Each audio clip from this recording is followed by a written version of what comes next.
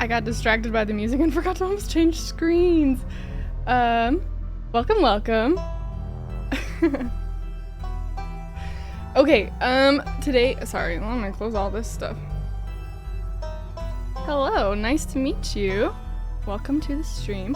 I tried this new thing where I'm putting the actual chat up in the corner of the game because I realized that a lot of the time when I'm talking on stream, I don't actually say what chat says, and so people who like watch the VOD on YouTube are not gonna know what I say. Oh, hi, Ren. Yeah, it is small. I'm gonna try and fix it a little bit. How does one fix things? Okay. Eek. Is that helping at all?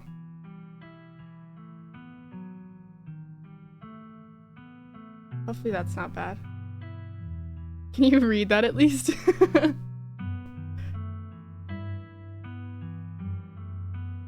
Okay. I just opened the game. Also, I need to do more research about the games I play before I play them, because I fully thought that this was a completed game. It is not. They only have 4 of the episodes out. So, we're gonna try and play all 4 of the episodes today. We'll see if I can actually get through it. But we'll see. I just opened it because I saw this screen and I was like, oh, this is probably important for chat. So, I just left it here. So, who knows what happens next. So, it says, content warning, this is a horror game and it's not intended for all audiences. Please visit their website if you need a full list of content warnings. You won't be able to save everyone. You might not even be able to save yourself. Welcome home. Okay, let's just get into it. Black Tabby Games. Well, you know, if they have a cat as their logo, that it's good already. Okay, when I pulled this up, it said that it was like something meets Gravity Falls and Life is Strange, which I was like, oh, that's a good selling point. So hopefully it's actually pretty good. We will have to see, but I'm just gonna get into it. I didn't even say this is Scarlet Hollow. Sorry, forgot to actually introduce the game. I'm in a weird mood today, so things are weird. Okay. Oh, that's not my name. There we go.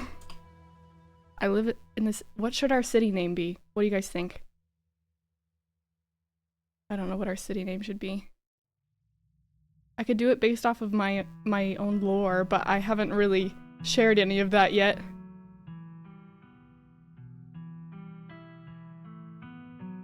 Oh yeah, you could do that. My last name. Yeah, we'll do that. Okay. I use she, her pronouns. Okay. Oh. Select 2 traits. Traits unlock additional paths and dialogue options. What? Hot. Oh. Oh, these are my traits? Okay. Powerful build is tough as nails, the pinnacle of fitness, an imposing presence that commands the room, a mean right hook. Well, that's already not me. Okay. Mystical is strange and unusual. You see the threads of reality in ways others cannot. Interesting. Talk to animals. You can talk to animals. Animals can talk to you. A gift and a curse. Okay, I like that one. Street smart. Good at lying and hard to lie too. Fast talker. You can read people and read the room. No door can hold you. I am terrible at reading people IRL, so probably not that one. Keen eye. Observant with a knack for picking up small details. Empathetic. Well, I think that one does describe me, so maybe that one. Book smart. I can already tell you right now this one's not gonna be me. Well-read and rational. Possesses a wealth of... I don't know that word. Esoteric. I don't know.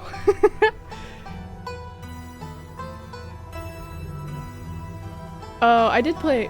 Well, you helped me mostly through the Shinkansen Zero, I think. So... Oh, wait. Possess esoteric knowledge and know when to use it. A talented researcher. Oh, not that one. Extremely good looking. A natural flirt. People just like you, probably because you're a good person. I am not a natural flirt. At least I don't think so. Has not gotten me far in life. Okay, I want to do keen eye. And I kind of want to do mystical or talk to animals. But I think I'm going to go with talk to animals. Confirm. You jolt awake as the bus hits a particularly nasty bump. You feel like you'd only just managed to start drifting off, and now here you are, awake again and still exhausted.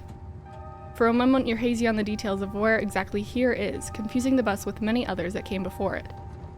But as your mind continues to reassert itself, its existence in the waking world, the past few days come back into focus.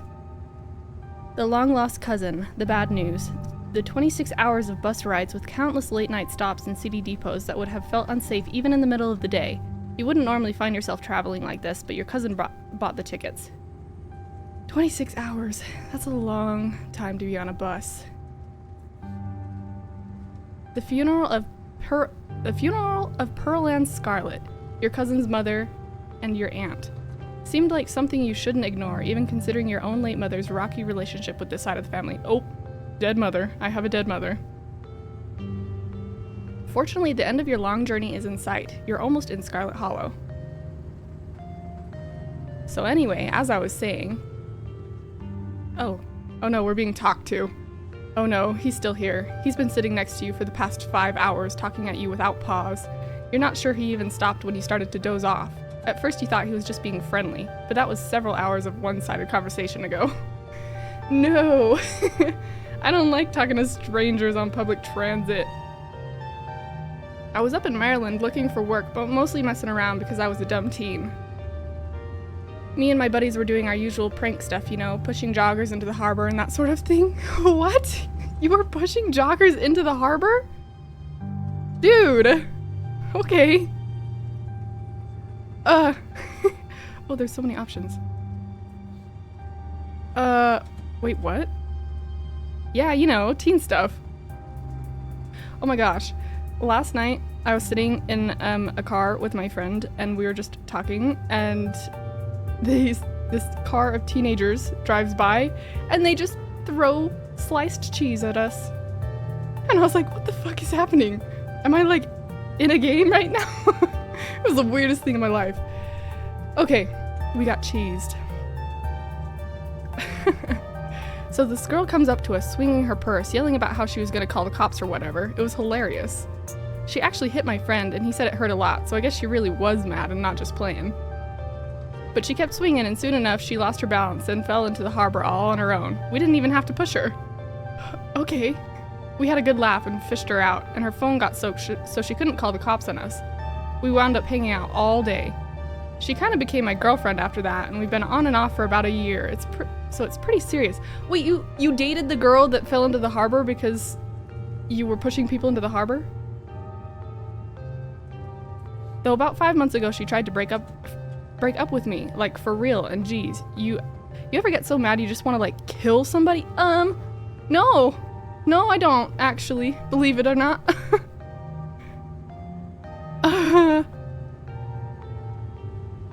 Smile and pretend he didn't just say that. That is what I would do, IRL. You smile and pretend he didn't just say that.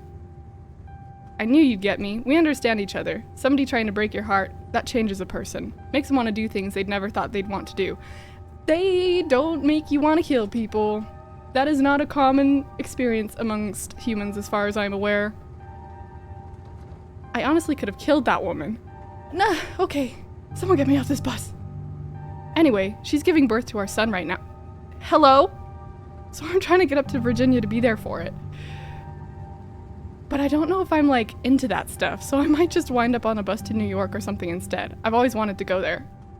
What is this guy's problem? I've been stuck with him for 5 hours.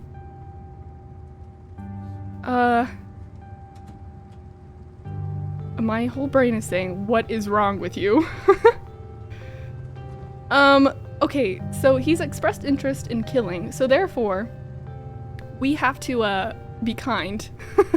Because if we are not kind, we might be the next on the list.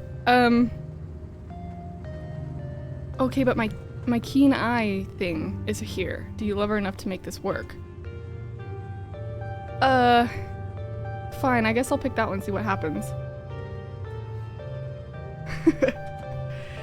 You were so worked up by the thought of losing her that you wanted to kill her, but now that she's giving birth to a child you created together, you're planning on running off? Even if you love her, think about whether that love is strong enough that you'd be able to handle raising a kid together. Think about how your actions are going to impact his life and whether removing yourself would be better for him in the long run. Huh, yeah. Good stuff to think about. Okay, but also, I shouldn't be recommending he go back, because then if he's really murderous, that's not good for the girl or the child. Anyway, where'd you say you were headed? I didn't. Every time someone on public transit asks me how or where I live, I just say small town, or like around this town or whatever. Yeah, just a small town. You probably haven't heard of it. Yeah, zero eye contact. And he's like, when he does look at you, he's got like the blue eye look, you know, the blue eye stare. Just a small town. You probably haven't heard of it before. That's probably Scarlet Hollow, right? Or the Holler, as they call it in these parts. Damn it, now he knows where I'm going. That's the only other stop until this bus turns around. I ride it pretty often, so I'd know. Almost nobody ever goes up that way. Though actually, I had a couple of buddies who went up there to work in the mine. There's a coal mine in the Holler, you see, and there's always a job listing or two on the boards around here. I never wanted to do that kind of thing myself. I like my lungs the way they are, thanks, but my buddies got desperate enough to try it. So what you're saying is I should not go work in the mines, because I already have shit lungs. I haven't heard from them in a while now that I think about it. I should see if they're on Facebook. Facebook? We're still using Facebook? How old is this? See how they're doing up there. Hope they didn't die. Okay. He looks back at his phone, for once focused on something other than you. Oh, this is me. It was lovely meeting you. Hope you don't get too bored without me around to talk to. Please get off the bus. Here, I have something for you. Sir, why do you have something for me? The stranger rifles through his pack before presenting you with a dripping bag of peanuts. Peanuts? They're boiled peanuts. I got them at a gas station a few buses back. I noticed you haven't eaten much, so I figured you could use them more than me. But if they're dripping... Plus they dripped all over my bag, so I don't want to carry them anymore. Tip, sometimes picking a dialogue option establishes new facts about who you are. Oh, interesting. Screw you and your peanuts. I'm gonna take the peanuts to not piss him off, but I will not be eating those. You take the peanuts. Thanks. You're welcome. And with that, I leave you. Safe travels, friend. Okay. He's gone. Praise. And just like that, the stranger is gone. Maybe you can finally get some sleep. Next stop, Scarlet Hollow, end of the line. Almost there. Okay, take a nap. The bus finally comes to a stop, its brakes squealing as it deposits you in front of the Scarlet Hollow bus station. The sign at least reads bus station, but calling that feels disingenuous. At best, it's a kiosk. Though for a small town like this, you're amazed there's so much as a road, let alone a bus that drives on it every week. I don't know if that's a yay, we're friends. The driver quickly shuts the door behind you and starts the engine, kicking up dust clouds as he pulls away, eager to leave you in this place behind. Hey Sif, who the fuck are you? You instantly recognize the worn young woman from the few public photos on her Facebook page. She's your cousin, Tabitha, and she looks annoyed to be here. Okay, so it seems I'm not very close to my extended family. Should I give her the boiled peanuts?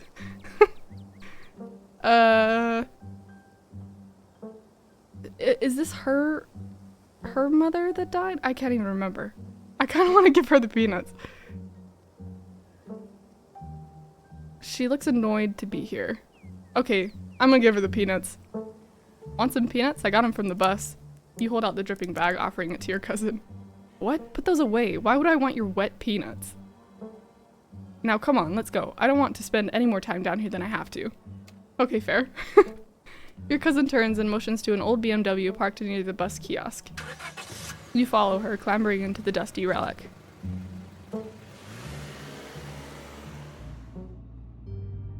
It doesn't take much driving before the only signs of civilization are the car you're in and the road you're on. Tabitha remains in icy silence as she focuses on the road.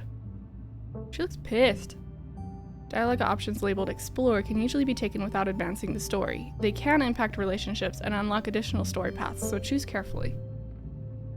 Yeah, I'm probably the menace, you're right. Okay, so they can impact relationships and unlock additional story paths. Okay. Oh, I should not say that. I guess we're both members of the Dead Moms Club now, huh? Ooh. Okay, but here's the thing though. I'm not good at processing my grief, and so I do make jokes. So, but I don't know her well enough yet to know if she's that way. I can't believe we've never actually met before this. Yeah, probably since this is the first time we're meeting, I shouldn't go that direction.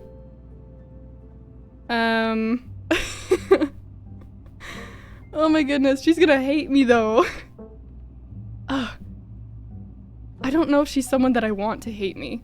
She came to pick me up though. So I'm gonna do the funeral, because then it's like not trying to be super friendly, but also not going, hey, Dead Moms Club.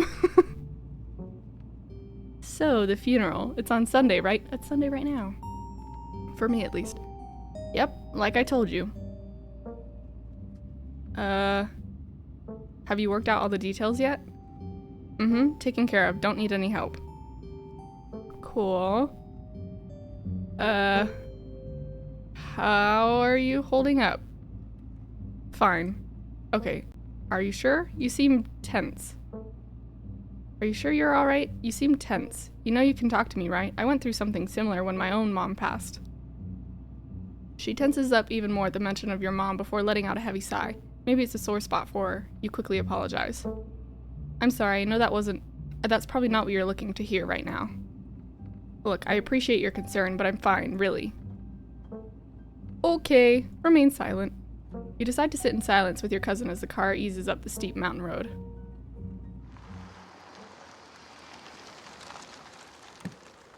And here it is, the Scarlet Estate. It's gonna fall off the cliff. Though it's seen better days, its crumbling elegance is not lost on you. Someone used to cramp apartments in gray cities. Your mother told you about this place many times before she passed, always with an anger burning beneath her words. The faded majesty you once imagined doesn't quite compare with what's in front of you, a jarring blend of opulence and ruin. As you stare at it perched on the crumbling cliffside, you can't help but feel like it's something that should have been left to rot a long, long time ago. It's literally gonna fall off. You're hit with a blast of dusty air as you step across the threshold and into the foyer. Everything in this room has been here for much longer than you've been alive, each object cemented in place with layers of dust and cobwebs. You can hear doors creak on their hinges and the aches and moans of ancient floorboards as the house itself sways in the wind. Welcome to our family's humble estate. Unfortunately, due to the current state of the house, only a few rooms will be safely accessible during your stay. Okay, but what if the one side goes and it just takes the whole thing with it? I wouldn't go wandering anywhere else if you value your limbs. The floors have been known to give out. Cool, cool.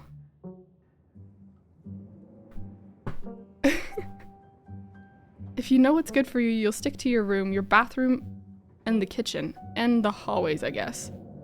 But only the hallways you need to use to get to those places. Imagine oh wait, I was gonna say imagine she's the one that the Peanuts guy was going to go meet, but he's going up to like, I forgot where he said. Around New York, right? Something like that. I'll show you around so you know where it's safe to walk. You can leave your bags here for the time being. Okay, if there are places that are safe to walk, then we shouldn't be in the building at all. Personal opinion. Why? It's beautiful.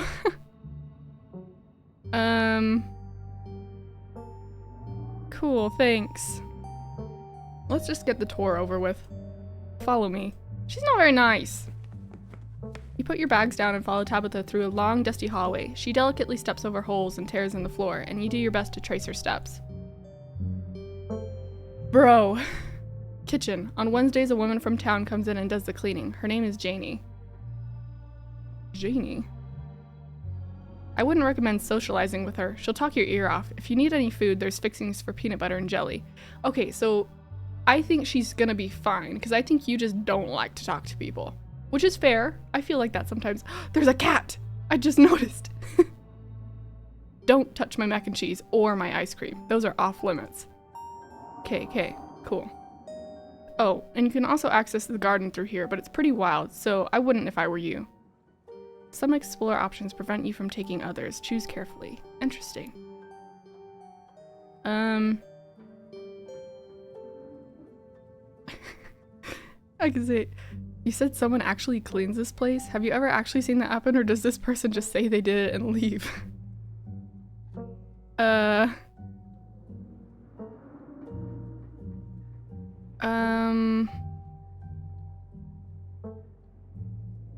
Let's see. Someone cleans this place? Why do you ask?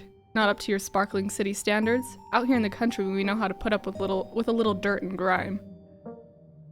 Okay. Alright, what's next?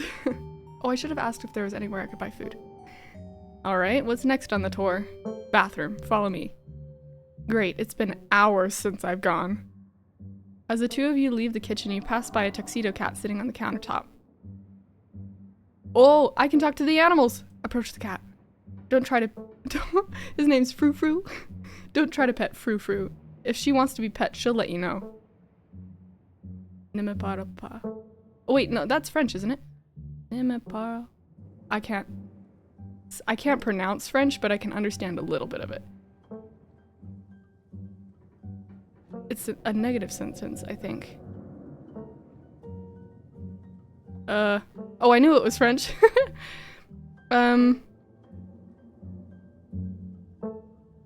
Sorry, I don't speak French. I recognized that phrase, but I couldn't remember what it was. Oh, it says Oh. I can't speak French. Sorry, little lady, je ne parle pas français. That was horrible pronunciation. My bad. Of course, how typically American. Stop! I hate being an American. The worst part about being an American is that if you try and learn another language, it doesn't matter how good you get at it, you always sound like an American speaking that language, okay? It's embarrassing. Okay, how typically American. I shall debase myself in speaking your tongue, but only so that I might insult you directly to your face, you uncultured swine. Okay. Haha, very funny. Her name sounds French. Stop wasting my time and let's finish the tour. Oh, I forgot that Tabitha can hear me talk to the cat. You once again follow Tabitha through a long, dusty hallway. Maybe after a few nights it'll get easier to navigate these spaces, but for the time being you feel lucky to have not fallen through the floors. Guest bathroom. Not much to show. It's a bathroom. I'll wait outside. Do what you must if you must. Oh, not the sounds. It is a wretched bathroom. Piles of junk sit untouched in the corners of the room, and mystery stains paint the floor. The cat wants to meet the peanut dude? Oh my goodness. Do I want to use this bathroom? I think I might contract something. Who exactly uses this bathroom? Guests? Uh-huh. Do you have any of those? Well, I guess if you gotta go, you gotta go. Lift toilet seat. Scram, fellas, the jig is up. Oh, I forgot, I can understand the bugs. Bugs skitter from the bowl as you lift the seat. Those were cockroaches, I'm pretty sure.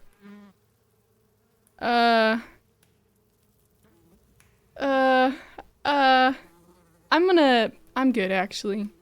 You weren't desperate enough for this. You know, on second thought, I don't think I need to go. You might as well try since we're here. Is there another bathroom I could use? There's my bathroom, there's my departed mother's, but this one is the guest bathroom, so you should get used to using it. You know, I think I would rather just go outside. Nah, I'm good. You leave the bathroom to rejoin your cousin and finish the tour. You still have to go, but it can wait until later. Maybe you'll sneak out to the garden. Next up, guest bedroom. Last stop on the tour. Follow me. You and Tabitha briefly return to the foyer before climbing the stairs and reaching the guest room. The room smells old. Dust, mildew, wood rot, it has it all. A week of sleeping in this place might give you permanent lung damage. This is where you'll be staying. The linens are fresh. I had Janie wash them last week. Last week does not mean fresh. I had to endure a half-hour rant about her kid to get her to do it, so you better be grateful. The closet is full of old family stuff, so you can't hang your clothes up, but you can use the dresser. It should be empty. Uh-huh. Let's do my keen eye. What's with all the boxes? Old family stuff. Do you need help moving them? Tabitha eyes you up and down for a moment. No. Okay.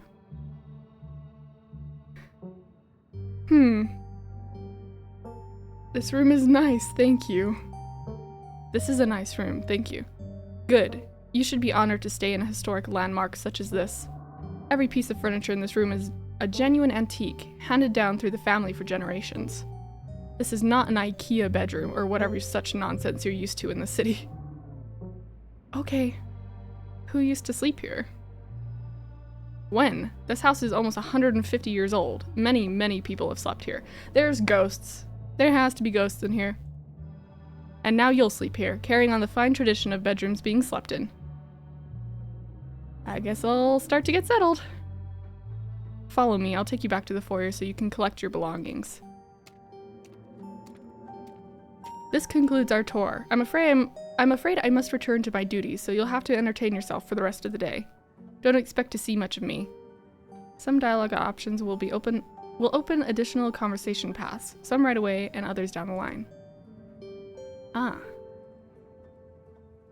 Oh, our mothers didn't like each other? Aren't they sisters?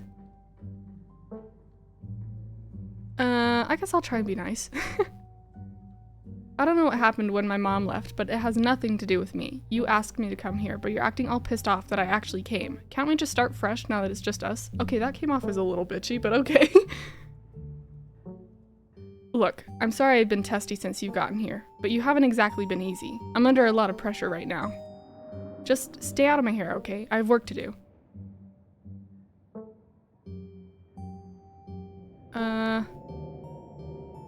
What kind of work do you do? I run the coal mine, same as every Scarlet who came before me. Except for you and your mom. It requires a lot of time and concentration, so I'd appreciate it if you didn't keep me for long. I didn't know we owned a coal mine. Hashtag girl boss. Okay. I want to be funny, but clearly this girl is not gonna appreciate that. Good for you. That sounds pretty impressive and exciting. Good for you. I appreciate your enthusiasm, but I don't think of it as boring or exciting in the same way. Wait. But I don't think of it as boring or exciting in the same way I don't think of cleaning a toilet or painting a wall as either of those things. It's a task.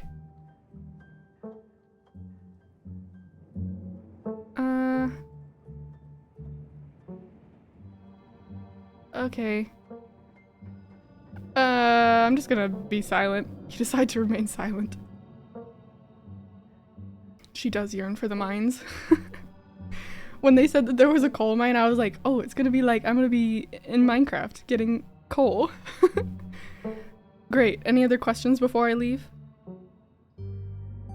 I'm just gonna let her leave, because she clearly doesn't like me very much.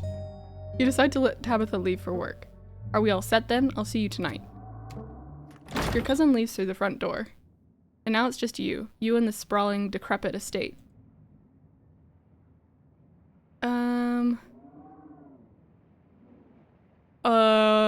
Yeah, okay. If you leave me to my own devices for an entire day and I have literally nothing to do, I'm gonna do the things that you told me not to do. So let's go straight to the forbidden wings of the estate.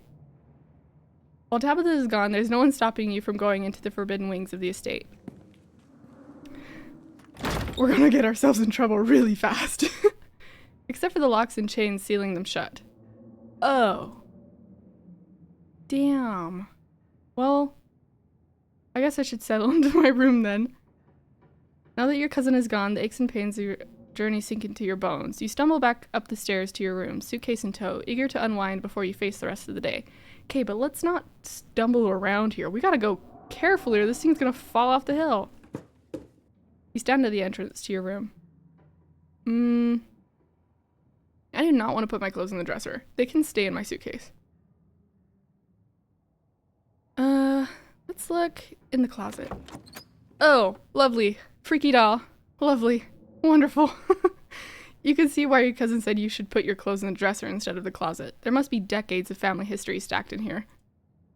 Don't touch the doll. Touching the doll is like going, hey, I would like to be haunted today. Leave that shit be. Some things are best left untouched. You close the closet behind you. Yeah, you can't leave me unsupervised. It's a bad thing. Okay, I don't really want to take a nap. Let's look at the painting. This also is freaky as fuck. This must be an older relative of yours, judging by the dates on the inscription. You've never heard of her, but you'd barely heard anything about your aunt and cousin until a week ago, so that's not really a surprise. Maybe you could ask Tabitha about this Mary Belle Scarlet the next time you see her. That is, if she's actually in the mood for a conversation. I highly doubt it. I don't think she ever will be.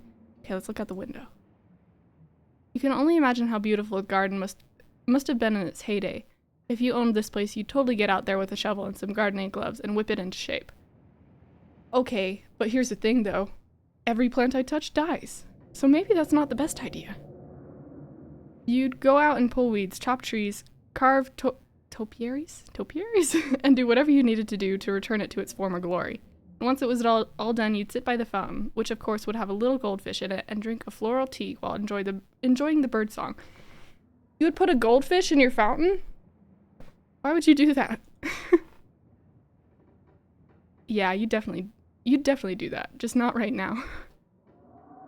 Okay, I don't want to put my clothes in that dresser. So, that's enough. It doesn't seem like there's much else for you to do here right now. I don't really want a PB&J, because who knows? The peanut butter that they have down there probably has cockroaches in it. Okay, might as well head to town. Now that you're settled in, there's not much left for you to do here other than head out and explore the town. You do just that.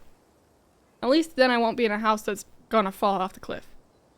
If you'd have known you'd wind up having to walk all the way back to town, you probably would have just asked Tabitha to leave you at the bus stop, especially with how unhappy she seemed to see you.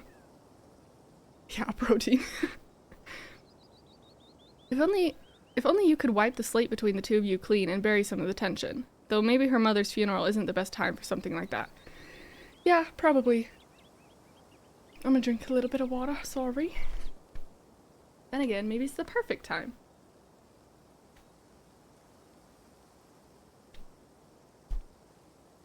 Okay. Continue down the path. It's really pretty out here. Is it? Continue down the path. Finally, you made it back to town. This looks like a zombie town, but okay. The holler, as that guy on the bus called it, has probably seen better days. It still has the feeling of an idyllic country town, but its sidewalks are cracked and many of the storefronts are boarded up, their windows dusty with age. A chill breeze sweeps down the lane and you shudder, suddenly feeling as if you're peering into a grave. A dog! Gretchen, come back! Quit bothering strangers! Oh, he's so cute, or she's so cute! Why, I do declare, who is this stranger? Oh, that's the dog. Sorry about that. Gretchen can be very slippery when she wants to be. She loves to get loose and cause havoc. Were peanuts bad for dogs, though? I don't want to give the peanuts to the dog if it'll kill the dog. Though it looks like it might be old. She kind of looks like she has cataracts. It's nice to meet you, Gretchen. I'm Sif. My oh my, I can't remember the last time I met a newcomer who was so wonderfully polite. It's a pleasure to make your acquaintance, Sif. Huh, that's a funny way to introduce yourself. I'm Stella. It's not often that I see a strange face up here in the holler. Every now and then there's a new crop of coal folk. Coal folks, but you don't look dusty enough for that. You aren't in town for the funeral, are you? The Scarlet funeral? Am I just gonna spend the entire game trying to give away my boiled peanuts?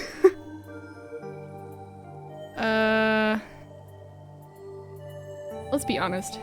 Yep, I just got into town today. Wow, I didn't think there would be anyone else coming. Are you staying with Tabby? How's she holding up? She goes, her name's Tabby? Upon mention of your cousin, Gretchen mutters under her breath. One of these days I'll get that Tabitha to pet me. I haven't seen her since Pearl Ann passed, or for a while before that, now that I think about it.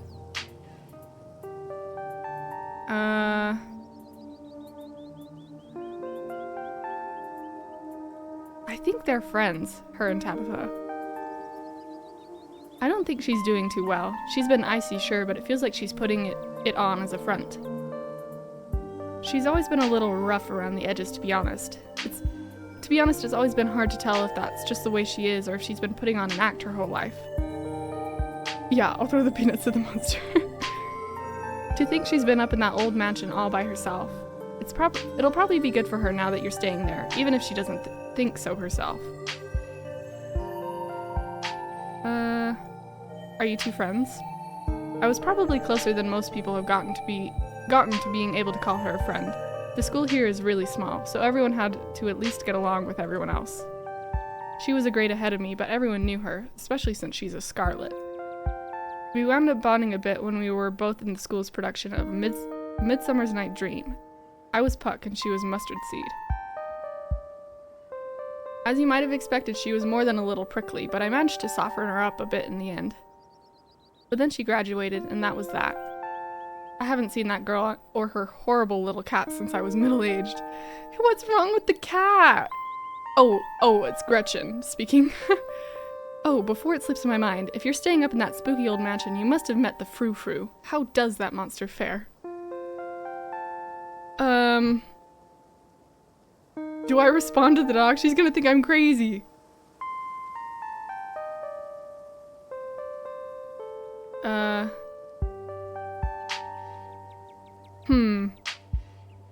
I want to respond to the dog because it's rude to not respond to her, but then this bitch is gonna think I'm insane.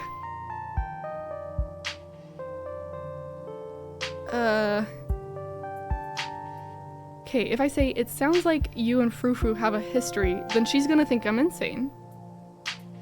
If I say, Tabitha's cat, unfortunately we've met, she also is gonna think I'm insane.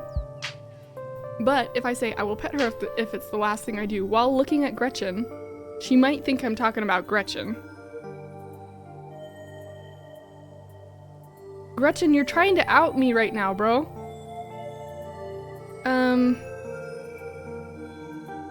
Okay, I'm doing the pet her. Oh, I still sound crazy. Yeah, I've met Frou-Frou. She might think she's so much better than me, but I will get her to let me pet her. Wait, what? Are you messing with me? You can't actually talk to my dog, right? Alas, you have discovered my dark and terrible secret. I'll lie, I guess. What does it matter if she knows?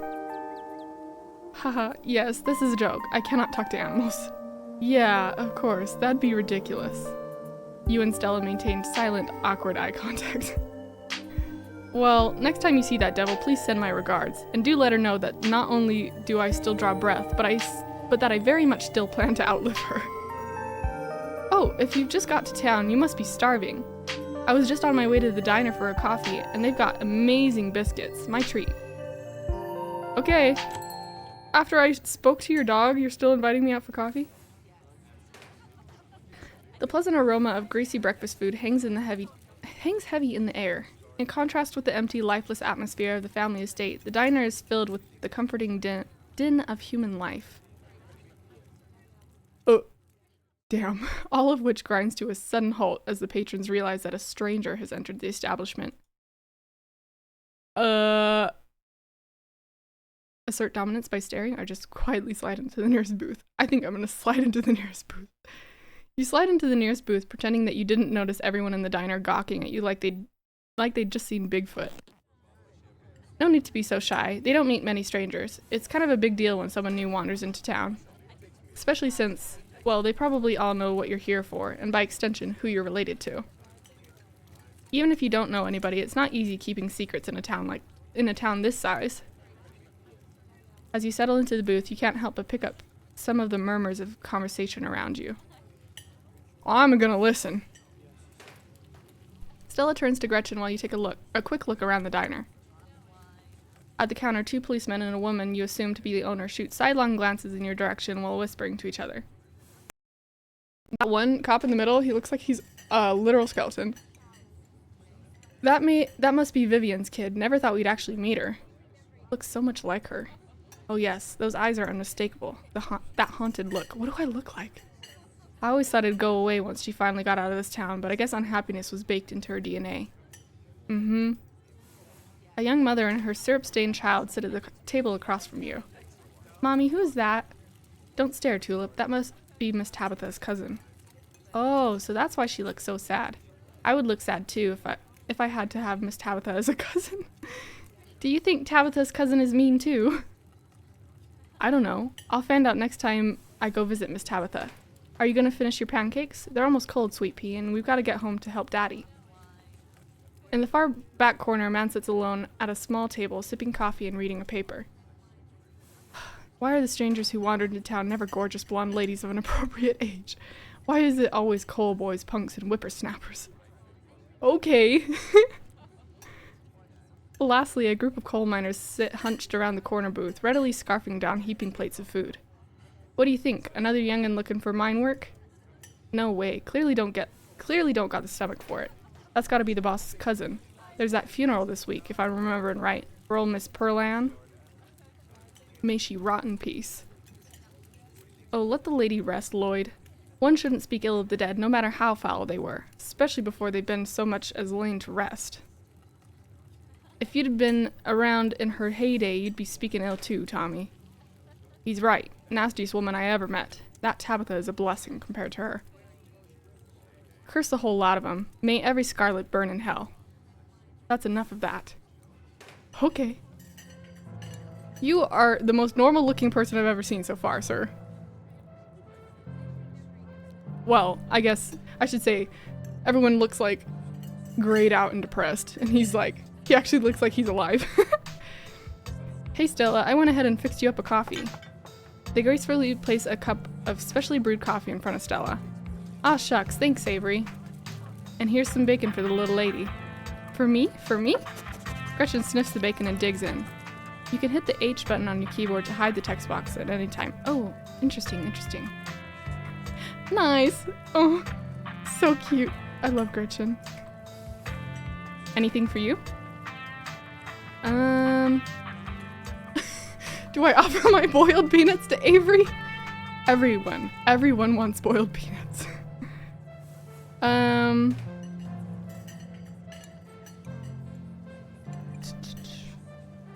Let's do... How much is the coffee? $1, but that gets you unlimited refills. Wow. Cool. Can you throw in a biscuit too? Oh, sweet. I'll have a cup, thanks. And could you throw in a biscuit too? I hear they're really good. I need to stop reading what I pick because she still says the same thing over and over. Best in the country. Avery pours the fragrant brew into the empty mug in front of you. They linger after pouring your coffee, turning to you nervously. Oh, and I'm sorry for your loss. Thanks, Avery. I don't know the lady. Before you have the chance to respond, they're gone. Yeah, I'll hold on to the peanuts. Maybe when I finally go home, that guy will be on the bus again and I can give them back to him.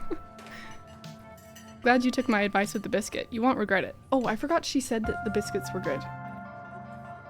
What if I hadn't gotten it? She'd been like, okay, I guess you didn't want that then.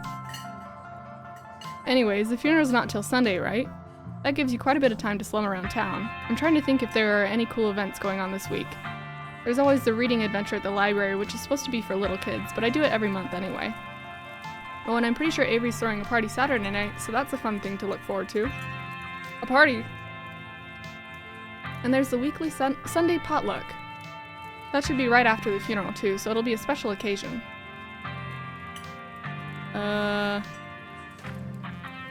Is the potluck like a church thing? Would it be weird for me to come if I'm not a member? No, the Sunday thing is coincidental. It's actually hosted by the library. Not too many people go to church around here, if I'm being honest. A non-religious community in the rural South. Okay. Okay. Yeah. I'm just gonna not say anything. Stella shifts uncomfortably in response to your silence. I'm sure we would. There are plenty of God-fearing folk around here. It's just that the pastor's kind of a creep. You'll get it if you meet him. There's just something off about the guy. Anyway, those are all big events. All the big events I can think of. As for the day-to-day, any idea how you want to kill time for the rest of the week? Do you have something in mind? Something's telling me this is a loaded question. You've got something in mind. Was I being that obvious? My job means I spend a lot of time in the woods with a camera. It's always better when someone else is there too. Before Stella can finish, Avery returns, biscuit in tow. Is there nothing else coming for me? Gosh, if I had known that plate of bacon would be my main and only course, I would have waited before digging in. Oh, poor Gretchen. Here's your biscuit. Winnie says it's on the house. She sends her condolences. Y'all, I think you think I had a closer relationship to this woman than I did. What do I look like, a charity case? Oh, you didn't have to do that. It looks great. No worries, hope you enjoy it. You pick up the biscuit. It's delicate and fluffy. It nearly crumbles at your touch. Buttery warmth emanates from its surface. You take a bite. It melts in your mouth, as if it was nothing but butter suspended in a thin matrix of dough. Truly, this is a perfect biscuit. I'm not a biscuit person. They tend to always be too dry for me. Whoa, this is a really good biscuit. Wow. I'm so glad you like it. Avery lingers at the table for a moment. Are y'all a thing? So as Stella mentioned, she's famous. You're famous? Oh, Avery? Avery, I'm not famous. Look, if you're not gonna go around tooting your own horn, you know, I'm gonna do it for you. Stella sighs. I'm a YouTuber. Stella, you're a YouTuber? I can say that's rad. How does that make you money? Oof. Probably doesn't. What kind of videos do you do? Cool, what kind of videos do you do? She hunts cryptids. Dude! So much of my YouTube is just, like, ghosts caught on camera, or, like, searching for all sorts of different, like, yeah, cryptids. I would watch you, Stella. You should really check out her channel, Sif. It's amazing. Wait, how did you know my name? I didn't tell you that.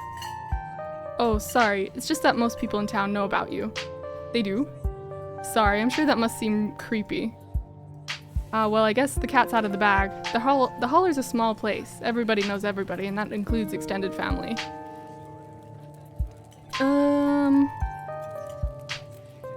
I can understand that. It's all good. I was just caught off guard. I was just caught a little off guard. Phew. Glad that didn't freak you out too much. Yeah, and don't worry. Nothing Pearland said about you'll stick. That's for sure. You can just make a good first impression and wipe the slate clean with the whole town. Well, now I want to know what she said about me. Oh god, what was she saying about me? Ah, geez. Look, I'm sorry I said anything. Hey, don't worry about it. Pearland was a gossip and would do this sort of thing with everyone. Spreading weird little rumors about folks was kind of her trademark. Anyways, weren't we in the middle of talking about Stella's illustrious YouTube career? I guess we were, weren't we? Yeah, they can know my name, but I'm a freak for talking to the dog. I think the best video to start with would be that river one. Not the lake, but you know, the controversial one. The controversial one. Oh yeah. The Catawba River Runner. I didn't expect much out of that footage at the time, but it wound up being my most popular video by far. So the river runner is a cryptid that's only known from a single sighting. 2 Boy Scouts thought they saw something big and weird in I can't say that word. Catawba River, and that's all I had to go on. But then I wound up catching this on camera. Stella pulls out her phone and shows you a clip of something in a river. Despite the shaky camera footage, you can clearly make out the shape of a creature's head and its relative body proportions. You're pretty sure it's a cat, and a big one at that. Some folks said it was a beaver, but if that was the case, it'd be at least twice the size of any beaver I've seen. I also had people saying it was a dog, or maybe even a capybara, that must have escaped from a local wildlife sanctuary. It was a mountain lion. I could smell its stink from miles away. Thanks, Gretchen. I'm still not sure what it was, and I'm the one who saw the thing with my own 2 eyes.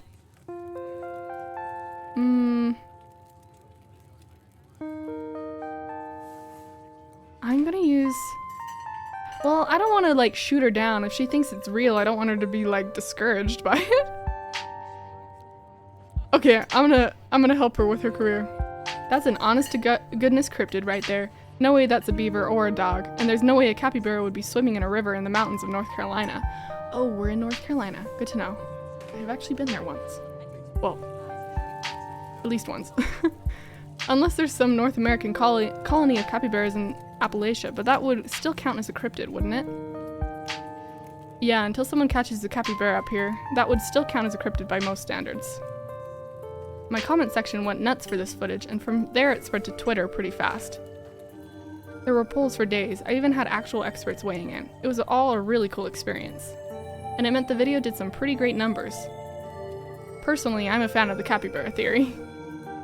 Sure, it's not like any local sanctuaries were missing one, but there's always people keeping exotic animals as pets. Kind of a sewer gator type situation. Exactly, some exotic pet owners set it free, and now it will forever roam the This word needs to stop coming up. Catawba, confusing Boy Scouts and YouTube commenters for years to come. So speaking of things to do around town, I was actually planning on filming this week's video tonight. I was wondering if maybe you'd want to come along. Yes, girl, I want to go. It was a pretty easy one this week. We wouldn't even have to camp anywhere. I'm gonna go after the... Wait, no spoilers. Oops, sorry, Avery. It's okay. I should probably get back to it instead of standing around chatting with friends. See y'all around. Sorry, I gotta adjust. Now that the coast is clear, I'm going after a skunk ape. A what now? What the fuck is that? Isn't that just worst Bigfoot? What's a skunk ape? It's like Bigfoot, but smellier. Okay, lovely. Most skunk ape sightings are from Florida, but when I was doing research for last week's video, I came across a report where a lady from a town over claimed to have seen one on her deck, playing tug-of-war with her dog. Yeah, that's my weakness. Words that I don't know.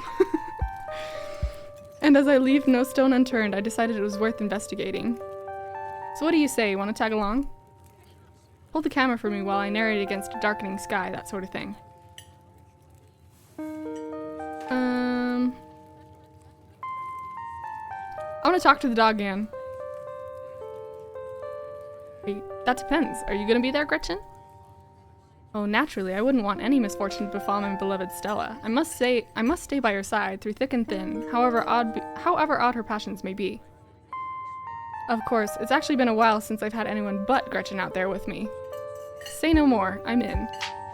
This is gonna be a lot of fun. I actually started the channel with a couple buddies of mine back in middle school, so it'll kind of be like a blast from the past. Me and Kanika and Reese. I hope I said that right. I probably said that so bad. Kanika? I hope I said that right. Me and Kanika and Reese running around in the woods, slipping over rocks and bothering salamanders. Our videos were terrible, but we had a lot of fun and that's all that mattered to us. Same, girl, that's what I'm doing now. You know, that gets me thinking. I wonder if they'd be down to come along with us, getting the old gang back together. Though I guess Kanika has to close out the general store tonight, so I'm pretty sure she's a no-go.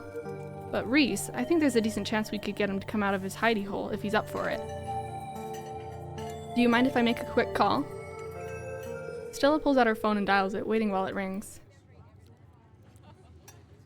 Oh, I was confused. I did not realize that was an exclamation point. Reese, dude, what's up? Feels like it's been forever. Oh man, I'm sorry to hear that. Do you want me to come by or? Okay, if you're really sure, but if you change your mind. Oh, I was just calling to ask if you wanted to come out to the woods tonight. I met somebody cool in town today. She's Tabitha's cousin. I know, yeah, just here for the week. Anyway, we're going out to look for skunk ape. We could take the easier trails if that would help. Dang, man, that sounds awful. I hope you take it easy tonight. I'll swing by sometime this week and we can have a more low-key hang. How's that? Yeah, I'll bring her. Talk to you soon. Bye, bud. Are you guys, like, fresh out of high school? Reese, there's always been something off about that boy. I never did like the smell of him. Gretchen? Looks like it's just you and me, pal. I'm not gonna ask if he asked her to bring me to his house. Wow, that was a sentence and a half. Is he okay? Is he okay? He's not feeling well, that's all. He's had a lot going on the past, gosh, 10 years or so. But I feel like it's gotten a lot worse recently. I can't remember the last time I saw him leave his house. Oh well, it's not my place to talk about it, really. I just got a little excited thinking about having him along again. He's hilarious. You'd love him. We should swing by his place sometime this week. That'd be nice. I'd love to meet your friends. Awesome. I'll make it happen. He's definitely the trickier one to meet. Kanika is much easier to track down since she's at the general store basically every day. But friendship can wait. We've got a skunk ape to hunt. Now I want to know what a skunk ape looks like. So we should probably head out if we want to make it up the mountain before it's too dark. Come on, let's blow this popsicle stand. Wow, I haven't heard that in a long time. You pause before getting up. Maybe it's time to make a good first impression. After all, it seems everyone in town has heard awful things about you from your now deceased aunt. Well, okay. I tend to leave generous tips anyway because, like, the waitresses and waiters, they need that shit. You reach into your pocket and pull out a crumpled $5 bill. You know it's a bit more than one would expect to get from such a short dining experience, but you might as well share the wealth while you've got it. You smooth out the bill before placing it on the table inconspicuously. Aw, that's awesome of you. Avery will appreciate that, I'm sure. Stella turns to leave the diner with you following close behind. That's for you, Avery. Yeah, The truth is, I'm just really bad with my money.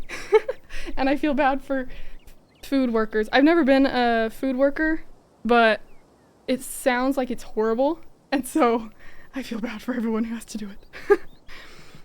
It hadn't been very cold when you first arrived in town, but as the sun dips closer and closer to the horizon, a chill descends upon the hollow, and you see your situation with renewed clarity.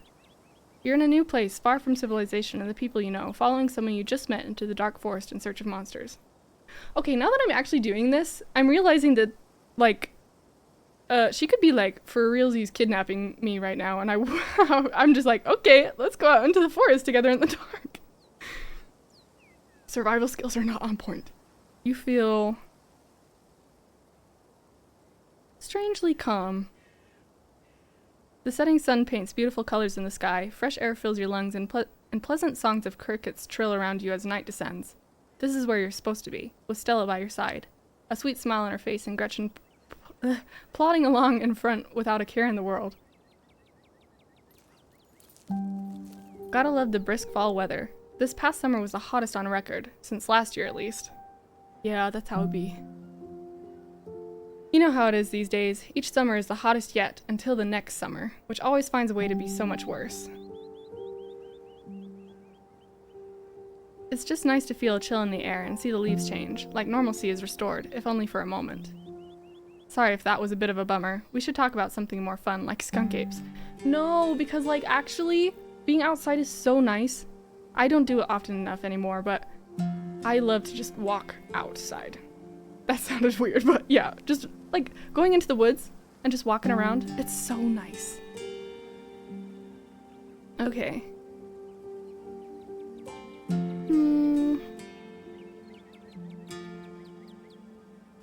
Let's do this one. What's the weirdest thing you've ever seen out here, other than anything cryptid related, of course? Oh gosh, that's a good one. Let me think. Well, there's always the deer I saw stealing baby birds out of nests and eating them. That was pretty messed up. Bro, if I saw that, I would probably just start crying. I know it's like, there's so many things that like you watch animals just doing their course of life, and like I saw this video the other day that was, I think it was the stork. It had too many babies and couldn't feed them all. So it literally took one out of the nest and just threw it out of the nest. And now that one's dead, so now the other 3 can survive. And I was like, it's just like nature taking its course, I guess, but I literally felt so sad. My heart like hurt so bad for that one baby stork, because imagine you're the one that's picked to get thrown from the nest. That's so awful. Nature is not fair. But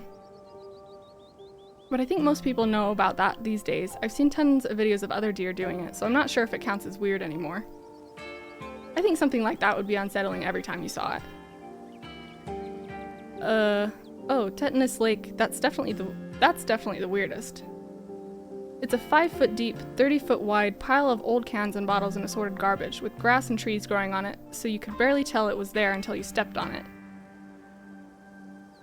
It was practically solid ground with how much it had been compressed, but you could still fall through it if you weren't careful, hence the name. Better be up on your shots if you want to mess around in there. It's all stuff from the 50s too, which is super neat. I salvaged a few bottles that I keep on my dresser as a little souvenir.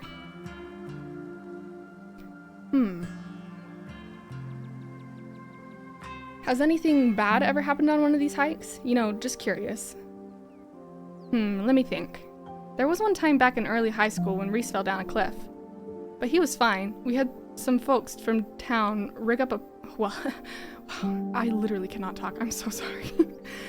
We had some folks from town rig up a pulley to get him out of the ravine, and his leg only took a couple of months to heal. No, Reese. All in all, not too bad. Though I guess there was also that time I was out here alone and kinda got stuck in a cave. I was getting great footage of what I thought was a family of wampus cats, but I wasn't able to wiggle my way back out. That would be horrifying, to get stuck in a cave. Ugh, no thanks. Turns out that the wampus cats are actually skunks who very much did not appreciate me blocking the entrance to their hidey hole. No! I used to have a dog and he would always try and make friends with the skunks. And it never went well for him. And instead of running for help, Gretchen just sat outside, bored to tears. Lassie she is not. As if, I made sure to give those nasty little skunks a piece of my mind. That's what I did. And I kept Stella company. She was just as she would for me if I decided to hide in a hole for hours. It took about an hour to get loose, which was pretty intense, but a few tomato juice baths later, and I was right as rain. So it could have been a lot worse. Dude, I couldn't imagine being the one sprayed by the skunk, because my dog, when he got sprayed, that was bad enough. Like, that was so bad. But imagine it being you and you can just never leave the smell. That would be so bad. No thanks. Oh, and there was a time I accidentally stumbled onto old Duke's property and nearly got my head shot off. Okay, we are in America. But that happens to everyone sooner or later. I barely count it. So yeah, these hikes aren't all that dangerous, all things considered. I don't know, Stella. That sounds kind of dangerous to me, TBH.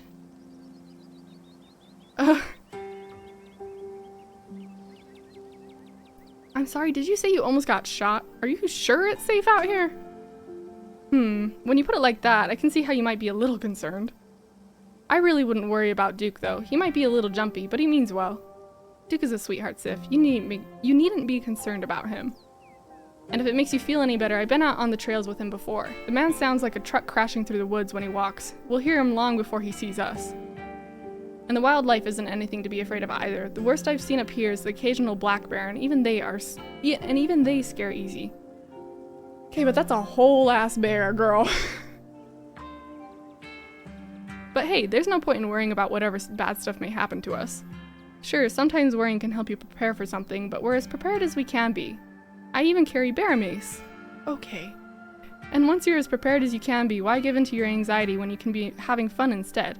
It's not like being anxious will stop something bad from happening. If anything, in my experience, all it does is make bad things worse. Yeah, that's fair, I guess. The only thing you can do is tell yourself, this has happened. There's no going back to before this bad thing has happened. And then you work on making things better. You know what? I actually like that mindset. That's a good mindset. Anyway, all this to say we're good. Don't worry. Okay. Okay, I'm curious about the ghosts thing. Do you ever hunt things that aren't cryptids? You know, like ghosts, demons, werewolves, that sort of thing? Yeah, for sure. I used to go after all sorts of spooky stuff. I never had much luck though, especially when it came to ghosts. Really? In this town? You had no luck? Back when I first started doing solo videos, I'd go into all sorts of old abandoned buildings, hoping I'd stumble across some sort of activity. But nothing ever happened. It was always just me and my camera in an old house getting worked up over a gust of wind or a creaky floorboard. When all's said and done, I've just been a lot luckier with cryptids. I want to believe in ghosts so bad, and I can't rule out the possibility that there really are true hauntings out there. But if there are, I sure as heck haven't seen any myself. Werewolves.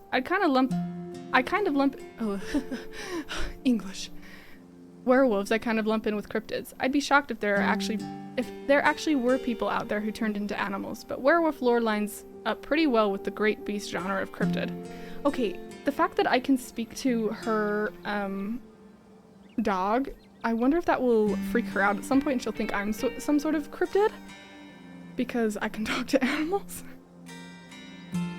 As for demons, I don't know. I honestly don't even want to consider the possibility that they exist, because if they really are out there, geez, a lot of folks are doomed into an eternity of flames.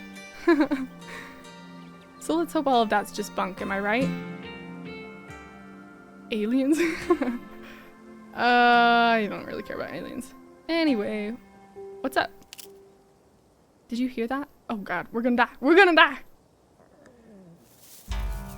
Oh, calm down, Gretchen, you old mutt. Oh, Duke, you rascal. I thought you said we would hear him. I guess technically we did hear him, but there wasn't a very big space in between us hearing him and him appearing. Same to you, Stella. You're always jumping at nothing, girl. Phew, sorry for getting spooked, Duke. I thought you were some creature of darkness. Nah, girlie, just old Duke. Now what the hell are you looking for way out here? Skunk ape. Sorry I asked. And who's this you've suckered into coming with you? Wait a tick, aren't you... Isn't that... Yep. I see. Welcome to the holler. My condolences. I'll keep you in my prayers. Another stranger, another opportunity for a salty introduction. Stop! I need to stop offering peanuts to everyone! I'm keeping the peanuts. I will not ever give the peanuts away. I've become attached to them. Keep your peanuts to yourself. You once again remembered the dripping bag of boiled peanuts you have on your person, and briefly considered offering them to the Duke before realizing that it would probably be more of an insult than anything else. You kept them hidden away. Now both of y'all head back to town, you hear? It's best you steer clear of this area tonight. I'm out dealing with my own critter and won't be too appreciative of a couple of fools with a camera scare away the more sensitive wildlife. What are you hunting tonight? Something tall and hairy? Something musky? Have you seen anything like that recently? Wouldn't you like to know? You never could stay in your business, Stella Richmond. Put that damn camera down. Aw, come on, Duke. Maybe I could help out. I'm pretty good at tracking. You know I learned from the best. That you did, but I have yet to see a shred of proof that you listened to any of it. The way you tromp around the woods at night yelling about chunkabungas or whatever you have. Something's been getting at my chickens. I've lost 3 this week and can't afford to lose many more than that. I'm so sorry to hear that. But I wonder if Skunk Ape has a taste for chicken. Now see, this is why I don't come to you about these things. It ain't no Skunk Ape, whatever the hell it is. I know exactly what this is, but I know you won't believe me if I tell you. Oh, Duke, you don't think it's... I do, actually. It's those damned mountain lions. They're out there, Stella. I don't care what your little investigation turned up. You haven't been out in these woods as long as I have. Those sons of bitches are sneaky. Of course you wouldn't find any in one night of tracking. And I know for a fact what's been getting at my chickens. It couldn't be anything else. I'm telling you, man, mountain lions are extinct in these parts. There hasn't been an actual sighting since the 1990s, and even those were iffy. It's true, there are mountain lions out here, sure as sin. They pee on all the best trees. Thanks, Gretchen. I can't believe you go out there on your YouTube saying some river monster spotted by a couple school-aged Boy Scouts has been 100% confirmed, yet Appalachian cougars are some kind of far-fetched fantasy made up by geezers like me. You made me look like a fool. I read those comments people were posting on your video. They were calling me all kinds of names, just for seeing things with my own eyes that I know to be true. I'm sorry, Duke. I didn't mean to sick anybody on you. I just don't think it's plausible. You'll eat those words when I come carrying a mountain lion corpse out of those woods at dawn. And if you two don't want a face full of buckshot, I suggest you run home and stay out of the woods tonight.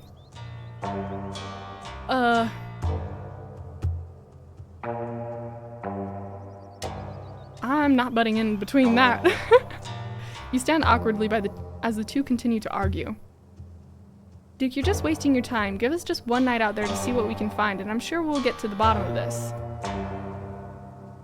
Yeah, right. You'll get some shaky footage of a raccoon and claim it's a heretofore unknown creature that is heat ray vision or some such nonsense. I know what I'm looking for, and there's no way I'm backing down. But I've got to film tonight. The video needs to be out by tomorrow evening so I can keep on schedule. If I miss an update, I might lose my new sponsor, and who knows what that'll mean for my career. Girl, is this your only career? You ain't the only one on a schedule. As you well know, my boy Bo and me are headed down to the state fair to show off Big Betty. We'll be gone near a whole week, so our kitchen coop might as well have a big all-you-can-eat sign on it. You know how I feel about my chickens. I couldn't take it if I lost any more of my poor little ladies. She does look goofy.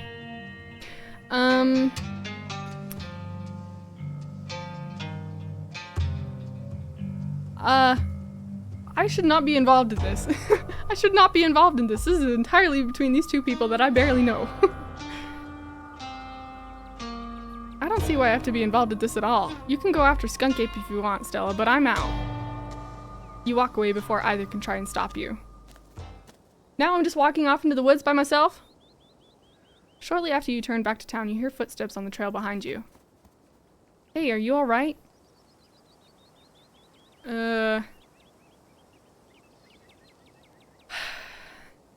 Him being out there with a gun is a little unnerving if I'm also out there with him. And he doesn't know that I'm out there. Because I would rather not be shot, actually. Believe it or not. Let's do this. Yeah, I'm good, sorry. Trust me, we don't have anything to worry about from old Duke or his shotgun. I've gone out hunting with him before. The man sounds like a truck crashing through the trees when he walks. That's what you said earlier. Even if we do cross paths, we'll hear him long before he catches wind of us. The trail's just up this way. Let's go. We're actually doing this? If you get Gretchen got by his shotgun, I swear to God. Alright, this looks like a good shot. Mind holding the camera? She hands you the camera and takes position. You trust me with the camera? As night falls, my new assistant, the mysterious Sif, and I find ourselves on a high hill in the Blue Ridge Mountains, where we'll begin our hunt for the elusive yet pungent skunk ape.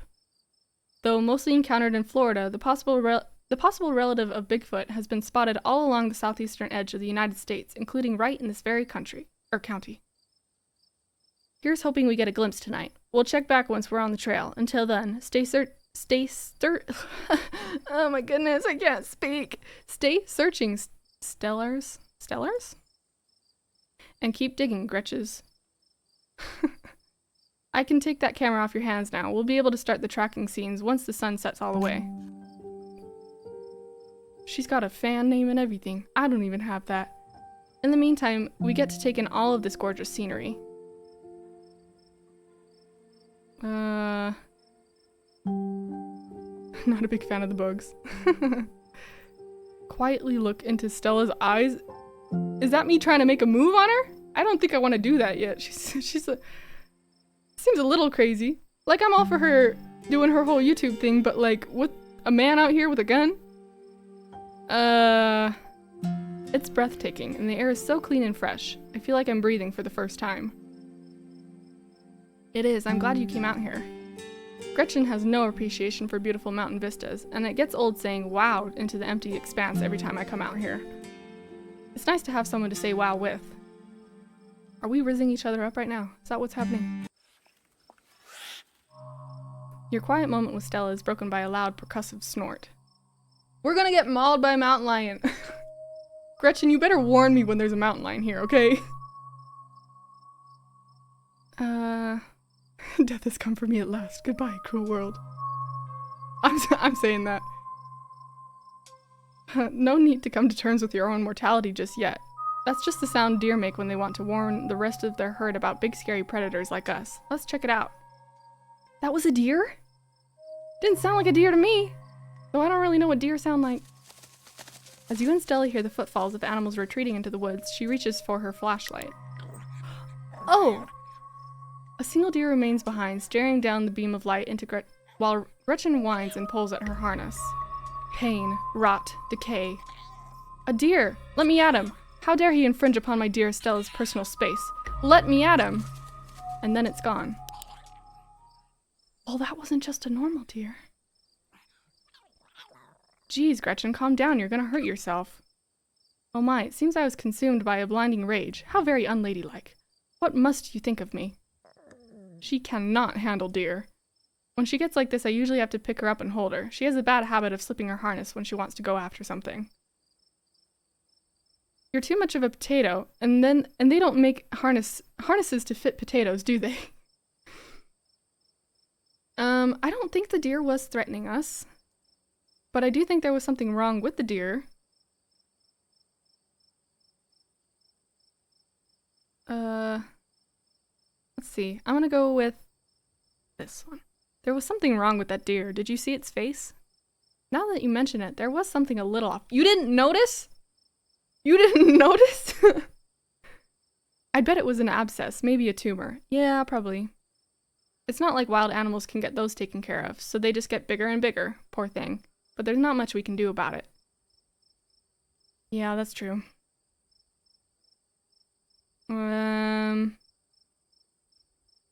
I guess we just remain silent. Hey, are you hungry? Now seems like a great time to take a snack break. We literally just started, girl. As you settle down to rest, Stella breaks open a bag of assorted snacks. You have a lot of nuts there. Do you need some dripping nuts? That sounded really bad. What were they called? They were boiled peanuts? I can't believe I just said that. Okay. Extra M&Ms. I love the trail mix that has M&Ms in it. Sesame sticks. I'm going with the M&Ms, guys. I love myself some chocolate. You grab the trail mix. Classic choice. It never fails to satisfy. I like to mix my own to make sure it has the best stuff. And I used dried cherries instead of raisins. Interesting, interesting. Yeah, I got boiled peanuts from the dude on the bus. They like drip from the bag. And then every time I meet someone new, I have the option to ask them if they want my boiled peanuts. Maybe it's a bit of a controversial pick, but even as someone who's passionate about dried fruit, I simply cannot abide raisins. Yeah, I'm not really a raisin person either. My mom calls them, dead flies. I can't say I have a horse in this race, it's all good. What is that saying? I can't say if I have a horse in this race? Oh, is that me trying to say that I don't have an opinion? Yes, finally someone who gets it. Raisins are glorified mouse droppings. They destroy everything they touch. Have you ever gone to go eat a lovely, wonderful, warm chocolate chip cookie and you bite into it and you're so fucking excited and then it's fucking raisins? That's the worst thing ever. Literally like a crime against humanity. They should always be labeled if they are raisin cookies. Definitely, and any other dried fruit is better. Glad to finally meet a fellow preserved fruit connoisseur who can appreciate my refined taste and trail mix, haha. Okay, you and Stella settle down. I cannot talk. Jesus Christ. You and Stella settle down on an overlook, snacks in hand, as the quiet sounds of evening wildlife wash over you. Gretchen gnaws a stick, distracted for the time being. So, tell me what it's like in Okada. Oh, I forgot we named my town that. Do you have a house, an apartment? Do you live with family, roommates, pets? Tell me what it's like to be Sif. Girl, you are flirting. See, I need more people who are not raisin haters so that they can eat the raisins. Let's see. I live alone in a dingy studio apartment. I live in a closet in a house with 10 roommates. I live in a doorless basement that floods whenever it rains. I live in an apartment with a difficult roommate. I live in a 12 by 12 shed in someone's yard. I live in an internet cafe. I'd rather not say. Shrug and remain silent. Okay, well, none of these are true. I'm just gonna say I live in a dingy studio apartment, because that sounds about right. I live alone in a dingy studio apartment. See? I'm gonna say it's a mixed bag. At first it was kind of nice to finally have a space that was just mine, but now it feels cramped. Yes, that's exactly what I would think if I lived in a studio apartment. It's like I'm stuck in a closet alone and no one can come let me out because I chose this for myself, and as far as they know, I'm happy being there. The lights flicker, the toilet is constantly getting backed up because the landlady upstairs keeps flushing her cat's litter. What? It smells like cigarettes for some reason, and it's home to an extremely durable population of roaches. Okay. But I guess it's home. I do what I can to spruce up the place. I got a plant. You know how they say living things are supposed to brighten up a room? I should not have gotten a plant. It will die. When you put it like that, I wonder if staying in that old mansion is a setup or a step down. Is a step up or a step down for you? Maybe just a step sideways. Have you tried looking for a different place or maybe finding a roommate? Things are expensive, girl. There's got to be a better apartment than that in a big city like Okada.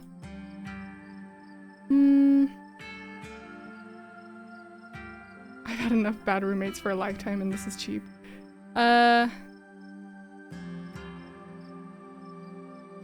Oh, I hear you. I've been saving up for something better. Oh, yeah? So what do you do for a living? Oh, okay. I build programmatic ads? Is that how you'd say that word? Programmatic ads for a company nobody's ever heard of? I sell arts and crafts on Etsy. I'm a first-year associate at a big law firm. I'm a streamer. I'm a student. I'm a teacher. I'm in the service industry. I'd rather not say. Well, let's just go with the streamer, I guess, because it's there. I'm actually a streamer. Oh, no way, a fellow content creator. That's awesome. I knew we had a lot in common, Sif. What sort of streams do you do? I wish I could do all of these things. I wish I could do art. I wish I could cook. I can't cook. I wish I could play music. I'm not always great at just talking to people. I think one day, if I ever was able to, I'd love to do a cooking stream, but it would be so bad because I do not know how to cook. And I think it would be a little entertaining. But maybe one day. Maybe that'll be in the future goal. I play video games. I mostly stream video games. That's cool. I'll have to check out your channel sometime this week. How do you like it? I love it. I wouldn't trade it for the world. Most people I meet tend to raise their eyebrows when I tell them what I do, but I love it. Yeah, I don't really tell people that I do this, to be honest. I'm worried that they'll think it's weird, because it is kind of weird, but, you know, it's fun, so why not? It might not be much, but it makes me feel like I'm taking control of my own destiny. Oh, that's a good way to think about it. Believe me, I can relate. I don't think I'd give up what I do for anything. For a moment you think you catch something in the tree line from out of the corner of your eye, but before you can see anything, it's gone. Ugh. There's gonna be a mountain lion. Yeah. Streaming is so fun. Like, I really genuinely love doing this. And, like, I have a whole bunch of other things I do, obviously, and which is probably you can tell because I'm not super active on, like, Twitter and stuff like that. But when I'm, like, tired at the end of the day, I'm like, oh, I don't really know if I want to stream tonight. But then I get home and I'm, like, getting everything ready to go, and I'm like, I'm so excited to stream. And I'm always so nervous too. Like, you hit that go live button and you're like, oh my god, I'm horrified every time. But it's so fun. And it's so fun. It's just so fun. I love doing it. So hopefully I get to stick around and do it more. I'm gonna say something about what I saw. I think I saw something out there. It might be Skunk Ape. Do your best to pretend it isn't watching us. We don't want to scare it off. Okay. What about you? What's your living situation? Gretchen and I live in a little house just outside town. It's actually the house I grew up in, so it has a lot of pleasant memories attached to it, and I'm glad I could keep it in the family. My great-great-grandfather built that house, and he must have done a great job because it's just as sturdy as it's ever been. Whoever built the fucking Scarlet house did a horrible job, well, okay, I guess, to be honest, actually they probably did a great job because the ground is literally crumbling beneath it and it hasn't entirely broken yet, so maybe it's good. Keeping the house in the family, is it just you? Yeah, it's just me and Gretchen. My parents died a few years back. At the same time. But it's okay, I've done my mourning, life goes on, and we still get to live in our beautiful family home, just me and Gretchen. It could be a lot worse.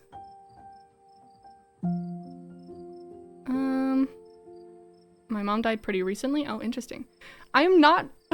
Why am I so eager to say that people are part of the Dead Moms Club? Oh my gosh, I can go, no need to overshare. Okay. I found that people who lose someone, if it's not the most, like, recent thing, though sometimes even if it is the most recent thing, they just like to talk about them. Even if it makes them a little sad, it's just nice to talk about them, you know? What were they like? Did you get along?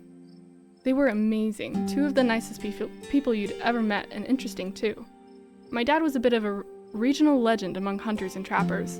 He was always out in the woods on the trail of something, and we certainly had some interesting dinners because of him. He had to learn how to fend for himself, you see, since his family didn't have much growing up. So he learned how to hunt and trap and got damn good at it. He always made sure I had food, and that I knew how to get it if I ever found myself too far from a grocery store. I could make us a pretty good salad with just what's in this clearing if I had to, though it wouldn't exactly taste great. As for my mom, she was a saint. She was the local vet. The lady all of the farms in the county knew to call if their animals were in need of something. She was smart as a whip and strong to boot. Turns out pulling calves around out of 1,600-pound cows all day is a great way to build a muscle. But she was gentle too. Even the smallest mouse would get the proper care in her hands. I'm sure she's most of the reason Gretchen here is one of the oldest dogs I've ever met. So yeah, those are my parents.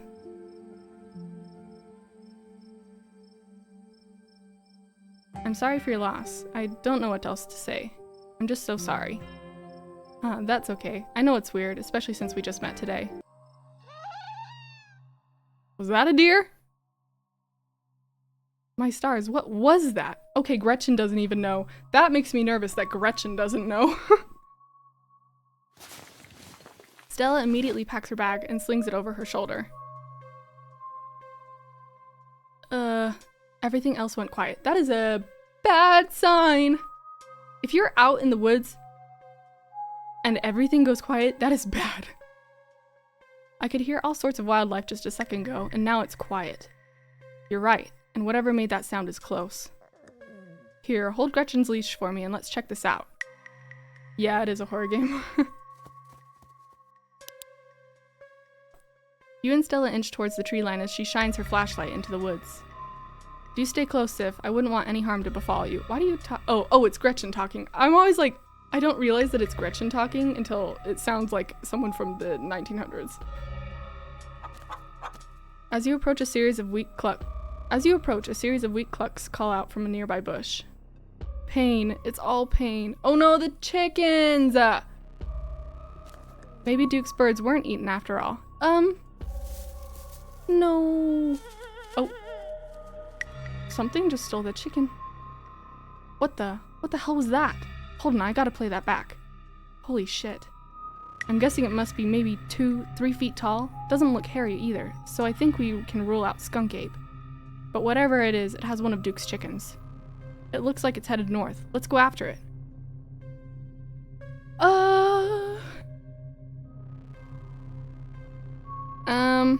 I guess let's do it. Right behind you. You follow Stella as she sprints into the unknown, Gretchen excitedly pulling you along by her leash. We is so gonna die. Stella! Stella, my darling companion, are you alright? Oof. Oh god, the monster's got you. We're gonna die out here. Oh good, the monsters will get you first. Okay, I can be funny. But I haven't really been funny so far. Feels weird to start doing it now. We'll ask if she's okay. Are you okay? Yeah, I'm alright. I just tripped on something weird. A chicken. Oh no, that poor thing. It must have been one of Duke's. Oh Jesus, it's still alive. Investigate it. You move towards Stella to get a closer look at the kitchen. The kitchen? The chicken. Don't let Gretchen too close. She'll try to take a bite if you don't stop her. I would never. Something about this bird doesn't smell right. You hold Gretchen's leash close to your chest. I cannot speak. She squirms against her harness. This is gonna be a long stream if I can't figure out how to talk. Well, I'm gonna look at the growth first. Good God. At first you thought it might have been a tumor, but this is something else. The skin is stretched taut, the growth pulsing beneath. That is bad. Looking more closely at the growth, you think you can see something squirming inside. Ew. Gross. Why am I alive? Oh.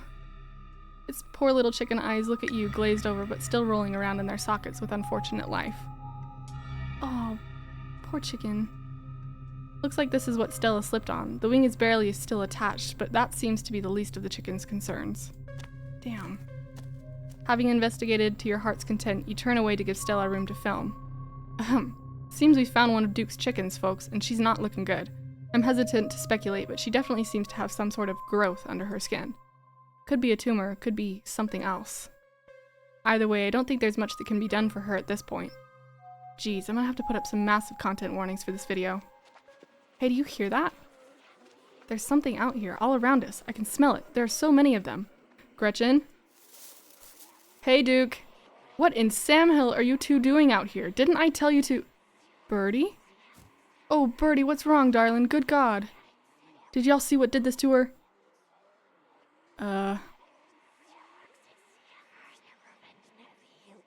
We caught a glimpse of something earlier, and when we chased after it, it brought us here. Whatever did this to her, I think we can hear them in the trees. Put that camera away, for God's sake, girl. I don't want to be in another one of your videos. No one needs to see me like this. No one needs to see Birdie like this. You wouldn't put her online, would you? Not when she looks like this, all swollen and hurtin'. Duke, did you hear me? I think they're coming closer. You stay away from my Stella, You stay away from my Stella, you mongrels. Come out, you sons of bitches. Duke, don't shoot them. We have no idea what'll happen.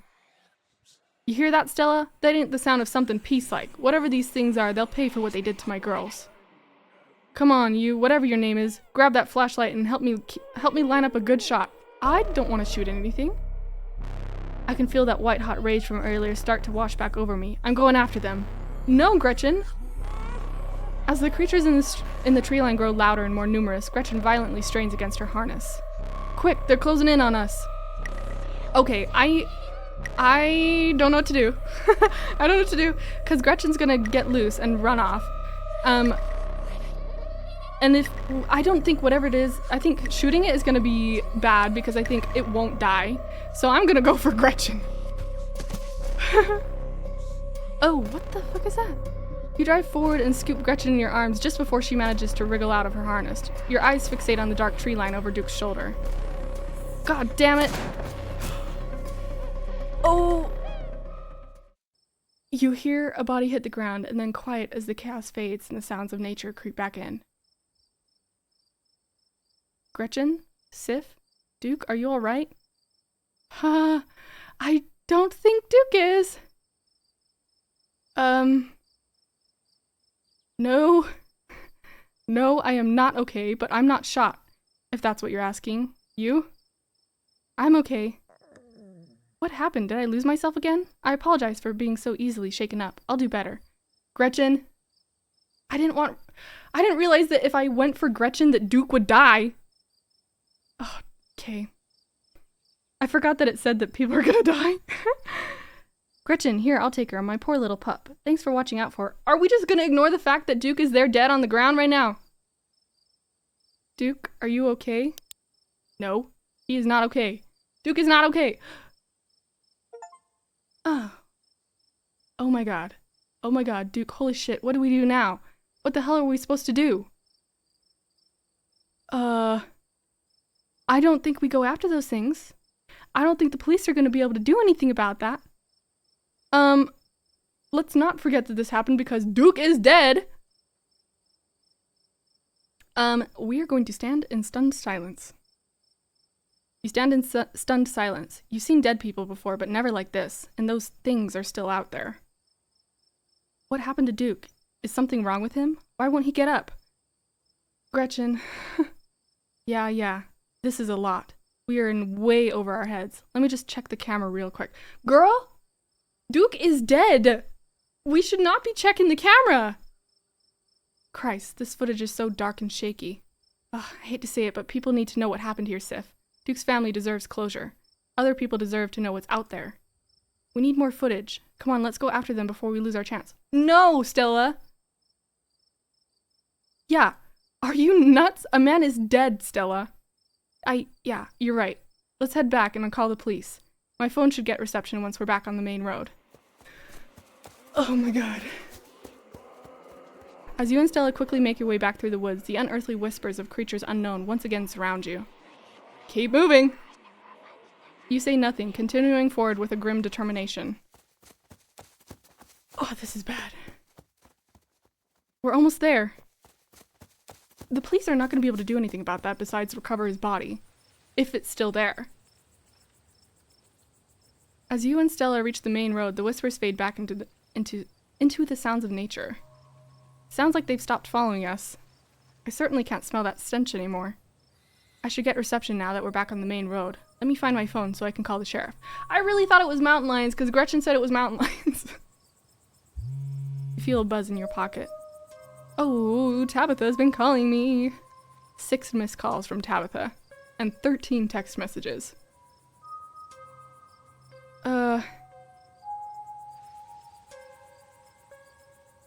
Just call her. You try and call Tabitha back, but it goes straight to voicemail.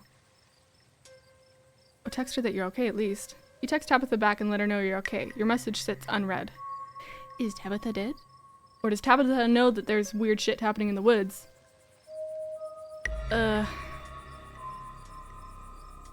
Yikes, Tabitha's been blowing up my phone. I guess she must be worried about you. But first things first, let's call the police. Stella pulls out her phone and dials. Hello, Earl? It's Stella Richmond. I'm up on the mountain Wow, these words are hard. These words are hard for me. I can't do names. Askina Trail? Duke is dead, Earl. Shotgun. It happened right in front of us. There's something in the woods. Okay, yeah. Yeah, I think we're okay, but hurry. Jesus, Earl. Who's going to tell Bo? I guess now we wait. Oh, he's got a wife or a child. It takes a little while, but eventually a patrol car arrives at the scene. Out of it walk 2 officers, Sheriff Hugby and a friendly older man, and Deputy Franklin, a serious man wearing sunglasses despite it being the middle of the night. Dude, the people who wear sunglasses when you don't need to be wearing sunglasses piss me off. Like, if you got a reason, sure. But if you're like inside and you got sunglasses on, or it's nighttime, you got sunglasses on, that pisses me off. Because then I don't know where your eyes are and I can't look at you. And then I feel weird that I'm just like staring roughly at your face. Okay. See, right there, a thing jumps out of the woods. Then the shotgun goes off. What in Sam Hill? What is that? Some kind of Pillsbury doughboy? Could have been a naked maniac. No, there was more than one. They chased us through the woods, whatever they were. They aren't human. And they killed Duke. Uh-huh. Now we're gonna have to confiscate this camera, Miss Richmond, if you don't mind. This is evidence. But okay. Yeah. You don't need this anymore. This is now a crime scene, and things are way worse than you just filming a YouTube video, Stella. Let me just turn it off to save the battery. Or you could just go get your charger and give it to them so that they can use that. You notice Stella pop something out of the camera and slide it up her sleeve. Stella! Are you dumb? You are not. You literally. Oh my goodness. Yeah, what does she think she's gonna do with it? Upload it to YouTube? That definitely violates some restrictions or whatever. You know? Here you go, Deputy Franklin. We appreciate your compliance with the law, except for she didn't fucking do that. Okay. We'll get a team out in the morning to retrieve the body, but for now, Sheriff Hugby and I, please call me Earl. Earl and I will escort you, and who are you exactly? That's Sif. She came into town today for the funeral. Sif? As in Tabitha's cousin, yeah. Damn, didn't think you'd actually show. We'll escort you both back to town. If there's a naked maniac on the loose, it's best you don't walk back on your own. Yeah, probably. It wasn't a... Never mind. Why aren't you going out there tonight? There's a dead body in the woods. Those things out there could attack someone else. Well, it ain't exactly like old Duke is going anywhere at this point. He'll still be out there in the morning. Unless, okay, IRL, if there was an animal, they would totally drag him off. We only have a skeleton crew at the moment. Monday nights are Deputy Derrickson's bowling nights. We'll be on alert for any more reports of naked maniacs, but retrieving Duke will just have to wait. Now, if you'll kindly step into the vehicle, we can return you safely to your home. Do we have to ride back with you? We can just walk. Those creatures left. We'll be fine. Stella, I love that you're all confident in you being fine, but I am not confident in us being fine, okay? So, no, let's get in the car. I'm afraid I'm going to have to insist for your own safety. Stella sighs. Okay, thank you. You can ride up front with me, little lady. That is, if your mama permits. But what about Stella? She hates being in those wheeled contraptions. Stella, did your parents die in a car crash and that's why you don't like cars? Sure, Earl. You can hold Gretchen on the way back to town. The cops usher you and Stella into the back of their squad car. You're just the cutest little thing, Miss Gretchen. Yes, you are. Oh, he loves the little dog. Sheriff Hugby pats Gretchen on the head affectionately, but she remains wholly focused on Stella, a worried look stretched across her little pug face as Hugby scratches behind her ears. Stella is quiet and stiff next to you, back rigid as she stares out the window, jaw clenched. Her parents definitely died in the car crash. I'm calling it right now. Oh, my poor Stella. Neither one of us likes these awful metal beasts. If only I was able to comfort her. Confound this old man who reeks of coffee for keeping us apart. Oh, I didn't mean to click on that. I wanted to ask her if she's okay. You sit quietly watching the trees pass by in the light of the headlights. Every now and then you think you see a pale, anguished face staring out at you before it slips back into the darkness. Soon the rumble of gravel beneath the tires gives way to uneven pavement, and the car comes to a stop in front of a small cottage. You two stay out of trouble. We'll have this all sorted out in the morning. Just get a good night's sleep. And you, whatever your name was.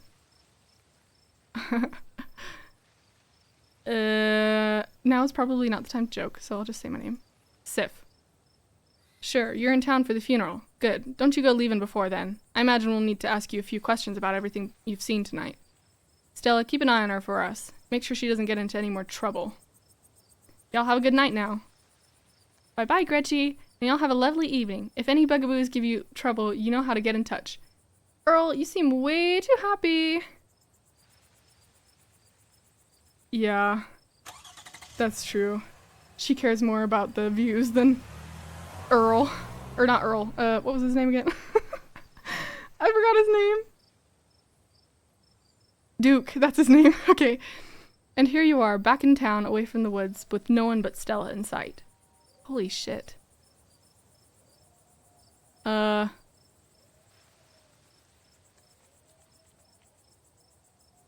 Okay, yeah, I want to know why we want to walk home.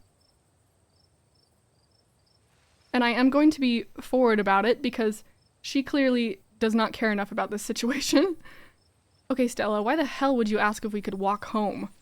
That's a fair question. I've just had some bad experiences with cars.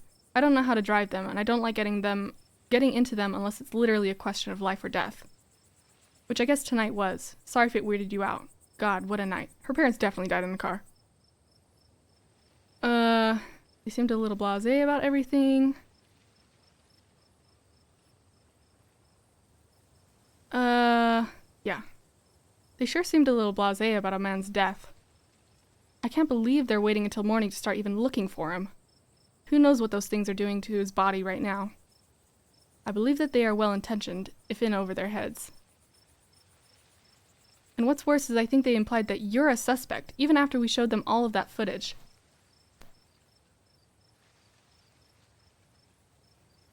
They're cops. It's their whole job to pin it onto somebody, so of course they'd pick the out-of-towner. Here's hoping the footage clears my name. Yeah, no kidding. But it's okay. I'm not going to let anything bad happen to you. Nor will I, though I have little understanding of police work.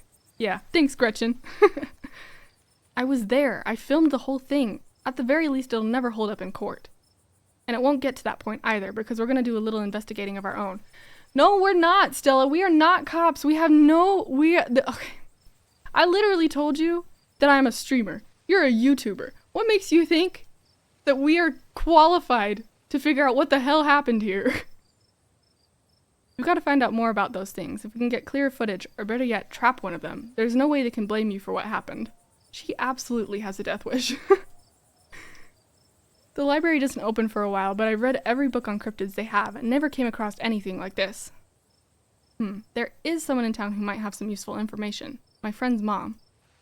Her place isn't far. We should head over now before it gets any later. I don't want to be outside anymore, Stella. I think I should go back home and sleep in my dusty old little, house that's falling off a cliff, okay? I would even use that guest bathroom if it meant I didn't have to be outside right now.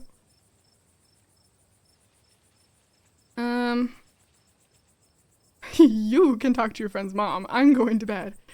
I should check on Tabitha because she was, calling me. Oh, what did I do?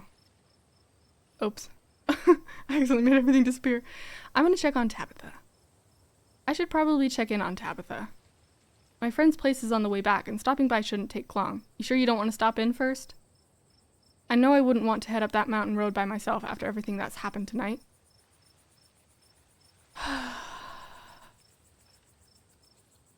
Oh, that's what I just did. Sigh in resignation. You sigh in resignation. It'll be worth it. Let's go. I'm glad you're sticking it out with us. It's always so nice to have an extra companion. But I'm starting to get the idea that you're a crazy bitch. Okay?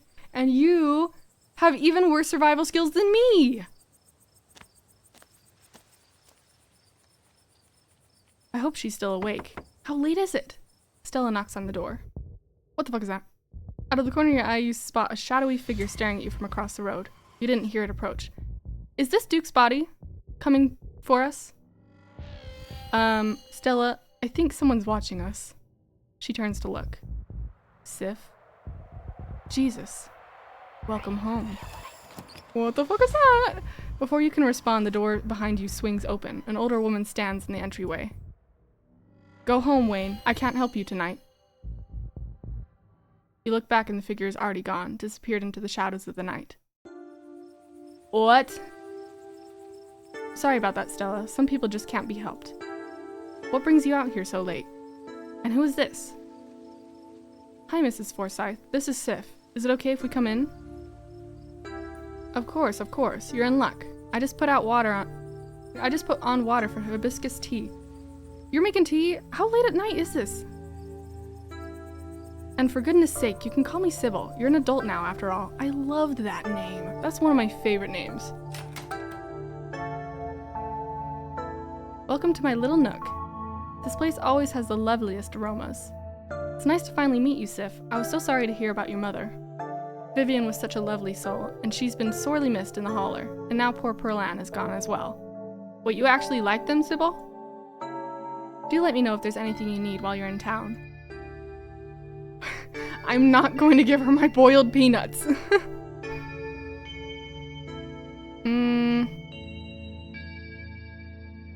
think the freaky thing outside requires more attention. Who was that outside? Just a very sick man. You don't need to be worried about him. But I am. Actually.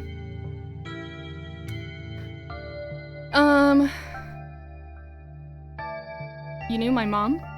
Of course, dear. She was a good friend of mine for many years. She was such a lovely woman. You should come by sometime. I can delight you with unsavory tales of her youth.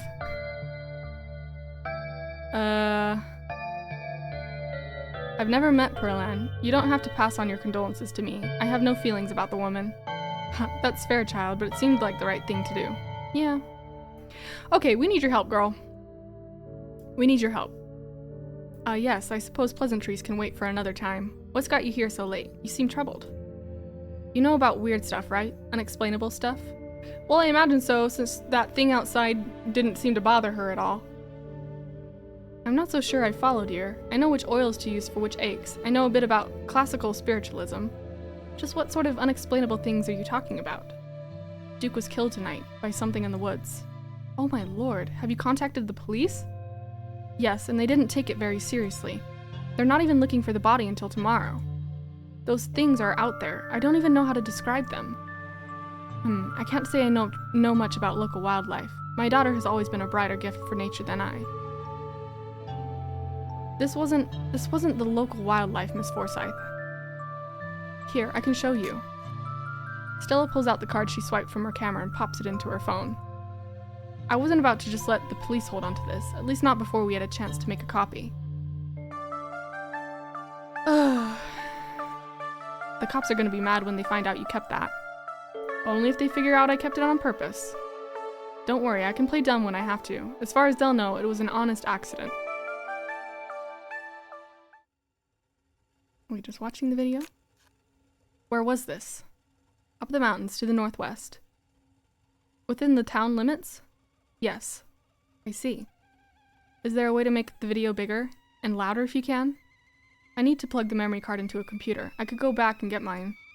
No need. Kanika should still be awake. She can lend us hers. Kanika!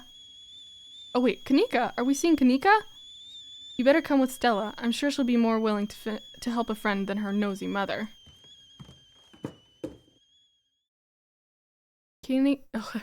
Kanika's door is covered with stickers, their edges frayed from recent but failed attempts to remove them.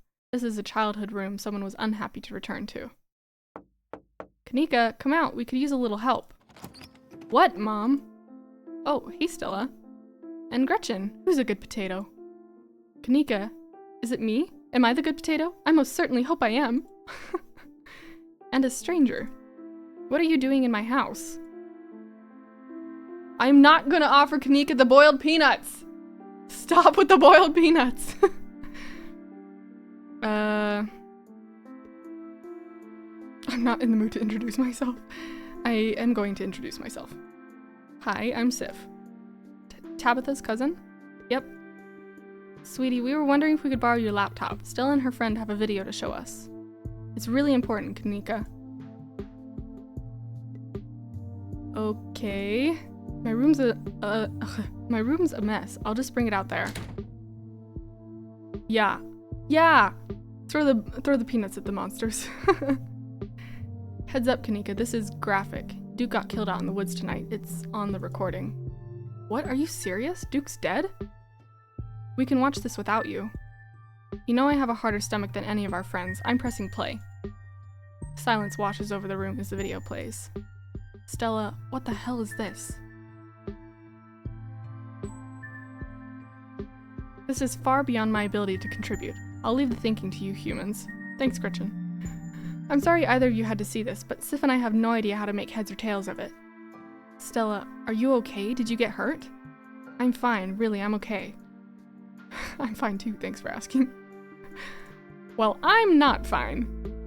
The other three look at you, unsure of what to say. Poor Duke, poor Beau. Has anyone told him yet? Oh, him. I didn't realize Beau was a guy. We talked to the police. I hope they told Beau, but Earl and Deputy Franklin didn't seem to be in much of a hurry to do anything. I'll call him later tonight. But for now we have something far more serious to discuss. So is Beau his husband? Or kid?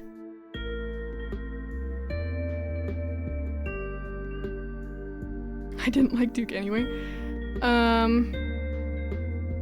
More serious than a man's death? Those creatures are terrifying, but give Duke some respect. Tremendously more serious than a man's death. These things, my grandmother called them ditchlings. They are a terrible omen, a sign of great suffering and destruction to come. Great! Mom, come on, whatever's doing this is serious. Stop scaring Stella and Sif with this Talipo crap? Talipo crap? A man just died, have some respect. Kanika, sweetie, let your mother talk. The creatures themselves are harmless to people despite the grisly scene in the woods. How can you say that? Duke is dead. An unfortunate accident and nothing more. Just a bird's flock before a storm. The ditchlings congregate where tragedy is soon to fall. To see one is to be cursed by fate. Jesus, Mom, they've clearly had a rough night. They don't need this. It's okay, Kanika. This is helpful. Stella, whatever those things are, they aren't magic. We can't rule that out, not after what we saw. But fine, let's focus on what we know. Whatever they are, they're doing something to these animals. You saw the chicken in our video. What was that growth? That's what was on the deer, too. I don't think the ditchlings were here for Duke. Something tells me he's not that important to the plot. Let's use my keen eye, I think. I saw something squirming around in that kitchen. Ugh, why do I keep saying kitchen? Chicken! My brain! Maybe it's some sort of parasitic larval stage, part of their life cycle. But I don't want to jump to any conclusions about something this out there. Not without doing some research or talking to a biologist. I'm sure there's a rational explanation that'll clear all of this up. Oh dear, I've forgotten entirely about the tea I put on. Let me fix you a couple of cups. It'll help soothe your nerves. I don't know, it's getting late and I should let Sif get some rest. I ran her ragged today with all the hiking and running through the woods in terror.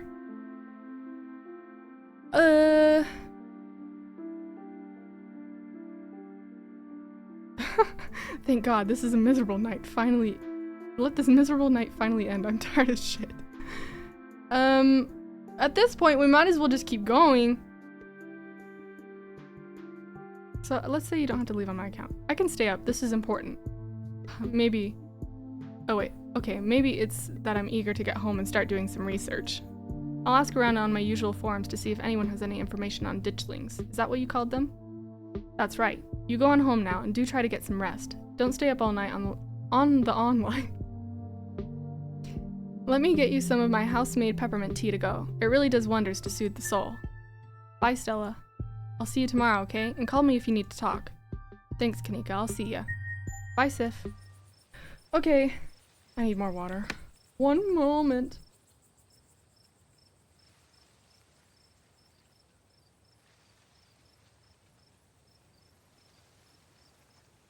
Okay.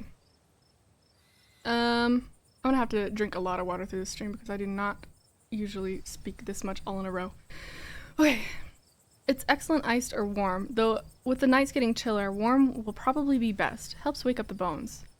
Is that thing still out here, though? I don't even remember what she called him. Be careful out there, both of you. Sybil turns and closes the door behind her. Gretchen looks upset. What an unfortunately short visit.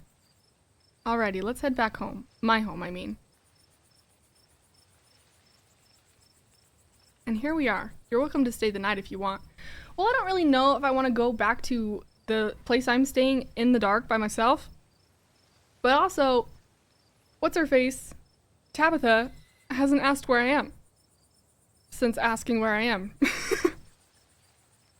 Since I responded to her, she hasn't asked where I was. Should probably head back before Tabitha has a conniption. Almost said Tabitha. Tabitha. I think I still need to check on Tabitha. I should probably head back and check on Tabitha. I'm gonna get killed. That's sweet of you. Are you sure you're okay heading back up that mountain alone? Actually, I'm just remembering now that the game told me I could die as well. I'm so gonna get myself killed. That's true. Sybil did say the things were harmless. Sybil said that ditchlings are harmless. I think I'll be okay. It's not far. Well, I won't stop you if you really want to go back. Here's my number. Call me when you get there, okay? And good luck. You and Stella exchange numbers. I'll see you tomorrow. It's not like I have much of a choice. I guess we're just going for it. Yeah, we're in this together. Yeah, we are. Stay safe, buddy. Did you just buddy me? I thought you were flirting with me earlier. Good luck, Sif. I thought she was being all flirty on the mountain. Now she just called me buddy. I got friend-zoned. You begin the long hike back up the Scarlet Estate alone. Continue down the path. Almost home. Continue down the path. There it is. You've made it. Your salvation in sight, you make a mad dash to the door. Try the door. As you reach for the knob, the door swings open. Hey, Tabitha! Okay, that's the first episode. Where the hell have you been? I called you back as soon as I had reception. Did you? I didn't notice. I'm not gonna call her Tabby. Okay, there's a lot of options. But I want to know about Wayne. Do you know anyone named Wayne? I employ over 100 people. I'm sure I know a Wayne. I don't think I need to drop the I watched a man die tonight on her.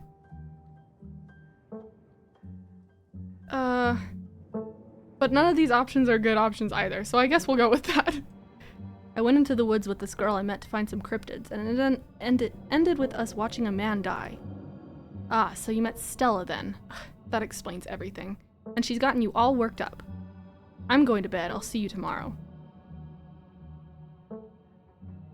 Can you tuck me in? I'm gonna say nothing. You say nothing in response. Yeah, it's quite the opener. You're alone in the estate. The sound of the wind whistling through the house gives you an uneasy feeling in your gut. It's probably best to turn in and try and leave the night behind you. Okay. As you settle into your room, you remember that Stella asked you to call her once you got back. Yeah, call her. You pull out your phone and call. Hey, how are you? She sounds a little different, like she's been crying. Did you make it back all right? Yeah, I'm all right. How are you? I should have said I died. That would have been funny. Totally fine. I mean, as fine as I could be, I guess. You don't have to worry about me. Go get some Z's, okay? I'll see you tomorrow.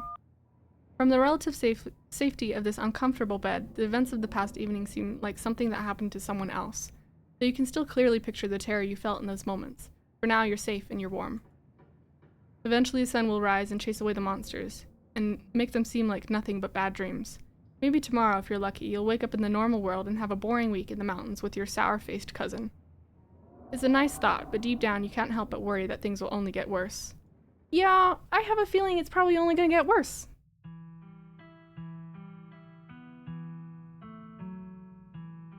A little cutscene. Oh. That's a bad sign.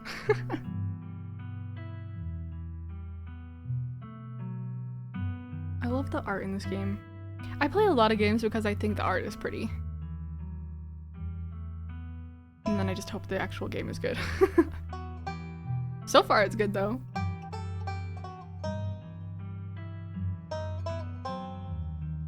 It's a little bit darker than I was expecting. I knew that it was going to probably be dark, but I didn't expect quite that bad. Oh, don't cry. Wait, is this me? No. No, I think that is the other friend, Reese, maybe? Oh, that's blood on the floor. That's a bad sign.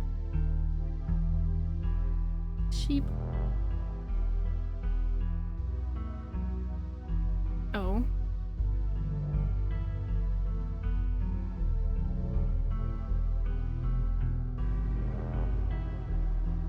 This looks fun. Oh, there's the mine. Something's in there. I see something in there. Oh wait, I think I just see the mine going down.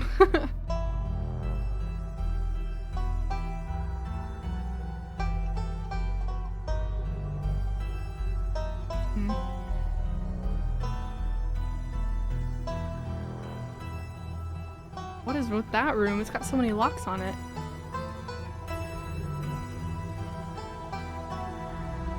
Huh. I feel like Tabitha knows something. I feel like the Scarlets know something.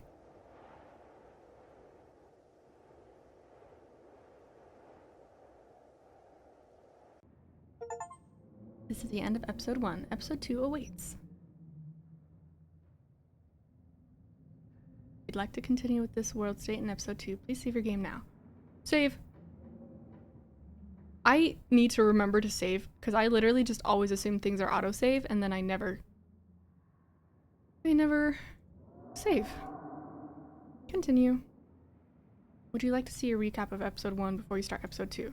Nope, I'm good. You open your eyes. The sun has risen, the birds are singing. You are still alive, and for now, you are safe. Your gaze wanders across the room to the window and the woods beyond. You wonder if the monsters are lurking there right now, just beyond the trees, ready to pounce as soon as you leave the crumbling estate. A familiar unease settles into your gut, tingling into a knot of anxiety, wriggling as the events of last night play out in your head. You can't help but remember Duke slumped against a tree, pieces of him scattered across the clearing. You're not sure if you'll ever feel okay again after what you've seen, but you can't stay in bed forever. One of the worst things is like when you have like a really bad day and you go to bed and you wake up and the next day you just like kind of forget that it was all real until the moment that you remember that's all real. Which I've never obviously had a day as bad as this, so I imagine it hits much worse if it's this bad. Hunger pulls you from the clammy depths of the mattress. I do not want to put my clothes in that dresser. I don't trust this room. Let's look out the window. You creep towards the window, careful not to be seen by whatever might be lurking in the garden. For a second, you thought you saw movement. It could have been an animal. It could have been something else. Whatever it was, it's gone now. Cool. Maybe you'll head out there and investigate after you've finished waking up. I don't really want to. Let's look in the closet. Great, the doll didn't move during the night. That's literally what I was thinking when I checked the closet. I was like, I swear to God, if the doll is gone. Maybe it isn't haunted after all. Though after everything you went through yesterday, that's hardly a consolation. Return to your room. You turn back to the rest of the room. Let's text Stella. It's probably a good idea to check in with your new friend. You can't imagine she's holding up very well. You can't imagine she's holding up very well. Yo, what up? Send a picture of tired cat you found on the internet. It might take her a minute to get back to you. In the meantime, I'm not putting my clothes in the dresser. Get dressed and head down to the kitchen. Time to start your day. I can't imagine I'm here for very long, so I really don't need to put my clothes in the dresser. It'll be fine. You're back in the kitchen. Frou Frou eyes you from her favorite spot on the counter. Now I can talk to you without people thinking I'm weird. Her pupils dilate and her tail twitches. I see you are still here. How unfortunate. Okay, I want to pet her, but if I just go for it, she's definitely gonna scratch me. Gretchen sends her regards. Let's ask her about the ditchlings. I highly doubt she knows anything. Do you know anything about ditchlings? Even if I did, why would I ever tell you anything? And for the record, no, I don't. Now stop bothering me. Have you noticed anything weird around here? We ran into these horrible things in the woods last night, and silence. Do you know what time it is? Quiet your awful little mouth. Your voice is the only horrible thing I've witnessed as of late. Hey. Oh, Tabitha's here. Did you know the police called me this morning? You've only been here one day and you've already had a run-in with the cops?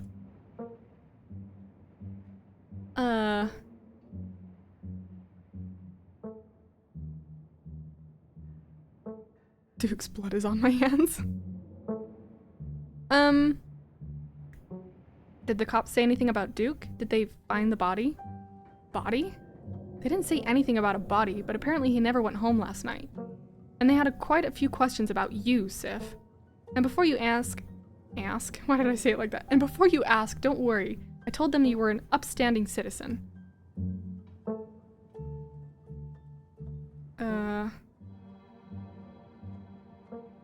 You know I didn't do anything, right? Does it matter? Some old farmer disappeared after going hunting in the middle of the woods at night. So what? Something like this was bound to happen eventually, and frankly, you're lucky it didn't happen to you. Just don't put anything else on my plate this week, alright? Okay.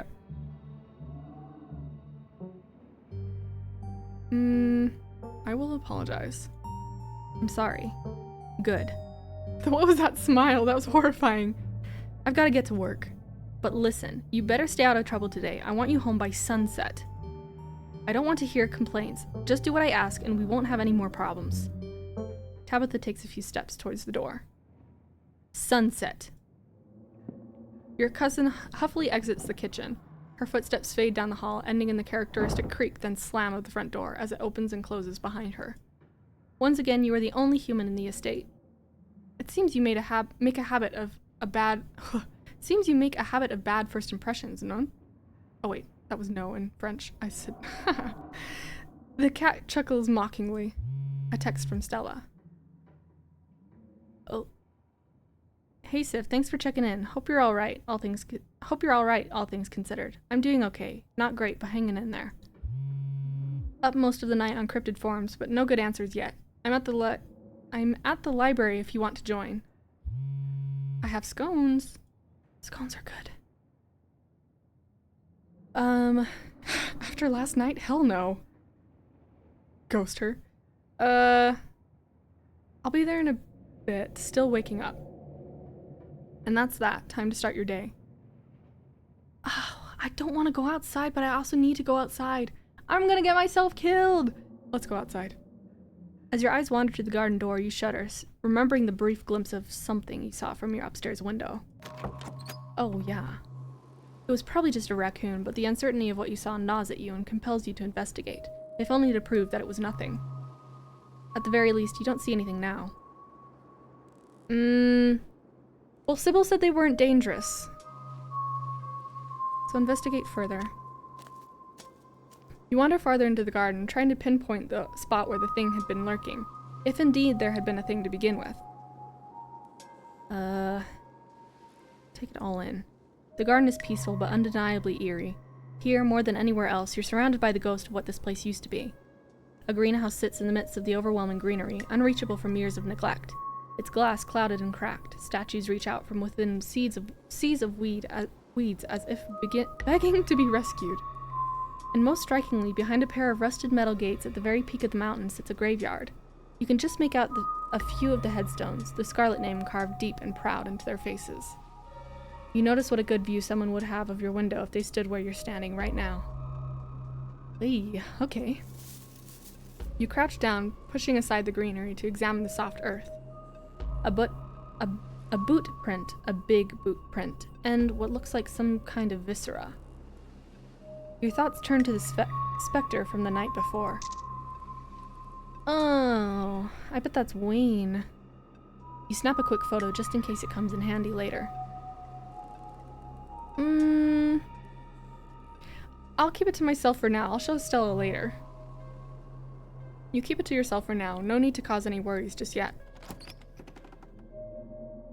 You head back inside. Time to figure out what to do with the rest of your day. Head to town. But I wanted to pet the cat! The walk back to town is much less pleasant today than it was yesterday, when you didn't yet know that the woods were full of monsters and strange men who know your name. You stare anxiously into the darkness between the trees, searching for any signs of movement, but the woods are still, at least for now. Continue down the path. The autumn-tinged mountains, sprawling for miles in every direction, now feels less like beautiful scenery and more like the walls of a cage. Your phone buzzes in your pocket. Look who I found at library. She said she was up all night thinking about the video, adding you to a group text. I'm only here because it's quieter than the store, or was, lol. I'm trying to figure out what animal that could be. I don't buy into this harbinger of doom stuff. We know what animals they are. They're ditchlings, and they are harbingers of doom. Sounds like they're having fun.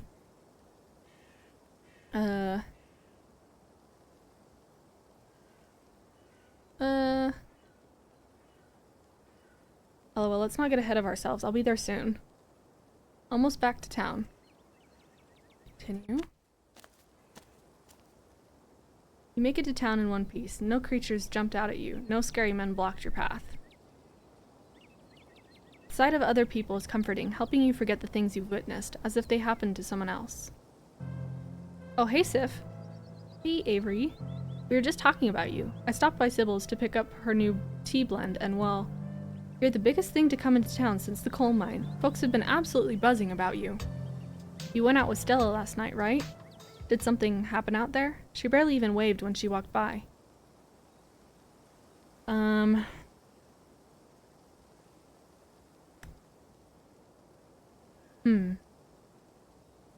Because clearly the police officers are not telling people what happened, or they didn't find Duke's body.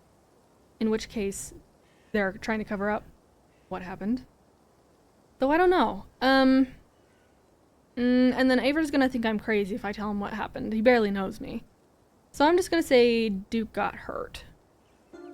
We bumped into Duke a couple of times while we were out there, and he got hurt pretty bad, but I'm not really sure what we saw. Whoa, slow down. Is he okay? No. I'm afraid Duke is no longer with us, Avery. Stella stopped by last night and told me about her and Sif's encounter in the woods. Holy crap, I can't believe this is the first I've heard of it. Has anyone told Beau? Yes, he's taking it as well as you can imagine. I'll be going up to check in on him today, the poor lad. I can't believe you had to see that, Sif.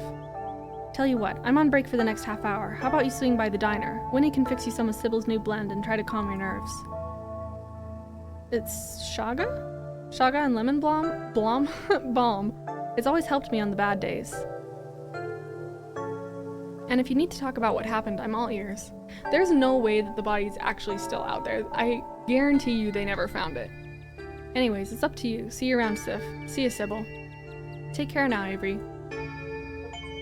I see you're a private person. I can respect that. You never know how someone might respond to hearing the truth of what you encountered last night. I better get back to it myself. I'm glad I was able to catch you this morning, if only to see how you were holding up. Please don't hesitate to stop by if I can be of any help.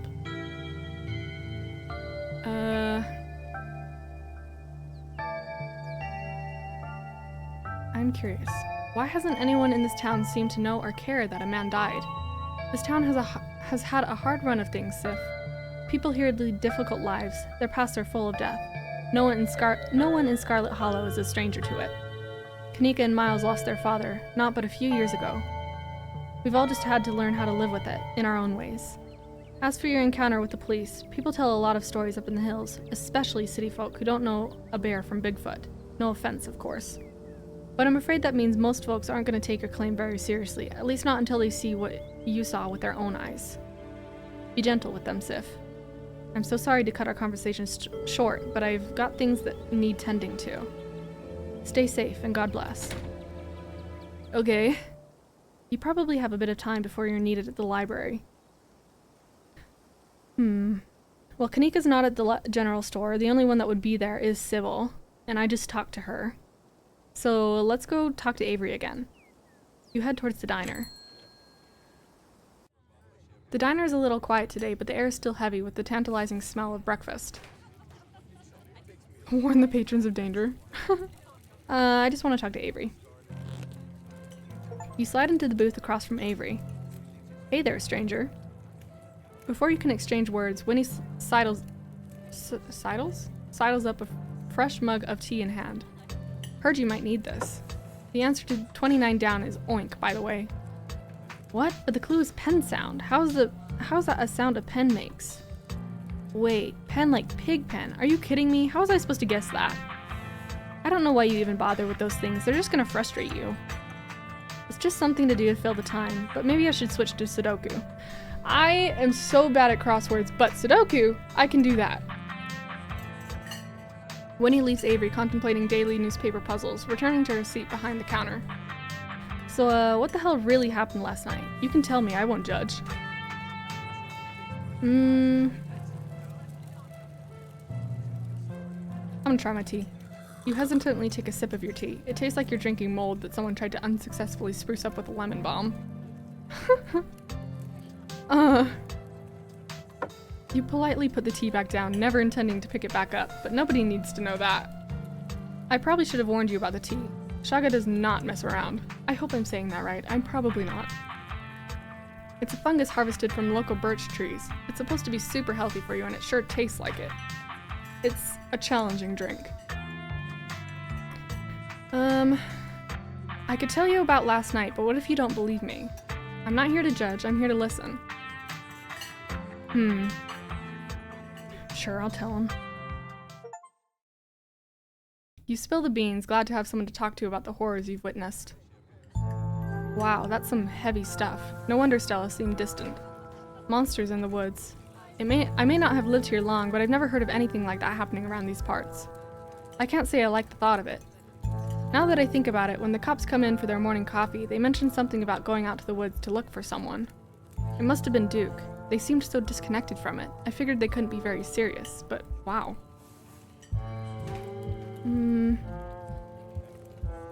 Small town cops not knowing how to do their job sounds about right. I don't get it. They saw Stella's footage. They saw what happened out there, but it feels like so far all they've done is hound me. Hey, I don't know if it'll help your anxiety, but even if they did think you did something, I'm pretty sure that they wouldn't bother going after you. Those cops come in here every day, and I feel like I know them pretty well by now. And let me tell you, they have no follow-through. Yeah, I was kind of getting those vibes. I can't tell you the number of complaints they've just, like, dropped after a day or two. And I'll vouch for you if they try anything.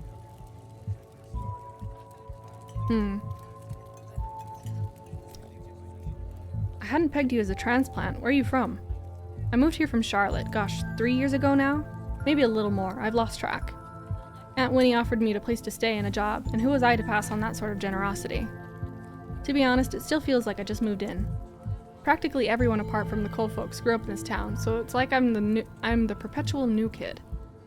Don't get me wrong, folks here are plenty polite and friendly, but there's a shared history I'll never be a part of. Maybe you're more at home here than you think. Stella really talked up your party yesterday. I don't think she'd have done that if she didn't think you were really part of the town. It could be that you're getting in your head about fitting in. Hey, you know, thanks. I hadn't thought about it like that. Okay. Tell him to move. I'm curious. Why'd you leave Charlotte, if you don't mind me asking? Nah, it's cool. I was having some issues with my folks about my education, which wasn't great. Especially since I still stuck under their roof. When my aunt heard about it, she offered me a job and a place to stay, and the rest is history. Do you regret moving here? I don't think I've had the choice to have second thoughts. I'm not going anywhere without Aunt Winnie, and there's no way she's leaving this place.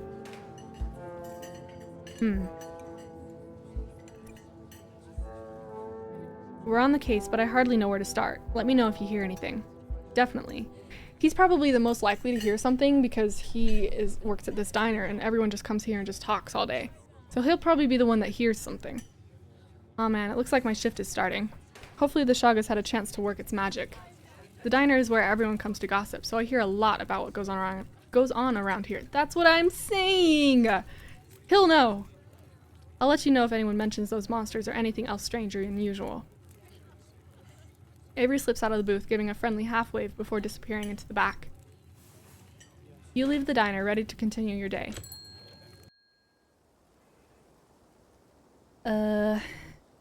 Well, okay, it will let me go to the general store, so I think I'll still go there. And then I'll go to the library. Oh, who's that? Oh wait, this is his brother, isn't it? Or, Kanika's brother. Miles? I think was his name? This is your first time seeing the general store in the light of day. Oh, I did see it last night. I forgot. A young man sits at the table by the register, too preoccupied with his phone to care that you stepped in.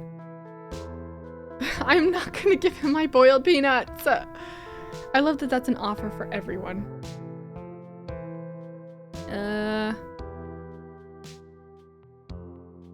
I think he doesn't want to talk to me. I'm gonna offer him my boiled peanuts, actually. I'm gonna do it. The young man looks up at your now quite pungent bag of peanuts, curls his lips in disgust, and returns to his phone. What you doing on your phone? Games. You probably haven't heard of them. Okay. Alright. So if I wanted to buy some chips or something here, do I talk to you or... See, everyone I ask doesn't want the boiled peanuts, yet the guy who asked me if I wanted the boiled peanuts, I took them. We need more people like Sif out here, taking boiled peanuts that are dripping. He sighs. I guess, yeah, Kanika decided to skip work today, so of course whatever plans I had didn't matter. Just take the chips, I don't care. And... I'm paying for my chips, I insist. I'm not ringing you up, take them or leave them.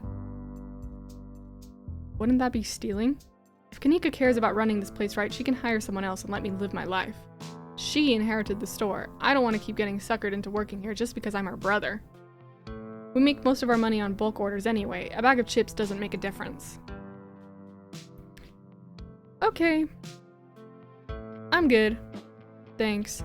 Have it your way. Okay, see ya. The young man doesn't respond as you turn and leave the general store. This is a kid who grew up here and does not want to be here anymore, but he can't get out. And so he just is miserable the whole time and feels like he has to make everyone else miserable. Head to the library. You enter the former town hall. What once must have been a stately foyer has since been converted into rows of shelves. Meeting rooms and offices long ago gave way to assorted reference collections and reading areas. Oh hey, you made it! Settle in with Stella and Kanika. You head over to Stella and Kanika's table and settle in. You made it! Glad you could join us. I agree wholeheartedly with Stella. I am elated that you're back. I'm glad that Gretchen likes me. Did you send my regards to that foul feline? I was going to, but then I clicked too many dialogue options before that one.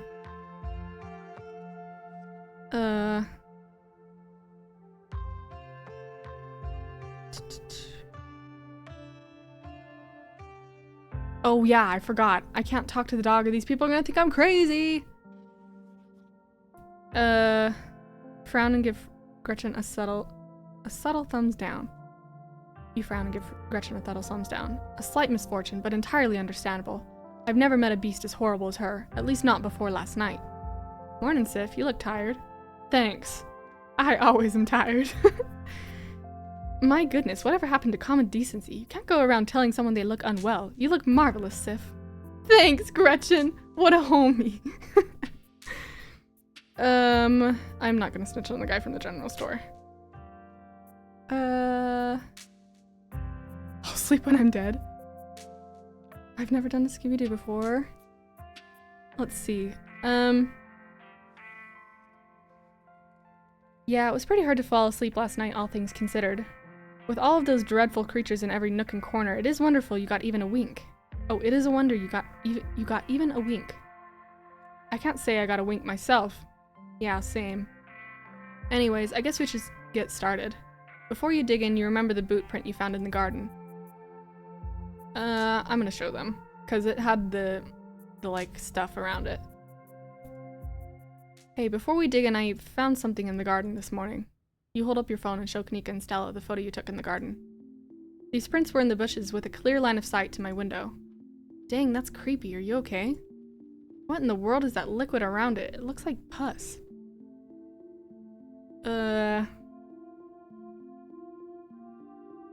I feel like it's Wayne.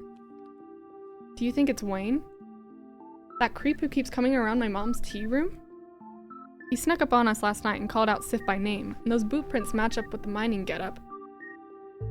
I'm glad the two of you had me there to protect you. Whoa, apparently I missed a lot last night, huh? I wonder if there's any connection between that guy and what happened in the woods last night. Like what? I mean, I don't have anything specific, but we do have that whole prophecy of impending doom angle to explore, and this photo is weird. I can't stop thinking about those splatters on the ground. If he's sick, maybe it's from the creatures you encountered. Hey there, strangers. And literal stranger. I'm not offering him my boiled peanuts. Hey, I'm Sif, Tabitha's cousin. I'm in town for the funeral. Oh, I should have known you were a Scarlet. You look so much like Vivian. Not that I knew her very well. I was still a little kid when she left. But that Scarlet resemblance is, strong. I'm Oscar Gutierrez, I think is how you say that. I'm so bad with names. Chief librarian and only librarian. Oscar's amazing. He practically built this library from scratch. Yeah, I'm a little jealous of what the kids around here get to grow up with. They don't know how good they have it. Back when I was in elementary school, all the library had was a couple of shelves of boring books donated by old people. Y'all are too kind. But speaking of kids, have either of you seen Rosalina around town? I don't want to be a helicopter dad, but she hasn't been answering my texts, and I wanted to make sure she isn't getting into trouble out there. Is Rosalina dead? That would be unfortunate. You know the crowd she hangs out with. They're good kids at heart. I'm sure they're just up at the old Maxwell place doing teen stuff. I went up there plenty of times in my day, but I'll be sure to keep my eyes peeled.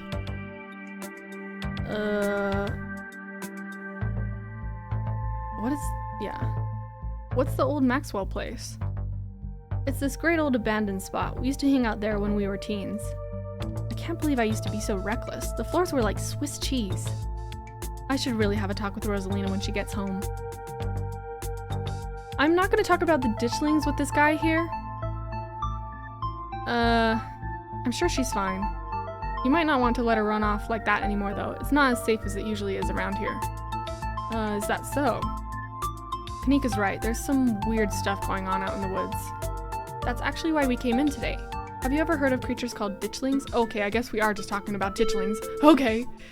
They're a type of cryptid that shows up around places on the brink of disaster. They kind of look like Pillsbury Doughboy as a creepypasta. Kanika's mom told us about them last night after seeing some footage we got in the woods. Ditchlings? Doesn't ring a bell. Dang, worth a shot. Okay, if you were, say, trying to predict a horrible disaster that might befall our town, where would you start looking? Well, they say history repeats itself, so I'd probably try and figure out what sort of disasters this region typically falls prey to. Yeah, I guess this is kind of a weird town, so it appears that they're just used to weird shit happening, so I guess it doesn't matter if I tell them about stuff. Okay, I'm taking another drink of water.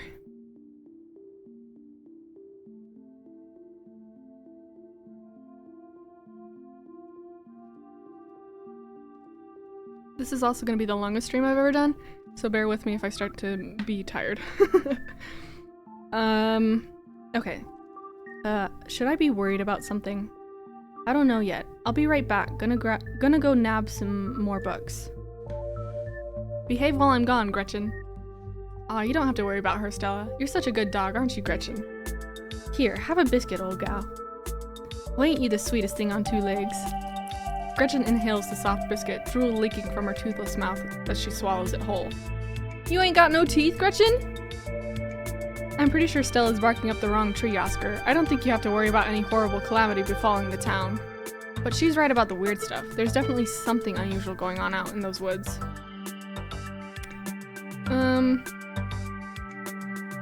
Are we gonna talk about the dead guy? They seem to be fine talking about everything else, so... A man's already dead. I'd say it's plenty reasonable to play it safe. I'm gonna try calling Rosalina again. Oh, I probably shouldn't have said that since he doesn't know where his daughter is. Oh, sorry. I'm sure she's fine, really. Rosalina's a smart kid. She knows better than going around getting in trouble, and we'll make sure to keep our eyes peeled. Thanks, Kanika. And Sif, if you see a 13-year-old girl with a black braid and glasses, would you let her know her dad is worried about her? Sure thing. Oscar anxiously wanders off, phone in hand. Got him. Just grabbed a whole mess of local history books. Stella sets a massive pile of books on the table and pulls up a chair. Alright.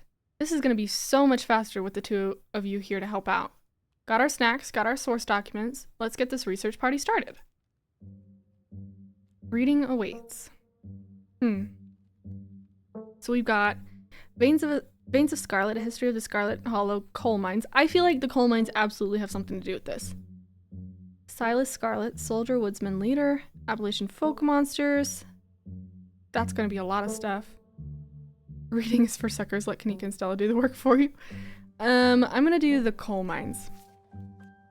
Forced into retirement at age 50 due to a war injury from his time in the Indian Wars, exacerbated by his short stint serving as a captain in the Confederacy, Silas Scarlet also lost his eldest two sons in that bloodiest of wars, leaving his third eldest son, Andrew Jackson Scarlet, to take charge of the mine. Under his leadership, the mine prospered, undoubtedly in part due to the growth of the railroad industry. Managed to evade the coal union for decades, making them one of the most profitable mines in the country. Andrew Scarlet built the surrounding town into what it is today. With expensive stone buildings, a bustling main street, and overseeing it all, the elegant Scarlet estate that was, until 1895, the largest and finest feat of architecture in the region. Culminating in the tragic collapse of 1918, it was found that Charles Shaw, the co-manager of the mine, had loosened security measures to increase production during World War I, resulting in a fatal collapse and the death of over 160 men and boys, some as young as 10. Damn. The casualties included Andrew Jackson Scarlet's son, Theodore, his brother Enoch V. Scarlet, who had been taken over for their aging father during the bustle of the war. Managed to pull the mine from the brick of... Oh. His brother Enoch V. Scarlet, who had taken over for their aging father during the bustle of the war, managed to pull the mine from the brink of ruin, thereby saving the town. So this is how your family made its fortune. Okay. Am I just gonna read all of these? Okay. Silas Everett Scarlet was born to Colonel Everett J. Scarlet in 1818, one of the 12 siblings. He grew up at 12 siblings! Oof. That's a lot of kids to pop out. He grew up in the eastern North Carolina during a tumultuous time in the state's history, and not much is known about his life before he joined the Army in 1836.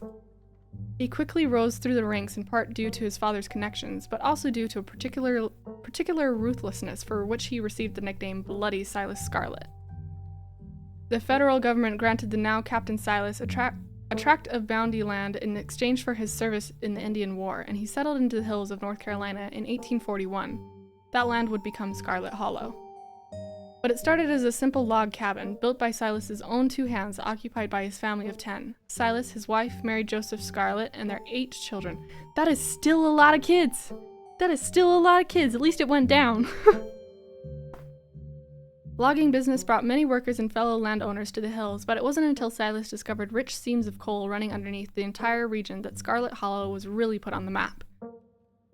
He saved what he could and bought the surrounding hillside at a great discount, cleverly hiding what he knew was the land's true value. Thus he had all the resources to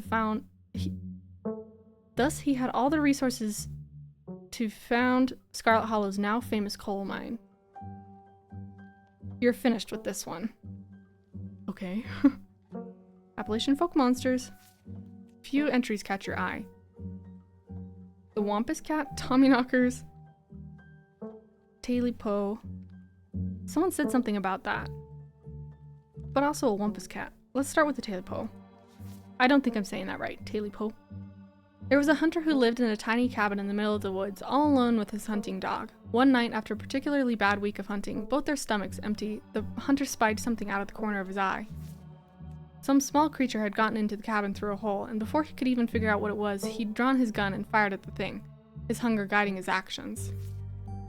But it was quick and ran back through its hidey hole and out of sight, leaving only its long black tail shot off by the hunter's rifle.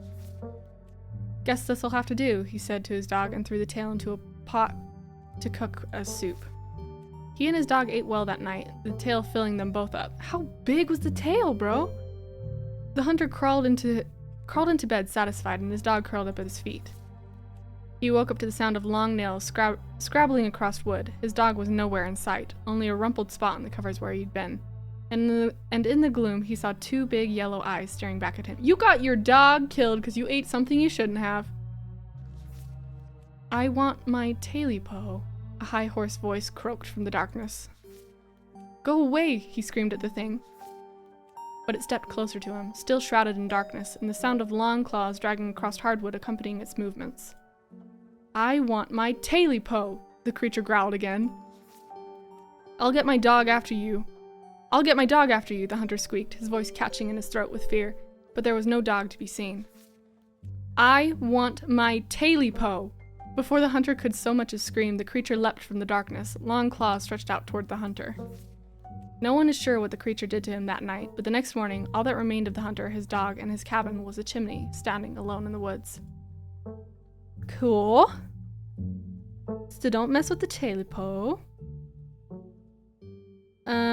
Tommyknockers, because those sounds like a euphemism for boobs.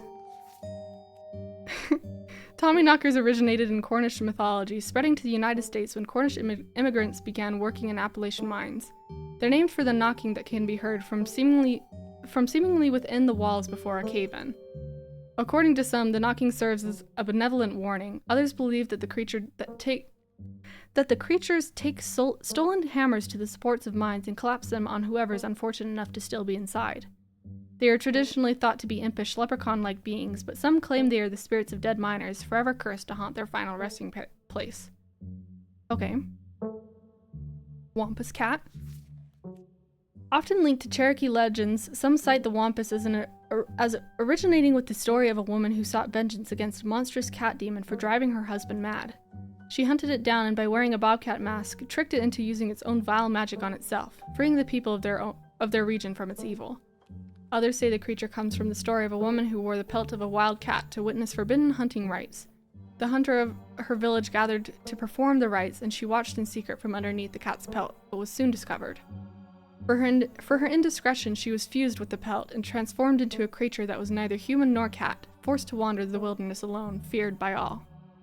Her calls are those of great sadness and serve as a warning to anyone who dares go against tradition. Okay. You close the book and put it back. I think I'm all done. Let's check in. Alright, if we're going with what Kanika's mom told us last night, I think we can rule out any natural disasters as what brought the ditchlings here. But not nuclear incidents. Looks like our state has a history with those. What about y'all? Find anything? Oh, hey, bro! Before you can respond, a handsome black cat leaps onto the table. Stella quickly slams her book shut. Aw, hey, Pixel. You might want to close your book. He loves to rip up any paper he can find. Pixel, my dear friend, it's been too long. How have you been? Oh, Pixel and Gretchen are friends! Hungry. Did Stella bring the good stuff? Haha, don't worry about it, little guy. I didn't forget your treats. Ah, yeah, snack time. Crunch, crunch. Sorry if Pixel's bothering y'all. Hopefully he hasn't gobbled up any of our books. You have a cat that likes to eat books inside of a library? He can't stand the thought that people might pay attention to anything that isn't him. Yeah, sounds like a cat. That's what I was saying. Why do you let a paper shredder freely wander a library? I'm gonna talk to Pixel because if I can talk to animals, why not? Hey Pixel, what do you think about the monsters we saw in the woods? I'm an indoor cat. I don't know anything about no woods. I just hang out in the library, especially now that our house got haunted. Haunted? Wait, your house is haunted? Oh, I forgot these people are noticing that I'm talking to a cat. What? Hey, how did you know? What? I don't know, I just got that vibe. We've been living in the library for a little bit. It's been great. Way more snacks, way more scritches. Except sometimes there's too much scritches. Hold up, what kind of haunting are we talking about here? Unexplained noises? Objects appearing in strange and unfamiliar places? Ah, Oscar, don't get our hopes up like that. Nothing like that, sorry. The floor in my bedroom just keeps seeping blood. Hello? And I've seen a strange figure in the hallways a couple of times. That is not normal, Oscar. That is so not normal. Wait, you've seen a full body apparition? Can I see it? Stella, it's probably just a dirty pipe or something. But what if it's a ghost?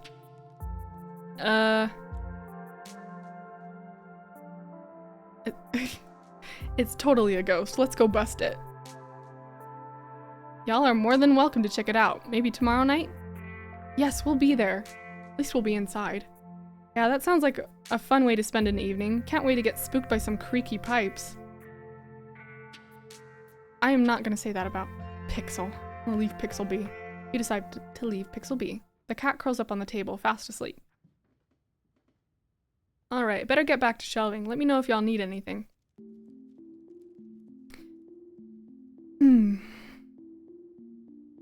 Do you think there's a cult here? Why would I go there? What about anything I read would say that there's a cult here? Okay, I'm curious about the nuclear incidents though. Stella, what was that you were saying about nuclear incidents? You were talking about the Goldsboro thing, right? Haha, yeah. Apparently in the 60s, a B-52 carrying a live warhead broke up mid-air and dropped a couple of bombs.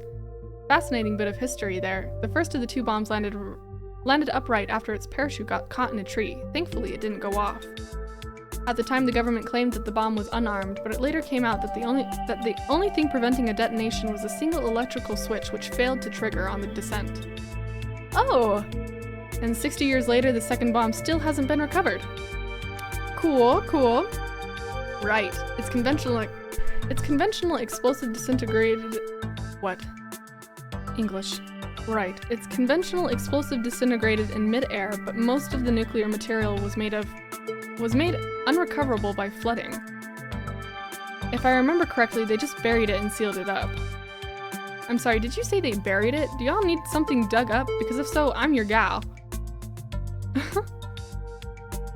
I don't think disarming nuclear bombs is part of our skill set, so the nuke made the ditchlings. If the bomb is somewhere else, why would there be so many ditchlings here? Say nothing. We shouldn't be looking too much into this whole disaster angle. Whatever those creatures are, they're biological. Also, Goldsboro is almost 400 miles away. Look, you never know with radiation.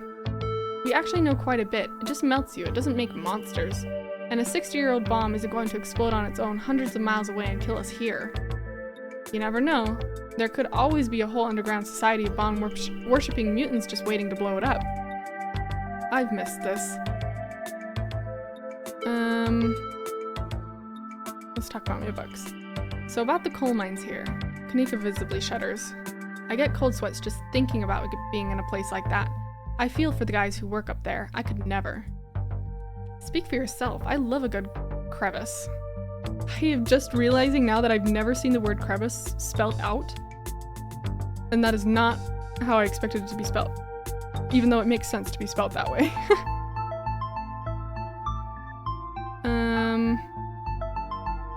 What happened after the mine collapsed? A union-busting mine collapsed from poor working conditions. Color me shocked. Maybe the ditchlings are here to foretell another collapse. What if the ditchlings are coming from the mines? What if there's something toxic in the mines poisoning the town? Wayne seems sick. Well, no one really seems to know who Wayne is. What happened after the mine collapse? The book just kind of glosses over that. There was a union for a little bit, but it didn't last. There's not a whole lot written about the past century here.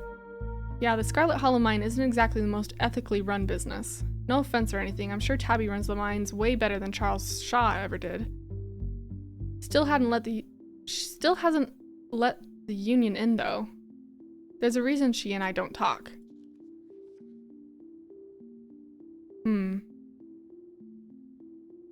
You guys really seem to have a bone to pick with Charles Shaw. That's what happens when someone directly causes a monumental disaster, especially in a small town like this. People tend to spit when they hear your name. He got run out of town on a rail, you know.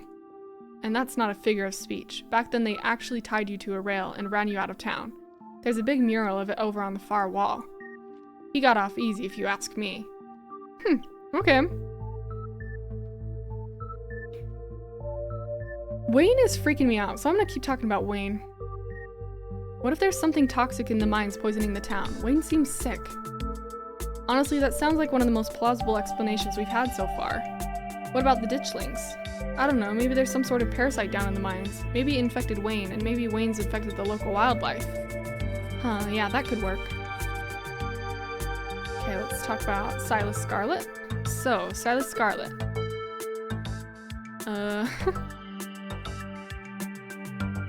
Rich guy in the south, I should have known it wouldn't be pretty. I guess he was a product of a different time. Who knows what future generations will think when they look back on us. Wow, talk about a self-made man. Seems like a great dude. Yeesh. I figured old money from the south wouldn't be great, but he sure did some things to get where he was, huh? That book is a perfect example of why you should use multiple sources for your research instead of trusting the first thing you read on a subject. Yep, dude was a monster. The mines made a lot of money during the Civil War too, and you can probably guess which side a North Carolinian business owner would have been working for. Sorry you're related to him.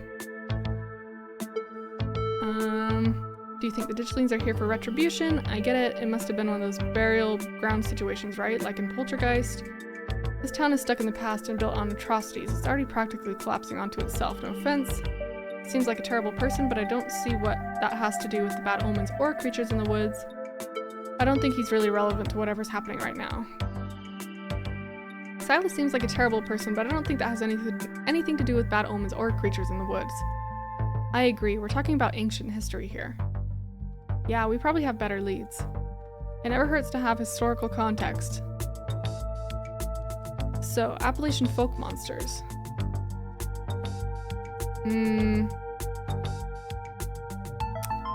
Let's do this.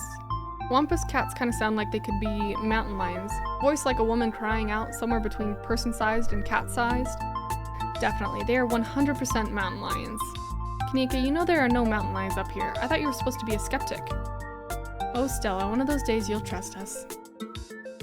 But the myths are old, right? Mountain lions didn't go extinct in the Appalachians that long ago. Those legends just haven't died off yet. Almost every cryptid can be tracked down to either a hoax or someone getting confused about a perfectly normal animal. Sometimes both. Bigfoot, for instance, started as a prank. Then folks saw bears walking around on their hind legs and got freaked out, and now here we are. You'll eat those words when I get the first clear footage of a Bigfoot. If you manage that, I'll print out a piece of paper saying that Bigfoot isn't real and literally eat it, I promise. I'm holding you to it. Okay. Do you think the ditchlings are Tommyknockers? What with the whole warning thing? Good thought, but Tommyknockers live in mines, like that's their whole thing. I'm gonna write it down though. Tommyknockers are literally just the sound that happens when a bunch of rocks and woods are about to collapse. Are they, or are they the sound of mysterious creatures pounding on the rocks and support beams with hammers to cause a collapse? There's simply no way to know. My mom used to tell me that Tailipo story back when I was little. I can't believe I forgot that one. It scared me so bad I didn't eat soup for years. I thought a monster might try and dig it out of my stomach if I did. Haha, I love that one. There's this old chimney in the woods that I used to think was chimney from Tailipo. The one that was left after the thing did whatever it did. Now I know that's just because chimneys don't burn down and wooden houses do. That doesn't mean it's not the chimney from Tailipo. I've camped out there a couple times and seen some pretty spooky stuff. Oh yeah, I watched that video. You saw raccoons. You're gonna get rabies one of these days chasing after wildlife like that. Why is Gretchen just staring at me like that? What can I say? I like to live on the edge. Let's move on.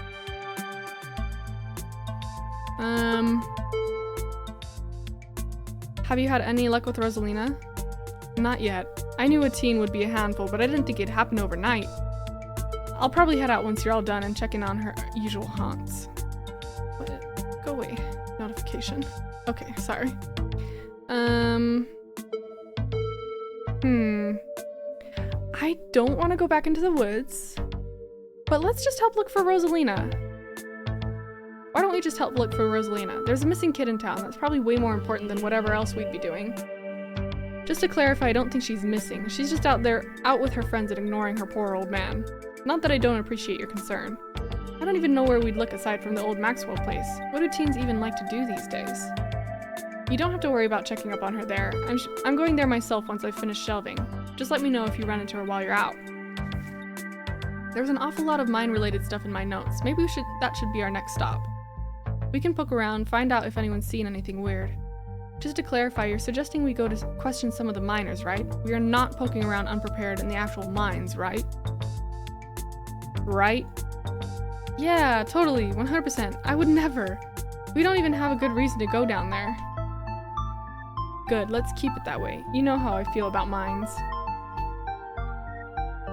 I promise, Neeks. Neeks? Is that her nickname? We're just going to question some of the miners. And if that questioning gives us a good reason to poke around, say a cool abandoned coal mine, then we'll cross that bridge when we come to it. You can cross that bridge when we come to it. I am not going underground. I think her dad died in the mine. I'm just messing with you. We'll stick to the surface. And hey, maybe we'll luck out and run into Rosalina while we're looking around. Okay, good. And hopefully we'll find out what is wrong with Wayne while we're at it. Yeah, someone's gonna die in the mine. Probably me. Keen eye. I feel like I don't have much of a say in this, but okay. It just makes the most sense to start there. We can make it quick, just to question a few miners and be done with it. The fate of the town might rest on our shoulders after all. The only problem is Tabitha. She's not exactly going to be thrilled to see us snooping around in the mines. We can be sneaky. I'll make sure to be a good lookout. She'll never even know we were there. Look at us, going out on a caper together. I missed this. I missed it too. I mean, sure, it's not under the best circumstances, but I've been so wrapped up in running the store I didn't realize how much I missed being able to hang out with you. Though there is something missing. Reese. I really miss that dude. I can't believe how long it's been since we've seen each other. Have you seen him lately? No, I tried to plan stuff, but he's been too sick. I didn't realize it was getting so bad, that poor guy. You know, we could just pop over and surprise him. Something tells me Reese would not appreciate that. He seemed excited to meet Sif. Maybe we'll finally get him to leave his little cave. Hell yeah, let's do it. Alright, let's roll out, like Autobots. See ya, Oscar. We'll let you know if we run into Rosalina. Thanks, guys. I'll keep y'all posted. Off we go. Reese's home stands at the edge of the forest wall, an isolated buffer cushioning the rest of the town from an unending wilderness. Reese, it's Stella. I brought some buddies, too. Shh, not so loud. He's sleeping. Can I help you with something? The woman in the doorway stares directly into your eyes. You can practically feel her simmering irritation washing over you. Hi, Dr. Kelly. We were wondering if it would be okay if Reese could come hang out. Nothing strenuous, we promise. I'm not going to wake him up. If he's sleeping, he probably needs it. Whatever you two have planned is probably beyond what he can manage right now anyway. Oh no, poor Reese. It's just been so long since either of us have gotten the chance to hang out with him. I'm sure he and Sif would get along super well, too. I'm not gonna offer the angry lady my boiled peanuts. I don't think she's gonna like if I say Vivian's kid. Stella, if Reese is that sick, we shouldn't be dragging him along on adventures. I'm gonna lie. Yeah, nothing strenuous here at all. We're just going to stand around and look at trees. Wow, that was so convincing, Sif. Good job. Dr. Kelly looks you up and down. Trees, huh? Reese's mom turns back to the house, sighing. Sorry, I know that was a little rude. You just want to hang out with Reese, and he misses both of you too. She sighs again, as if deciding whether to finish her thought. He's usually feeling his best around mid-afternoon. Why don't you come over tomorrow? We can have some supper and y'all can hang out for a bit. I don't promise that he'll be perky, but I'm sure it'll brighten his spirits to see you two again. And I suppose you can come too, Sif. That would be great. I can bring a side dish, maybe deviled eggs. Does he still eat those? No, eggs are a little much for him. They don't settle well. You can leave the cooking to me. I know what he can handle. Okay, I'll bring soda then. That's not... Okay, yes, fine. You can bring soda. Nothing with caffeine. Ginger ale, preferably. Oh, and leave the dog at home. She might cheer him up. You know, they have those therapy dogs in No dogs. Why I never, the absolute gall. Thanks so much, Dr. Kelly. We'll stop bothering you now. See you later. Dr. Kelly nods in acknowledgement and quickly shuts the door. The sound of several locks clicking into place can be heard from within. Okay. God, that woman makes me so nervous. I remember she used to be so nice and carefree when we were kids. She always had the best stickers when we had to get our shots. Maybe she's just stressed about Reese. Or maybe she's just nice to kids. Either way, I guess it's just the three of us. You gonna drive? Yeah, sorry, I don't like the thought of going up there without the van. Cool, I'll take my shortcut then. It shouldn't take long for me to get there. You're welcome to tag along, Sif. Don't worry, I won't be offended if you'd rather ride with Kanika. I'm sure you're probably sick of the woods. Either way works for me. Okay. Stella, what's wrong with you and cars? Alright, Stella, what is actually up with you and cars? The mines have gotta be a ways off, right? Don't worry about it, Sif. There's a lot of junk in the back of my van. It gets a little tight with more than 2 people. I'm gonna walk with Stella. Because I would rather not let her die by herself. I'll walk with Stella. We'll meet you there. The woods are calm and serene compared to last night, though you can't help but get the feeling that danger lurks just beyond the trees. Hey, thanks for coming along with us. With Gretchen and me, I mean. I had fun last night, but it was also kind of an objectively horrible experience. I was a little worried you'd vanish into thin air or lock yourself into the estate, never to be heard from again. Stella's body language feels avoidant, but not towards you. It's towards the car conversation. She doesn't want to talk about it. I'm using my keen eye. Is there something you want to say? You don't have to hold back around me. Yeah, thanks. I hope I haven't seemed too cold about everything that happened last night. The truth is that I'm barely keeping myself together. I just don't know how to let it out. Just feel your emotions, girl. It's okay. Duke died out there last night, and I can't stop thinking that it might have been my fault. If only I dived for that flashlight. If only I didn't drag you along into the woods. Stella, whatever happened last night, you did nothing wrong. I just wish she could understand that. She's such a good girl. Stella pauses, searching for what to say. It's like there's this guilt boiling under my skin, but the only way I can process what happened is by turning off the parts of me that feels right, or feels things.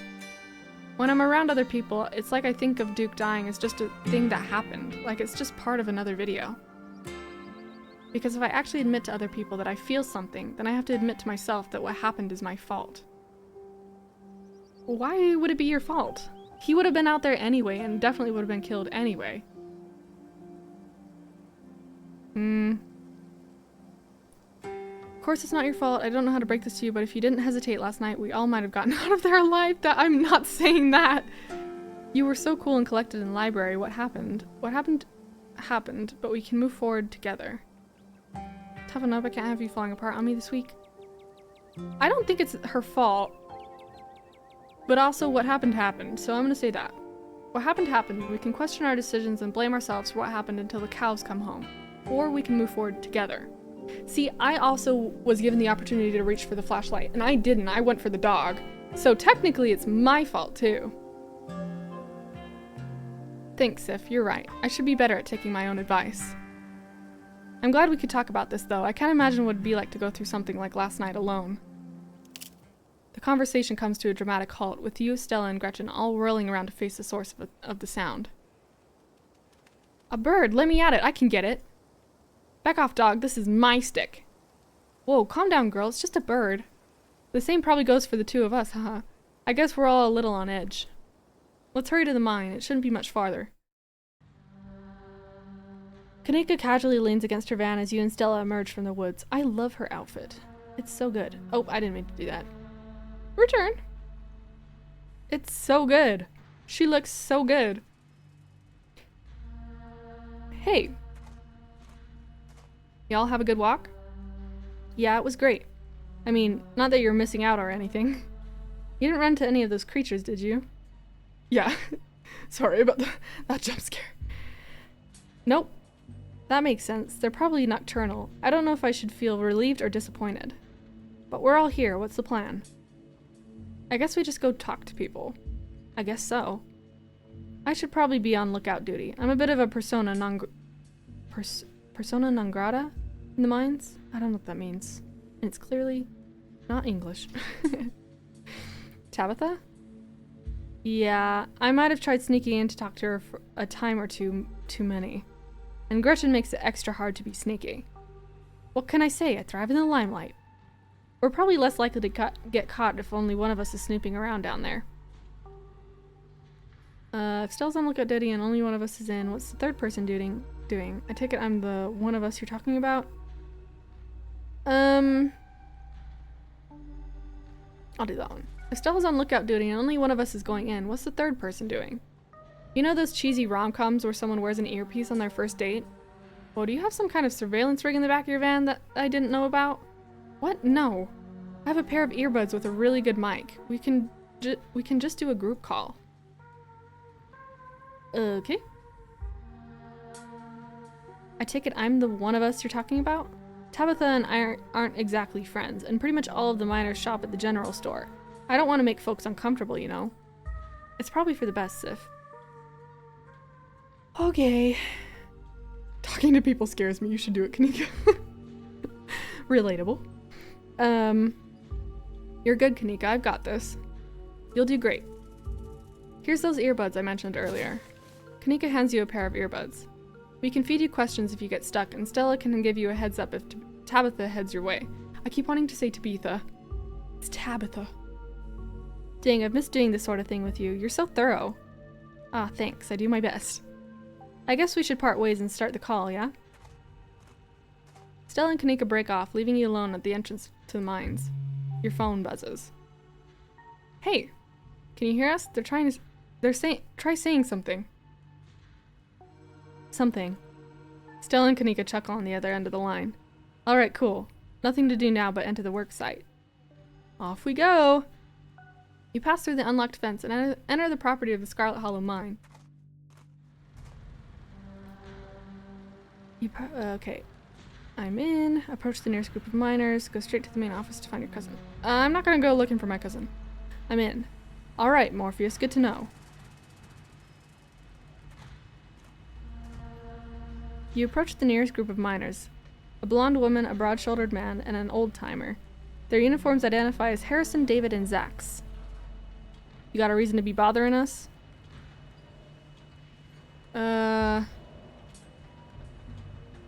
So I met this guy on the bus. Let's not talk about the bus guy. Let's ask about Wayne. Do you know anything about a guy named Wayne? Yeah, we knew him. He was such a cut-up, missed that dude. Why are you talking about him in the past tense? I met him last night. Good question. Wait, what? No way. Isn't that the guy y'all said was, well, I guess he ain't. And he hasn't even skipped town, huh? A pretty unexpected turn of events, if you ask me. What a relief. I thought something awful had happened to the poor guy. You repressed them? What do you think happened to him? What are you, some sort of cop? No.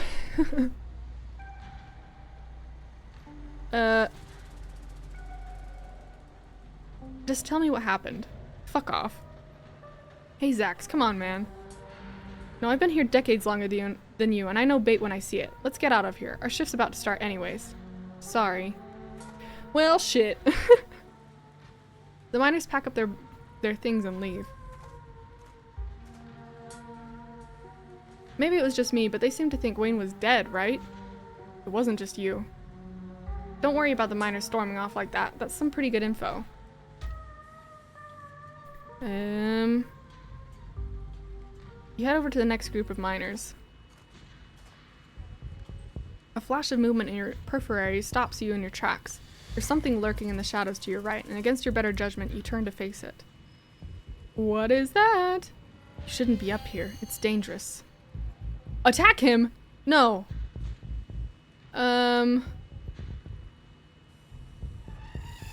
Your buddies seem to think you're dead.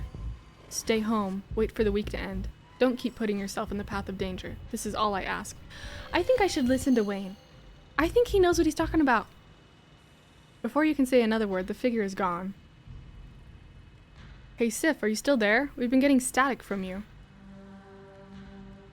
Oh, don't mind me. Our new friend just stopped by to say hello. Oh, I thought I saw you talking to someone down there. Are you okay? Oh man, I didn't see your message. I should have attacked him. He told me to stay at the estate for the rest of the week, that I'd be safe there. Why would he tell me that? What the hell is that supposed to mean? He must have been threatening you, right? No, he didn't say it in a threatening way. The plot thickens. It is such a wild option. Wayne tried to make me leave just means we're on the right track. I'm not about to back down now. Whoa, so brave. Heck yeah, Sif, we've got your back.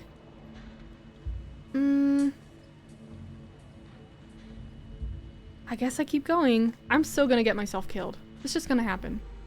Hey there, can we help you with something? I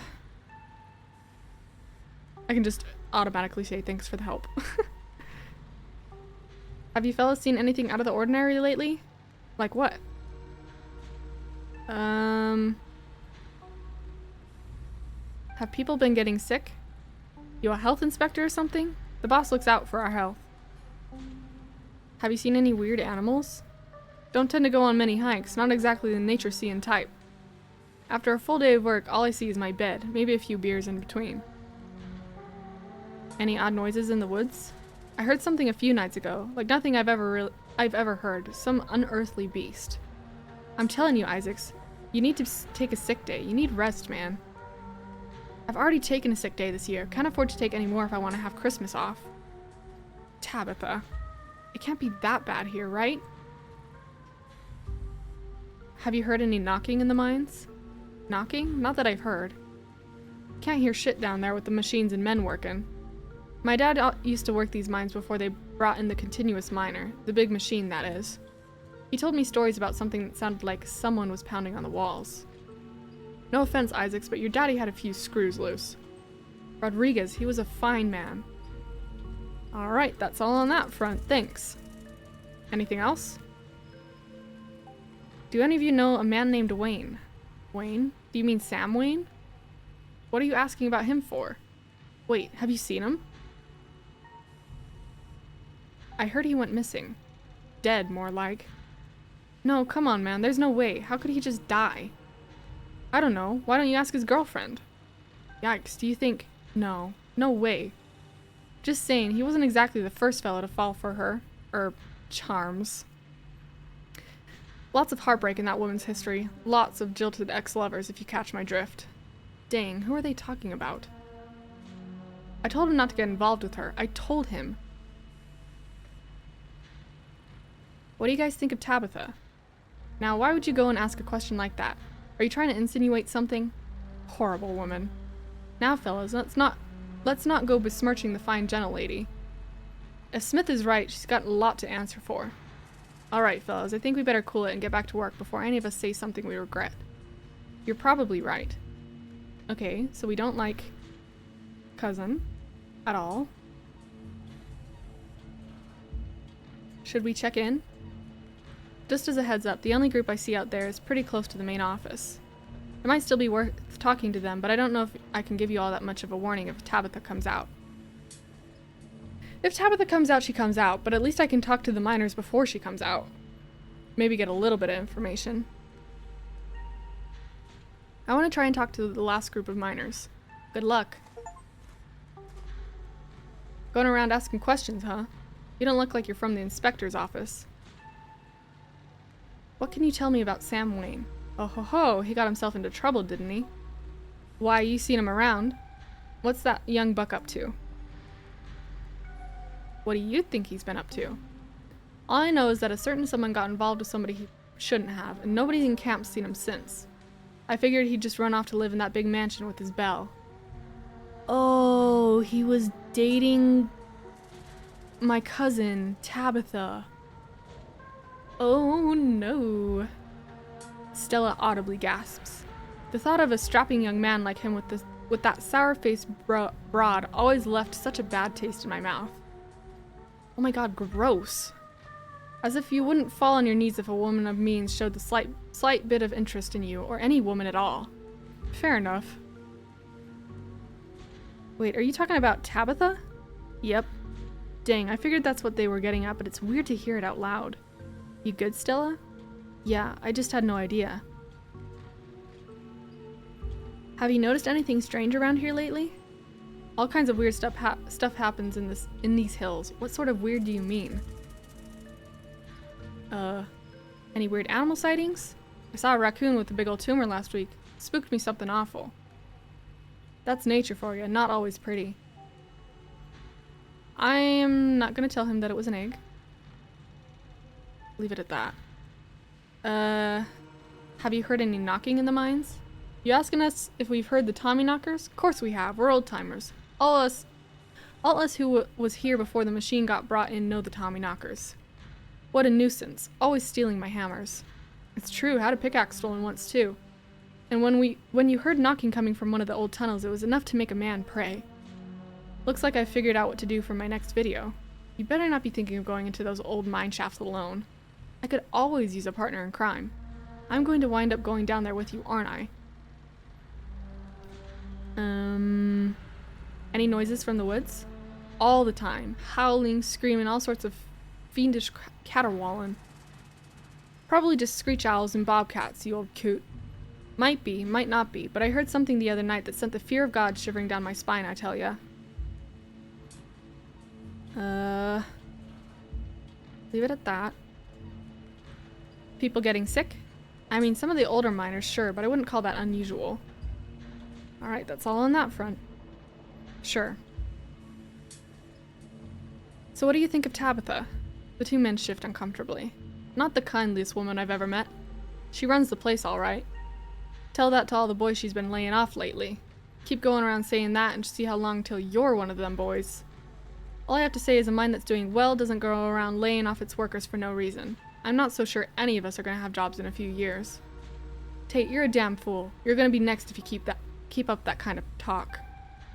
So be it, but a man needs to speak his mind sometimes. That's all. Thanks for the help. My pleasure. If that Wayne keeps bothering you, just let us know and we'll whip him to shape. Sif, I think we've got a problem. Here she comes! What the hell are you doing here? Ah, crap. Good luck. Sorry, Sif. And that's our cue. Pardon us. You shouldn't be here. This place is dangerous. Why can't you just stay in this state and stop sticking your nose where it doesn't belong? And what is that ridiculous thing in your ears? Are you trying to record my employees? Are you trying to record me? Tabitha snatches the earbuds out of your ears and throws them to the ground. Typical phone-addicted city dweller. Ugh. God, and I have a meeting in 5 minutes. I can't even drive you back. Okay, look, I don't want you wandering anywhere else. Just stay here for an hour. I can take you back to the estate as soon as my meeting wraps up. Can you please do that for me? So you lied about Wayne, you were dating Sam Wayne, what happened to him? Oh, you're one to talk. You've got a lot of explaining to do. I need you to take what's going on right now seriously. I need you to take me seriously. I wanted to spend some time with my favorite cousin. Stella and Kanika put me up to it. Alright, I'll stay put this time, I promise. I'm sorry, Tabitha. Okay, I do not want to tell her what we're doing yet, because I want to get information without it being biased. Okay. I'll stay put. Alright, I'll stay put this time, I promise. Honestly, what good is it at this point if you keep doing everything in your power to stress me out? Sorry I disappeared last night, Tabitha. I wouldn't dream of doing anything else to violate your boundaries, Tabitha. What are you gonna do next? Actually kill someone in town? I need to get to my meeting. Just stay here until I come get you, and don't move a muscle. I'll collect you in an hour. Hey, welcome back. Thanks for stopping by. Hopefully you enjoy whatever you're off to go do. But it's always fun to see you come say hi. Tabitha rushes off to her meeting. You stoop to the ground and pick up Kanika's earbuds. Sorry I wasn't able to give you a better warning. You good? Yeah, I'm good. I thought I was just gonna stay here. What is that? You're interrupted by a sudden movement out of the corner of your eye. A girl carrying a bundle of snacks pops through a hole in the fence and disappears over the crest of the hill. Hey, it's, oh, I forgot her name. The girl, the daughter. I don't remember her name. Oh, Rosalina. Hey, I think I just saw Rosalina. Wait, really? What is she doing here? Clearly she's doing a delinquency.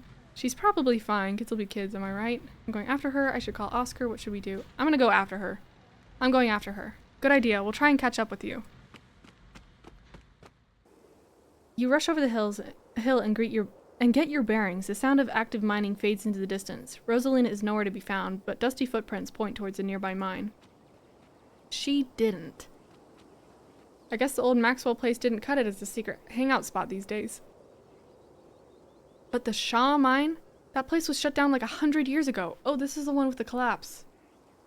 After a collapse that killed over 100 people. And here I thought Stella was going to be the one to drag me into an abandoned coal mine. Every time she closes her eyes because of her black eyeshadow, I think that like her eyes look gouged out and it freaks me out. Have teens always been like this? I feel like I really missed out on my risk-taking years. Oh, I made it disappear again. I guess we should go after her, right? Maybe we should just wait outside. I did not do very many risk-taking things when I was a child. Or a teenager, I guess. But, okay. Have teens always been like this? I feel like I really missed out on my risk-taking years. I never did anything like this. Yeah, I would never. Okay, maybe I poked my head in there a few times. Of course you did, Stella. Well, let's get in there before someone gets hurt. Oh, you sure you want to tag along, Neeks? Sif and I can handle this on our own. Yeah, I'm sure. As much as I hate confined spaces, I'm not about to let Rosalina get hurt in there. Even if it means I have to go underground. Okay. The way Gretchen looked back at me as she went through. Stella and Kanika disappear into the mines. Before you follow, you briefly wonder if you should let Tabitha know about this. Probably. I can't call her, she's in a meeting. Send her a quick text. Okay, well, I guess I just... Okay, I'm gonna try calling her. At least then I tried. You pull out your phone and dial your cousin. What is it? You know I'm in a meeting. A kid just snuck into the Shaw mine. I figured you should know. What? Are you serious? Why do things keep happening to me? Ugh, whatever, I'll head over there as soon as I can. Just stay where you are and wait for me, alright? God, I don't even know why I'm trying to reason with you. It's not like you'll listen. Oh, I will happily wait. I do not want to go in there. I called you as a courtesy, but I'm not going to wait around for you. I swear to God. I'm sorry, but my mind's made up. You hang up the call. Follow Kanika and Stella into the mine. Maybe I should have waited for it. You take a deep breath and follow your new friends into the mine. The inside of the mine is warmer than you'd expect. The air thick and wet. The ceiling hangs much lower than you are tall, forcing you and your companions to hunch over, your legs bent in a painful squat as you begin to navigate its maze of corridors. Hey, you made it. I told you she would. I just wanted to make a quick call and give Tabitha the 411. You didn't. Well, it's okay. To be fair, she owns this place, and if a child gets killed in here, then that's gonna be on her. And she has no friends. So, I'm trying to be a little friendly, trying to make you guys, like, I don't know. She needs some friends, okay? I was hoping we'd be able to get Rosalina out of here without anyone calling the cops on her. Or us. Tabitha had better not try and have us arrested for trespassing. Oh, I wouldn't worry about her calling the cops. I've snuck in the mines dozens of times, and she's never called the cops on me. That's because you two have a weird thing. I'm pretty sure Tabitha actively hates me, and believe me, the feeling is extremely mutual. Well, what matters is that the gang's all here. The gang? We'll find Rosalina in no time. Press on. Now I feel like I should have waited for Tabitha. The deeper you progress into the mine, the heavier the air becomes. Coal dust hangs in the thick clouds around you, even though this place was abandoned over a century ago. Jesus, it's cramped down here. Does anyone else's chest feel tight? I certainly can't say I'm one for the dark and stuffy places. This seems much more suited for a cat, if I do say so myself. Yeah, abandoned mines are way more claustrophobic than people expect them to be, and this one's real bad. You know, because of the child miners, or should I say, the minor miners. Stella? If she's dead, I didn't know that the death scenes were going to be as graphic as they were until the Duke one. So, who knows what we're going to get in the future. Kanika visibly shudders. Okay, I'm not superstitious, but if there's one way to make sure you get haunted, it's cracking jokes about dead child laborers while walking on their graves. Yeah. What can I say? I do my best to tempt the spirits wherever I go. I wouldn't do that, Stella. Call me crazy, but I can't believe you'd come down here on purpose. Yeah, it was part of my ghost hunting phase. Jesus, Stella, the things you do for your viewers. Did you find anything? I wish if any place in Scarlet Hollow was actually haunted, it'd be this mine, hands down. But all I got was dust in my lungs and a couple false alarms. Stella pauses as sound rushes overhead. Oh my god, what was that? The mine's going to collapse and we're all going to die here, aren't we? Stella sighs longingly. Longingly? That's just how wind sounds down here. You sound so disappointed. It just brings back memories of my last foray into these depths. Every time I thought I'd finally found a spooky ghost, there wound up being a very unghostly explanation. Like local wildlife, for instance. Stella turns her flashlight up towards an alcove overhead. Say, what's the big idea? Yeah, we're sleeping here. Shut that light off, you nosy bastards. I'm so sorry for my companion. Stella means well, I assure you. I keep forgetting that I can understand animals, and then they speak to me every time we find a new one, and I'm like, oh yeah, I forgot. You guys got me real good last time I was here alone. I'm sure you're quite worried about me after my behavior last night, Sif, but let that interaction be an assurance that my temper is most wholly under control. I wouldn't dare venture away from the safety of my Stella's arms in a horrible place like this. Oh my god, there are bats down here? I'm gonna get rabies, aren't I? I'm gonna get rabies and die in a mine collapse. You holding up okay, Neeks? I think you might die from the mine collapse before you get the rabies. Gonna be honest. Yeah, sorry, I'm just a little on edge. Kanika is stopped mid-sentence by a thunderous knock echoing from deeper in the mine. Okay, what was that? That was death. Of that I'm certain. That was... I have no idea what that was. Did that sound like knocking to you guys? We should hurry and find Rosalina. Yeah, agreed. The sooner we get out of this death trap, the better. Gosh, I wonder if those sounds are Tommyknockers.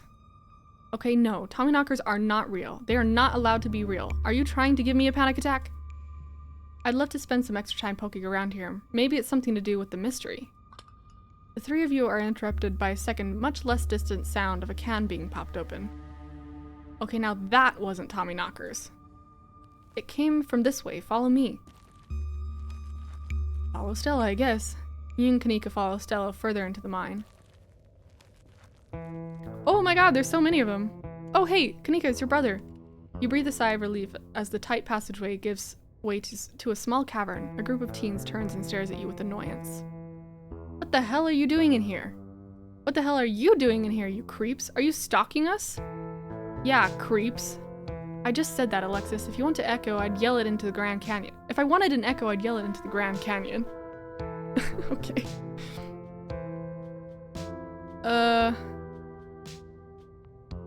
If I wanted an echo, I'd yell it into the Grand Canyon. What are you, 5? What are you guys even doing down here? This is the most miserable place I've ever seen in my life. We're here to make sure you don't hurt yourselves. Your dad's looking for you, Rosalina. Chill out, Kanika. They're just teens. Let them have their fun.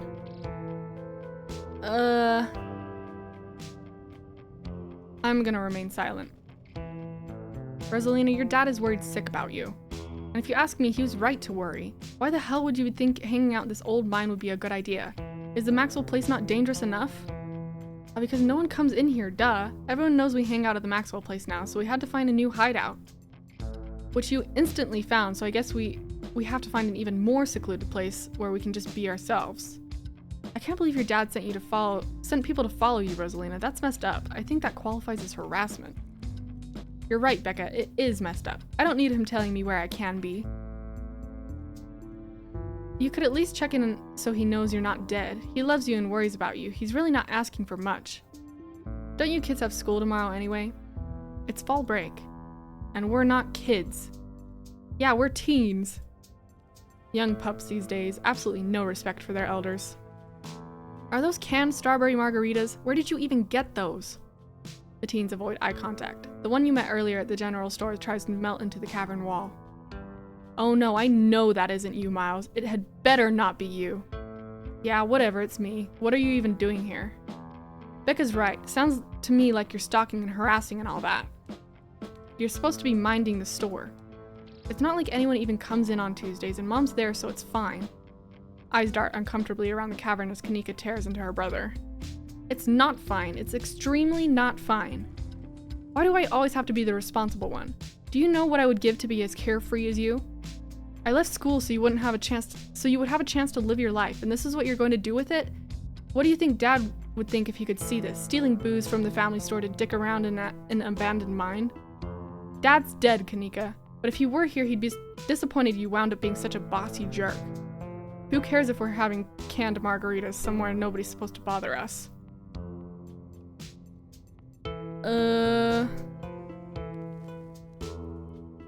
I am not going to insert myself into this conversation. You remain silent. Actually, my dad is a foreman of the continuous mining facility. He says the only reason they stopped using this tunnel is because there wasn't enough coal left. I thought your dad was a charge hand. No, Alexis, he got promoted last month, and he said this place is totally safe and we can hang out here anytime we want. Correction, your father was a foreman at the continuous mining facility. We'll see if he even has a job tomorrow morning. What? Oh shit. Oh hey, Tabby. Kanika sighs. It's probably for the best that she's here. Do none of you understand what a boarded up mine entrance is supposed to mean? It means it's closed, condemned, not fit for human use. Come on, this place is way sturdy. Check it out. The teen with the beanie jumps and slaps a strut on the ceiling. Oh, was that the knocking we heard earlier?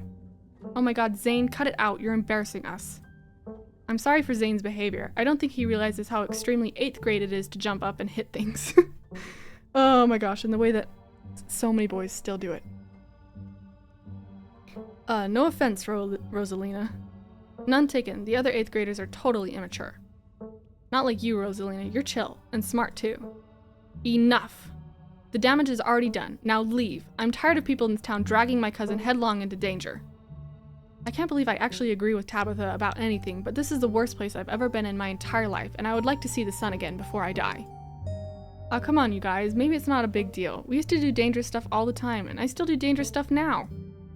I mean, I don't like this particular situation, what with the whole ditchling thing, but outside of that, who are we to tell them where they can hang out?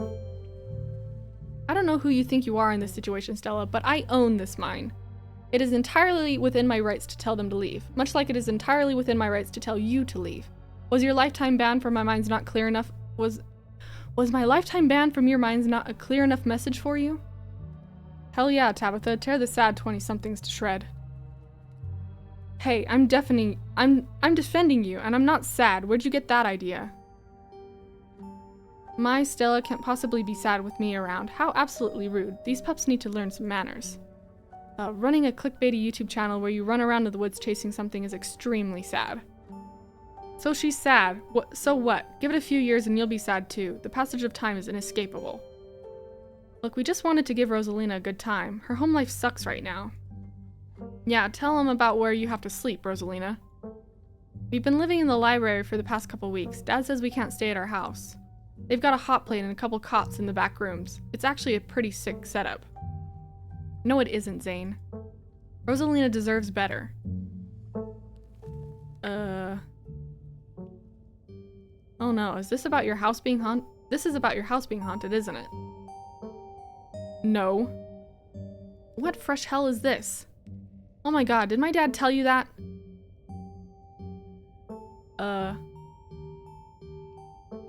Yes. Why did you say it like that? I bet he couldn't afford it anymore and is lying to you to save face. What a coward. Becca, I don't think you can, say that about other people's families. Isn't that like bullying or something? Shut up, Zane. Oscar actually invited us to check it out when we saw him earlier today. It could make for a fun, non-abandoned coal mine related activity, just throwing that out there. There's no ghost, Stella. It would be cool if there was, but Becca's right. I just wish he would be honest with me and tell me what's really going on. It's like he doesn't think I can handle it, like I'm still a kid. Ugh, you're all children, and none of you realize how good you have it. Back in the day, each and every one of you would be pulling 12-hour shifts in this exact mine. If it weren't for child labor laws, the 5 of you might have some actual character. Damn, Tabitha.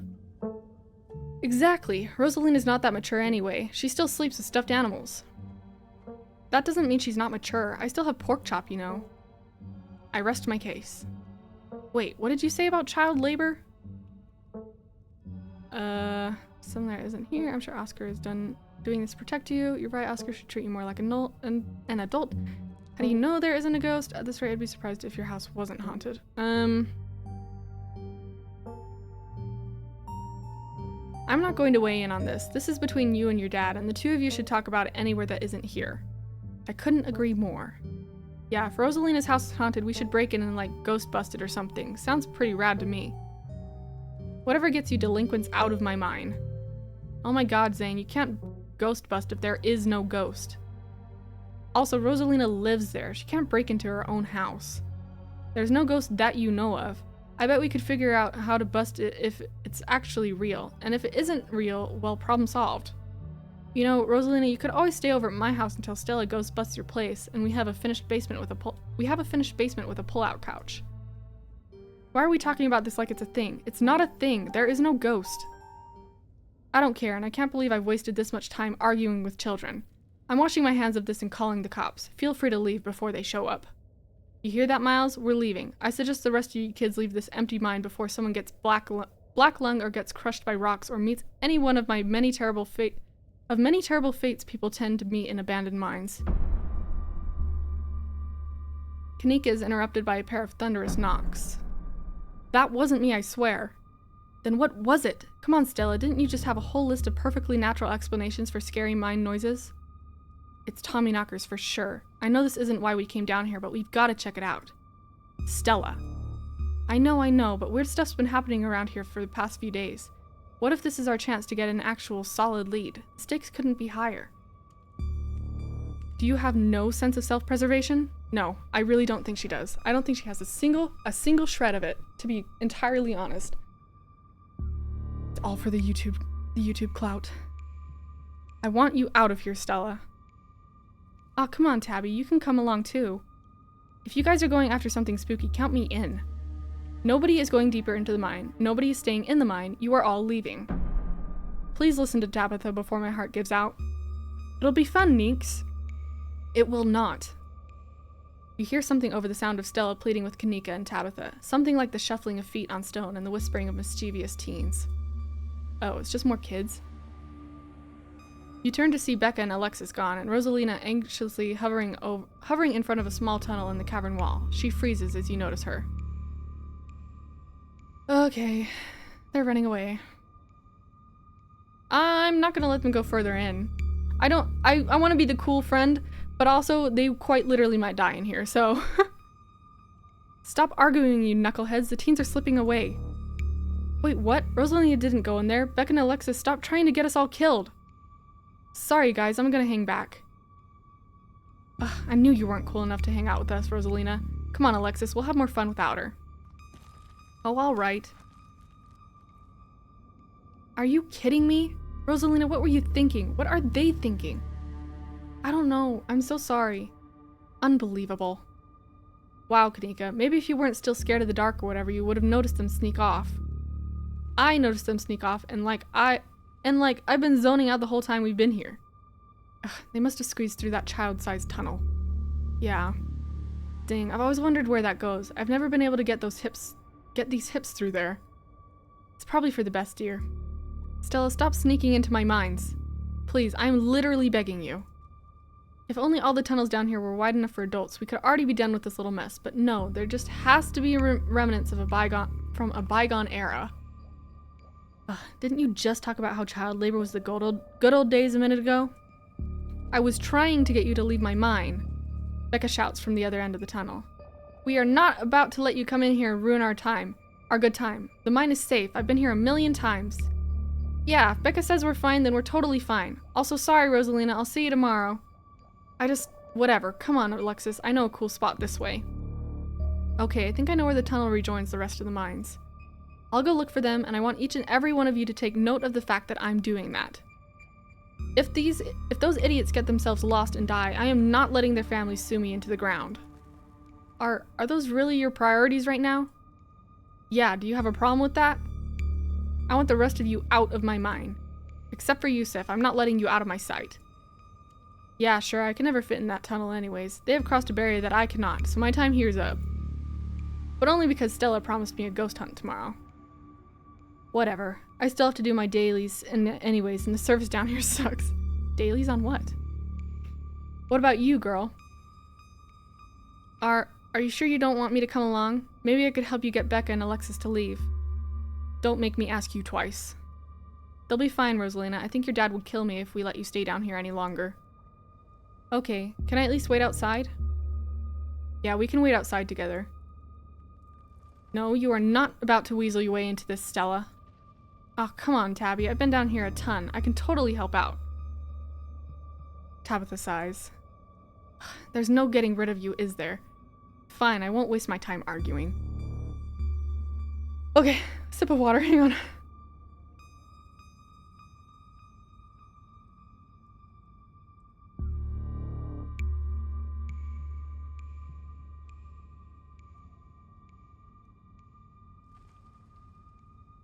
I have not been doing my dailies on my gacha games. I've been so bad about it.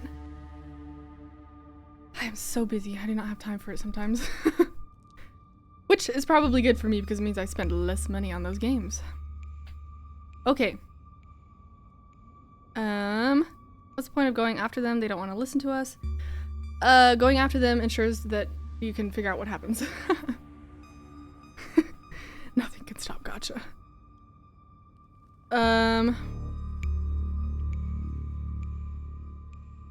I'm not getting in the middle of this. Okay. I'm just saying, alright, let's do this. Sure. Let's not linger any longer than we have to, shall we? Want me to take Gretchen with me? I don't know if it'll be easier to cover more ground without her. Excuse me, I'm a formidable and self-sufficient monster-hunting companion. With cataracts. Yeah, that's probably for the best. I don't want a repeat of last night. Who knows if we'll have to do any climbing. I'll see you on the other side, hopefully soon. For sure. We won't be long. Cool, can't wait to bust some ghosts tomorrow. Tell Alexis I'm sorry. Get out of here, children. Kanika, Miles, Zane, and Rosalina head towards the entrance of the mines, leaving you, Tabitha, and Stella to find the remaining teens. Alright, no dawdling. We should be able to catch up with them if we go this way. Oh, she zoomed. You and Stella exchange a glance as Tabitha ventures forward. Off we go. As the three of you move deeper into the mine, you hear echoes of controversial of conversation bounce across the walls. Becca, why are we doing this again? I thought you thought Tabitha was like really cool. Why are you trying to get her all mad? She thinks Tabitha is cool. Oh, we're doing this because Tabitha is really cool. She doesn't let anyone boss her around, so we can't just let her boss us around. Aw, you hear that, Tabby? Someone thinks you're cool. I can't believe she used to hang out with a nobody like Stella. Hey. I don't know. I think Stella's kind of cool. I like that River Runner video. Oh, come on. She doesn't even have a sponsor. What kind of YouTuber doesn't have a sponsor? I mean, not yet, but I'm in talks with Meat Rice. Meat Rice? And I'd make plenty from ads and donations. How does it feel to have a teen girl think you're cool, Tabitha? Dang, Stella, Meat Rice, that's a big deal. Oh man, I wish they were gossiping about me. How does it feel to have a teen girl think you're cool, Tabitha? I feel nothing about it. The opinions of children don't interest me. I don't know, you kind of hesitated there. You're reading into things that aren't there, Stella. Just because your livelihood revolves around what people think of you doesn't mean that I care what people think of me. Congratulations on your sponsor, though. Oh, they're friends! Dang, Stella, Meat Rice, that's a big deal. They're on, like, every big podcast. Okay. I didn't think it... Okay, I thought they were gonna be, like, a little brand. Thank you, thank you. It feels like a really big step. Like a really big step for the channel. I just wish Becca hadn't said all those things she said tonight.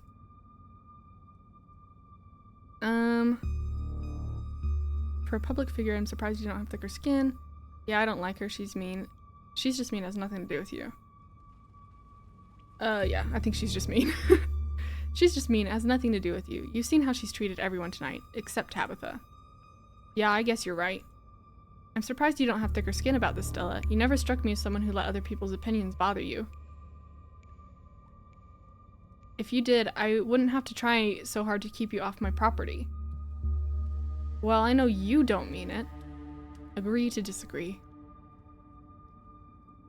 Press on. You quietly press on. Meat Rice Week. War Lightning. Another knock closer interrupts your thoughts, followed by another, followed by another. Is it just me, or is that knocking coming from the same direction as those kids? It's not just you. I really don't like that knocking. Calm down, Alexis. It's just mind sounds.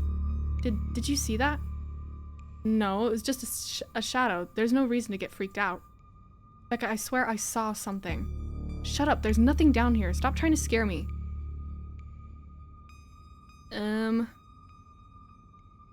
Tommyknockers. I think I'm gonna say Tommyknockers. Tommyknockers. Oh, calm down, both of you. You said it yourself, Stella. As soon as they got deeper into the mine, their bravado in the face of authority would vanish into a puff of smoke. It's probably just rocks falling somewhere deep in the mine, which is also bad for obvious reasons. Are we sure the tunnel they went through is going to meet back up with us? Yes, I'm familiar with all the old maps of this place. There should be a central chamber not too far from where they were. From here where everything joins back up.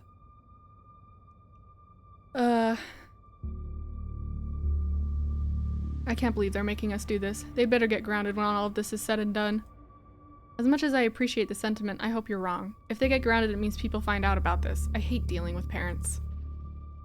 Look on the bright side, Sif. If they didn't come down here, we'd have missed out on a golden opportunity to get spooked. Tabitha glares at Stella. We're getting closer. Let's keep moving.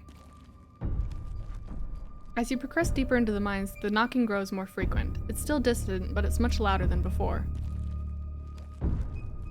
The tunnel ends abruptly in front of you. A century-old ladder is the only way forward. That sounds like a terrible idea. In the darkness beyond, you can still hear the echoes of terrified teens, their panicked arguing bouncing down the pitch-black corridors. Becca, we need to leave. This isn't fun anymore. This is plenty fun. I bet you're only saying that because you want to hang out with that dorky crush of yours. She's just an 8th grader. Becca, this isn't about Rosalina. I know you can hear that knocking. And here we are. The tunnel they crawled through passes through the chamber below, and it sounds like they're still down there. I've never been this far in. Congratulations, Stella, you got what you want. Okay, she just went down there. Tabitha crawls up to the ladder and disappears over its edge. Alright, let's do this. Stella hoists herself over the edge and begins to climb down. I guess I'm following them. You walk to the ladder and climb down. Hey kids. Oh great, the adults are here. Thanks, Alexis, real nice. Keen eye.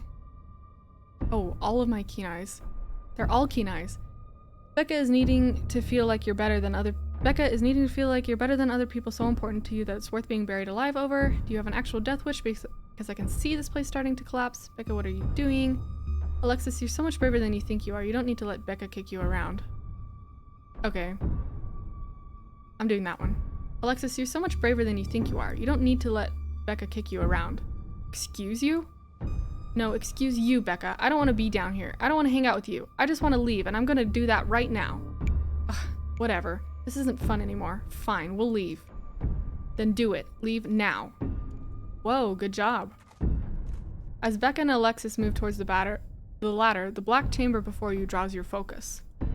The voices around you, those of the teens and your companions, sound odd, distant. I don't think I should go down there. There's something in the darkness before you that's much louder, though you don't hear it. I think I should not go down there. Oh, I'm gonna get myself killed. You don't hear it, but you can feel it in your chest, a desperate need to perceive and be perceived. Go wrap yourself in the darkness of the pit.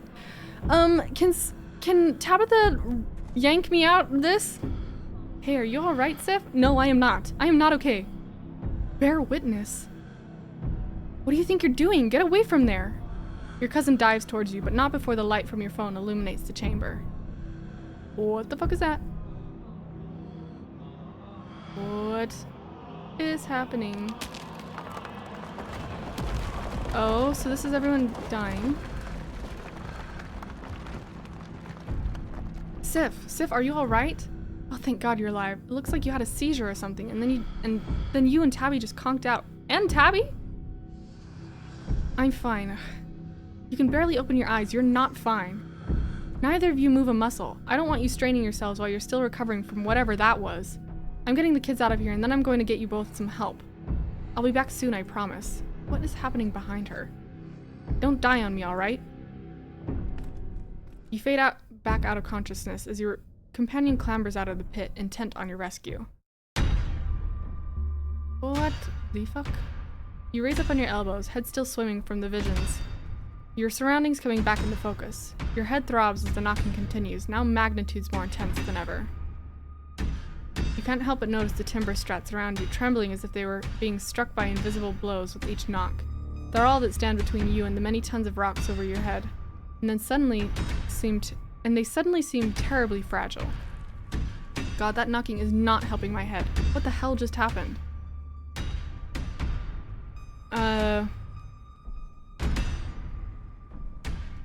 Just driving towards me. Should wait for Stella. I had some sort of vision. Did you see it too? There's gotta be fumes or something down here. It's an old mine. These places are death traps. We probably just hallucinated.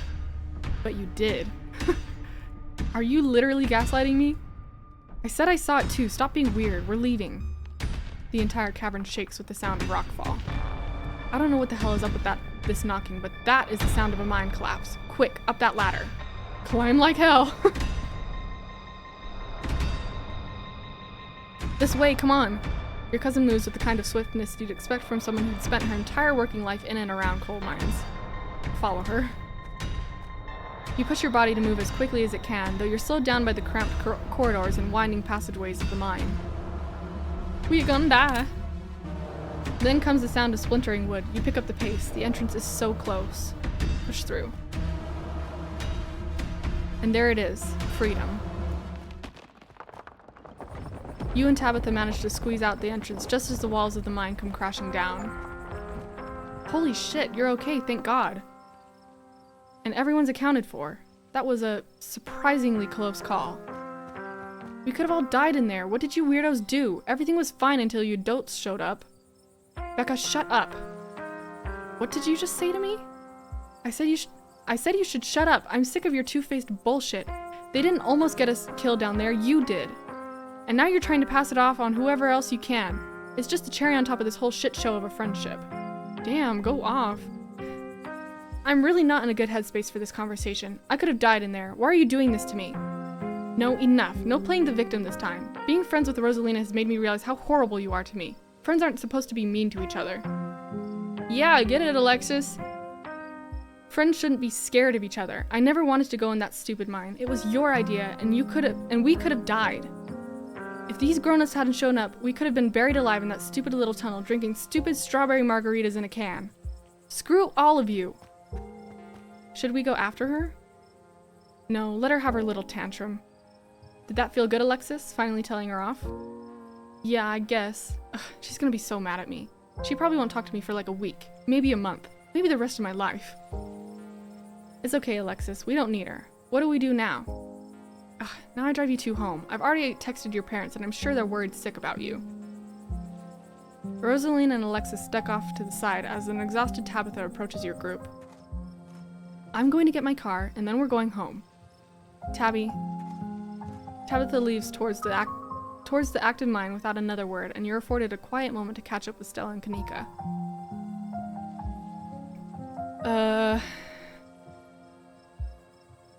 Your vision? There's a stone carving on the wall. The pit gave me some sort of vision. Okay. There was a stone carving on the wall of that pit. It gave me some sort of vision. I saw what happened to this place. Are you sure it wasn't just an auto-suggestion? We talked about that mine a lot today. I don't know, Neeks. You weren't down there. Sif and Tabby had like simultaneous seizures next to a creepy stone carving. It was like something out of a movie. Just because they passed out or had seizures doesn't mean it wasn't auto-suggestion.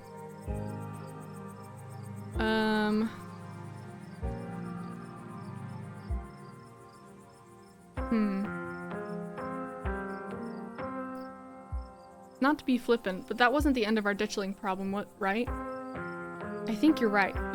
We still got a lot of unanswered questions too, even more than we had this morning, and we had a lot of questions this morning. This is all still a little too magic for me. Just because two bad things have happened doesn't mean there's a pattern. Right?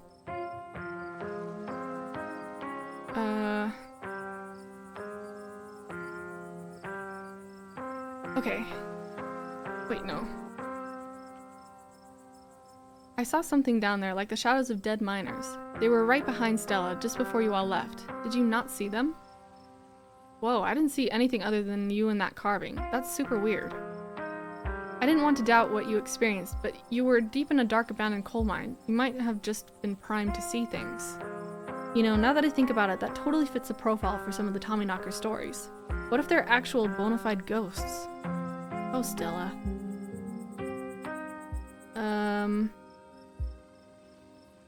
Are you sure those were Tommyknockers? Depends on what you mean by sure. Is anyone really sure of anything?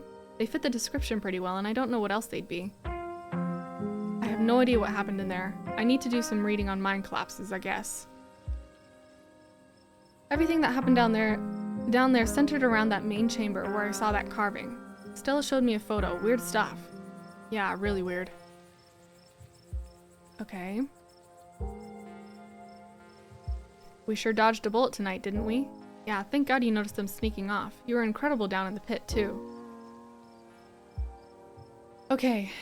Yeah, if I hadn't noticed them going off, they would just be dead. They would just be dead. And Alexis would have never been able to tell, what's-her-face, Becca, what she thinks. What happens now? It looks like Tabitha's back. I'd better drive these kids home. Come on, get back to the estate. It's been a long day and I need it to be over. Same, girl. I'll see you tomorrow, okay, Sif? Excuse me, Just stop trying to get my cousins killed, Stella. Cousin, singular. Come on, let's go. Tabitha starts walking to her car, pulling you by your arm.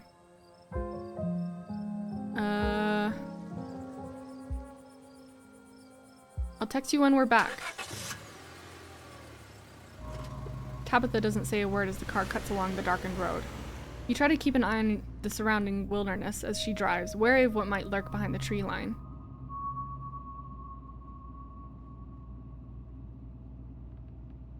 Yeah. I try to keep an eye on the surrounding... Oh wait, I read that. I'm doing horribly, by the way, in case you wanted to know.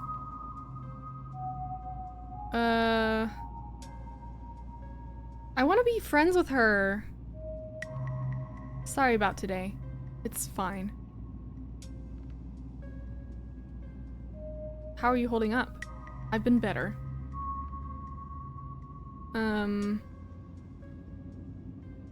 Why do you treat Stella like that? Didn't you two used to be friends? It was a different time in my life. I just wish she'd get to that we're not in high school anymore. I'm a different person than whoever she thinks she knows. At least everyone's okay.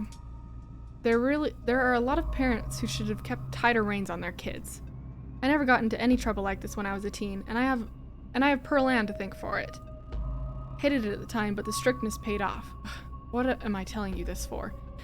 She doesn't refer to her as her mother. She just calls her Pearl Ann.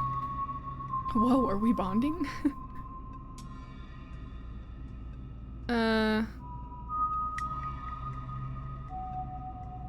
You can tell me stuff. I'd like to know more about you, and Pearl Ann for that matter.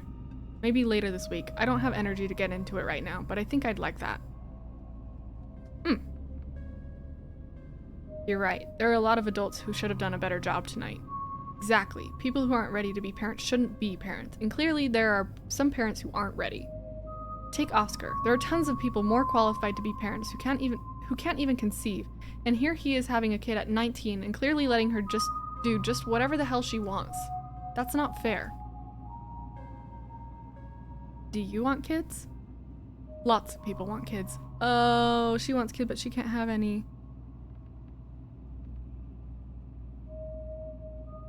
Okay, right in silence. Your eyes wander back to the tree line as you and Tabitha sink back into silence. She just is sad. She's very sad. You once again cross the threshold into the estate, the musty stench of the decaying mansion greeting you with its undertones of mildew and wood rot. Well, this day was a lot more stressful than it needed to be, but at least nobody got hurt. I'm going to bed. I suggest you do the same. Thanks for calling me about those kids, by the way. It was unexpected. You should have waited for me. I'm too tired to argue. I'll see you in the morning. Tabitha turns and makes her way up the stairs. Turn in. You head up to your room to turn in. You collapse in Tabitha's dusty guest bed, your head empty of thoughts. After your time in the Shaw mine, you barely even notice the dust. Your phone buzzes on the table. Y'all, are those things right? Oh, wait. Y'all, these are those things, right? Kanika sends a picture of a pair of ditchlings by the side of the road. I saw them again, too. Another picture, this time of them staring from a tree. What the fuck? Those things are definitely not hairless monkeys or raccoons or whatever. I don't know what the hell they are. I guess there's more to them being here than the mine collapse. No way I'm sleeping tonight. You think about looking out the guest room window, but at this point you're too exhausted to leave your bed. The adrenaline from this evening is finally wearing off, replaced by a creepy exhaustion that threatens to overwhelm you. Your limbs feel heavy, your eyelids slipping down over your eyes even as you stare down the ominous pictures on your phone. If it weren't for the pit of dread balling in your stomach, you would probably feel comfortable as you settle in between the covers, your tired bones sinking into the decrepit mattress. When you close your eyes, you see the shadowy figures that gathered behind Stella in the mines. Your thoughts are drawn to the carving on the wall and to the visions it imparted upon you. Your eyes shoot back open, your heart pounding as the door to your room swings open. Hey, Foo-Foo! Just the cat. It's always just the cat. Don't read into this. The woman kicked me out. Just want a warm place to sleep. It's nice to see another living being, even one as unfriendly as Tabitha's cat. The comfort of her presence sets your mind at ease, and you finally slip into deep sleep. Oh. More cutscenes.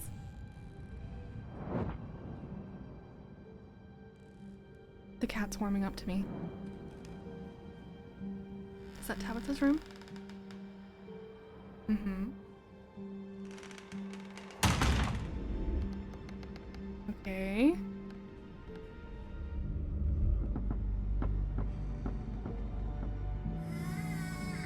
There is something in this house. This is a good time for a water break.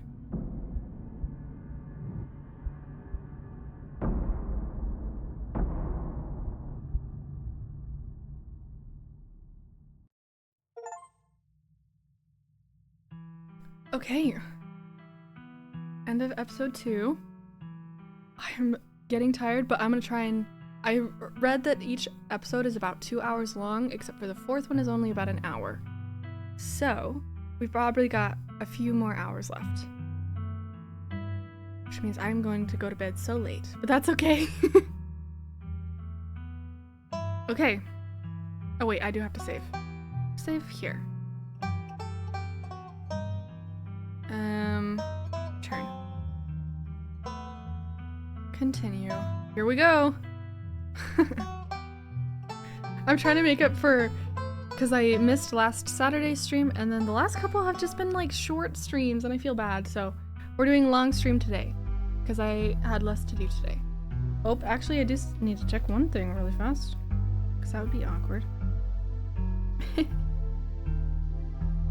Oh yeah, definitely do that. Don't stay up too late for me. You can always watch the ending on a different day.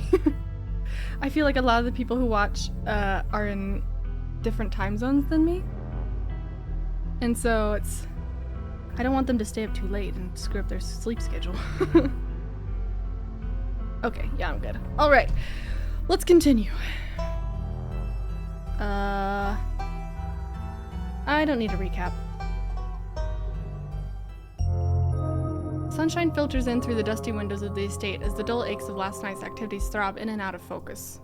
You manage to survive a second night in the town of Scarlet Hollow. I'm assuming each chapter is a day. As you pull yourself out of bed, you can feel the soot and grime of the shaw mine still stuck to your skin. Did I not sleep? Hey, Fido. Or, oh, okay, is it Fido or...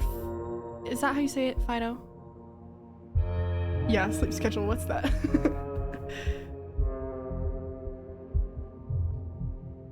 Yeah, okay, cool. Cool.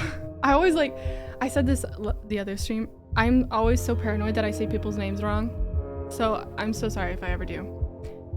Okay, I apparently didn't ever take a shower because I still feel the soot and grime of Shaw Mines. Oh, take a freaking shower, girl. I'm good. How are you, Fido? You step into the guest bathroom and into the shower. The water is hot and surprisingly enough clean. That's good. As steam fills your lungs and soot washes down the drain, you think about Duke and the image of him lying there slumped against a tree with half his head blown off. Scrub feverishly trying to scrape the memories from your skin as if they're part of the dirt that coats you. Think about Sybil's warning, the worst is yet to come. Think about Wayne and wonder how many times he's watched you unseen. Think about someone special. Oh. Think about finally being out of this hellhole and safe in your own bed. I am going to scrub feverishly. Good, I'm glad you're doing good. We've probably got a few more hours left of this stream, so you can hang out for a while if you've got time. You scrub ferociously, trying as much to scrape the memories from your skin as though they're a part of the physical dirt that coats you. You're done here. You turn off the faucet and dry yourself. Wash away your sins is the title of the achievement I just got. Time to start your day. Look out the window. Oh, I didn't mean to do that. Every time you see the doll, your heart skips a beat. It hasn't moved, right?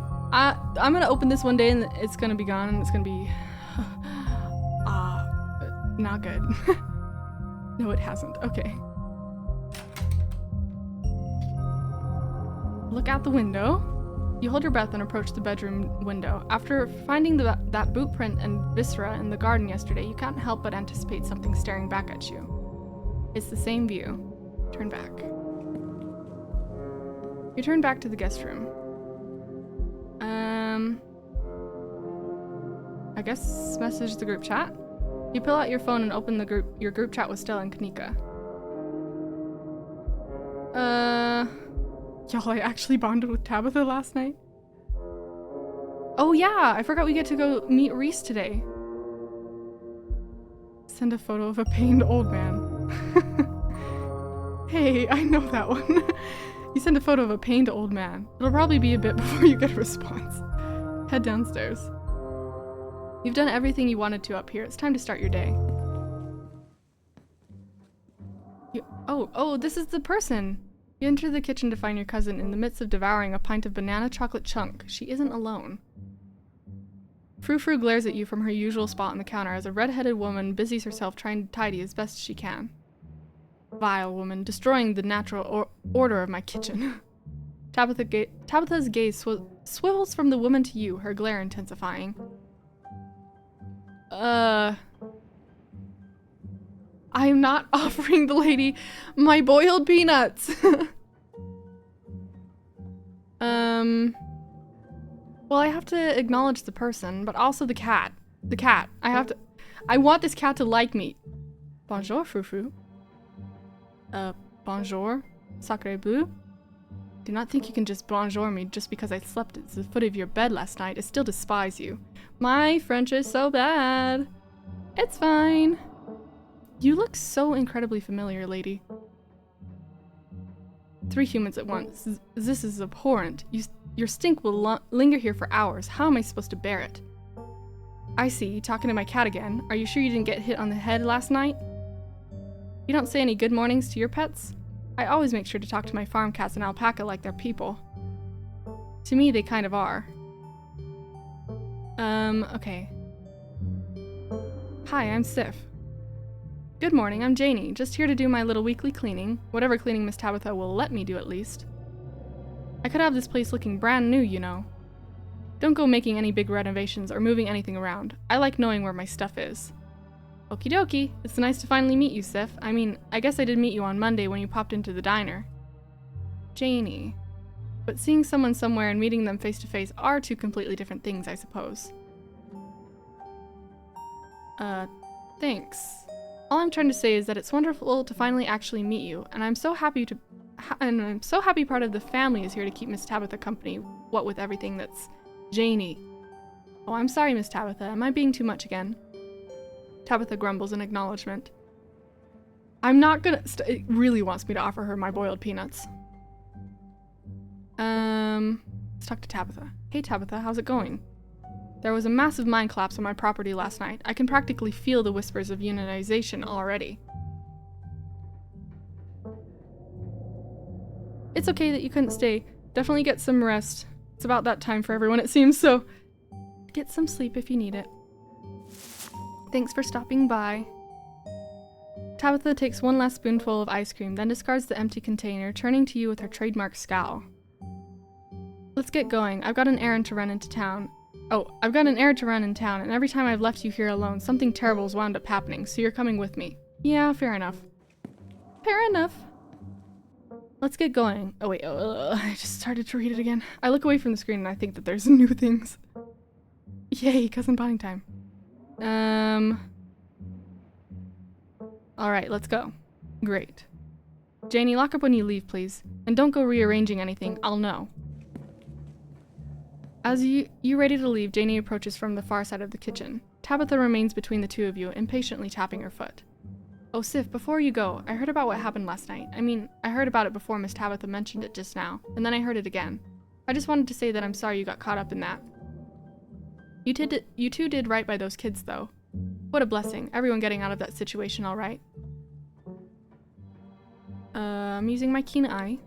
You only come in once a week, right? What do you do with the rest of your time? Oh, odd jobs mostly. Weeding gardens, cleaning houses, watching kids, that sort of thing. Oh, your husband's the pastor? The one that people think is creepy? My husband's the pastor, so a lot of my time spent at the church is time spent at the church doing things for the community. Poor Daniel, he's been going absolutely stir-crazy since we moved here, what with nobody really attending sermons. It'd probably do him a lot of good to talk you through your worries. With everything that's going on lately, having a priest on speed dial seems handy.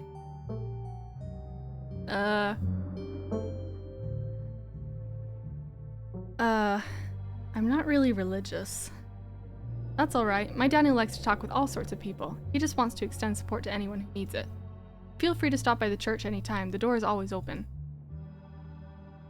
I love that I can just be like, get out of town while you can. Have you seen any weird creatures around town? You know, now that you mention it, I've been hearing some folks talk about weird creatures, but I haven't seen anything myself, no. Unless you count whatever massive rats have been taking up residence in the church. My little tulip keeps pretending they're her little fairy friends or something, taking nibbles out of our trash. But my husband's put out some traps, so hopefully that'll be dealt with soon enough. I'm going to stop the two of you right there. As if I'm busy and not in the mood to stand around waiting while you play Nancy Drew with my cleaning lady right in front of me. We're leaving. Bye, Janie. Alrighty then, be safe out there, you two. Okay, Tabitha. Tabitha practically drags you from the estate, one hand clasped firmly around your arm. Man, she's touchy. She continues to drag you all the way to her car, and from there, into town. The ride to town is uneventful, your cousin unsurprisingly more focused on the road than on making conversation. Alright, we're just popping into the general store for a few minutes. She is not happy.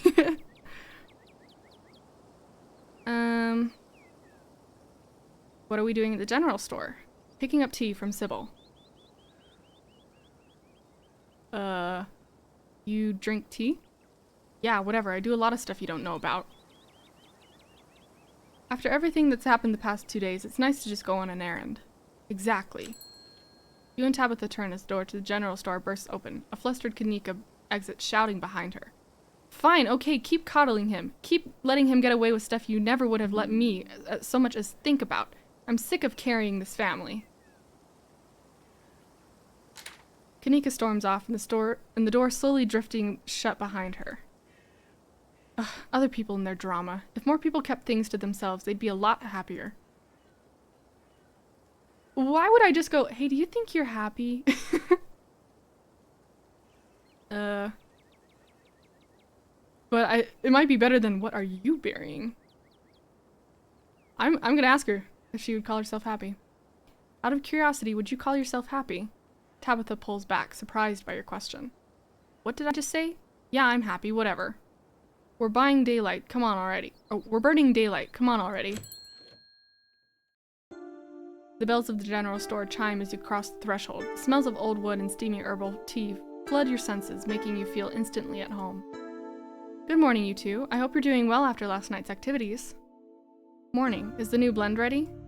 Of course. So if you'd like to keep Miles company, Tabitha and I will just be a minute. I don't think Miles wants to chat with me.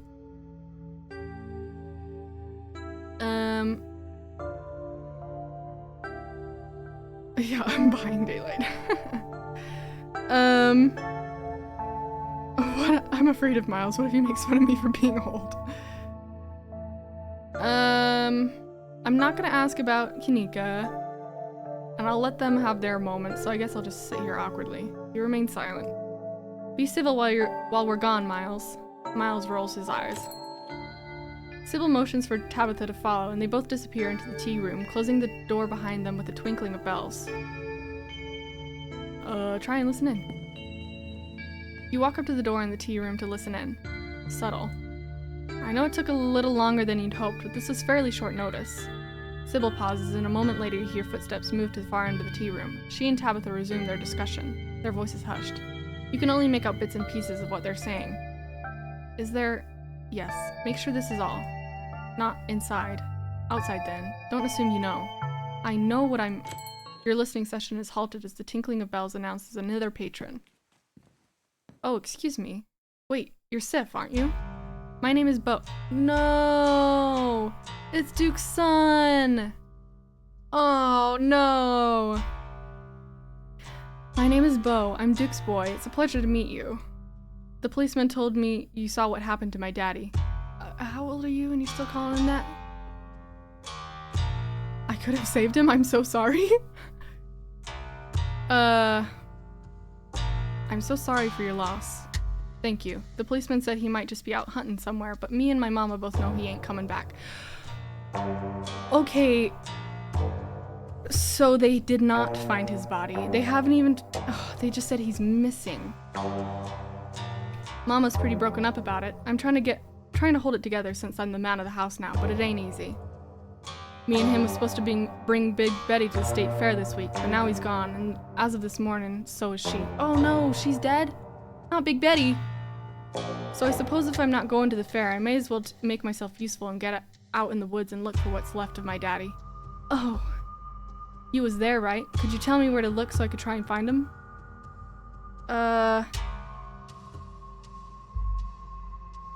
Oh, I'm not... Okay. Have you seen... Okay. I want to tell him where he is, but I also don't want to get him killed. Well, okay. I kind of don't really remember exactly what happened. Was it the ditchlings that killed him? I think the ditchlings just, like, scared him or jumped at him or something, and then the shotgun he got himself. But I don't think his body is still there.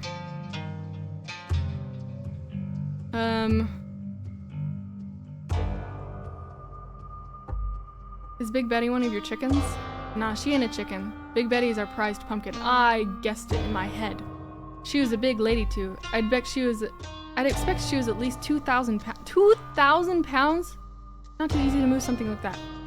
2,000 pounds? That is massive! 2,000 pounds? That's like a fucking car!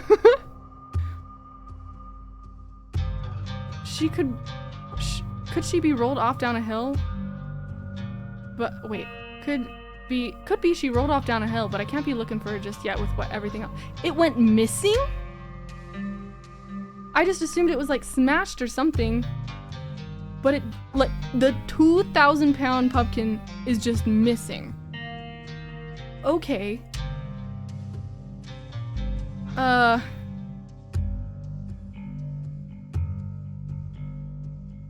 gonna ask, have you seen anything strange on the farm the past couple of days? Not really, no, but I've been awfully busy with what with everything that's still been happening. I keep saying kitchens instead of chickens. Ugh.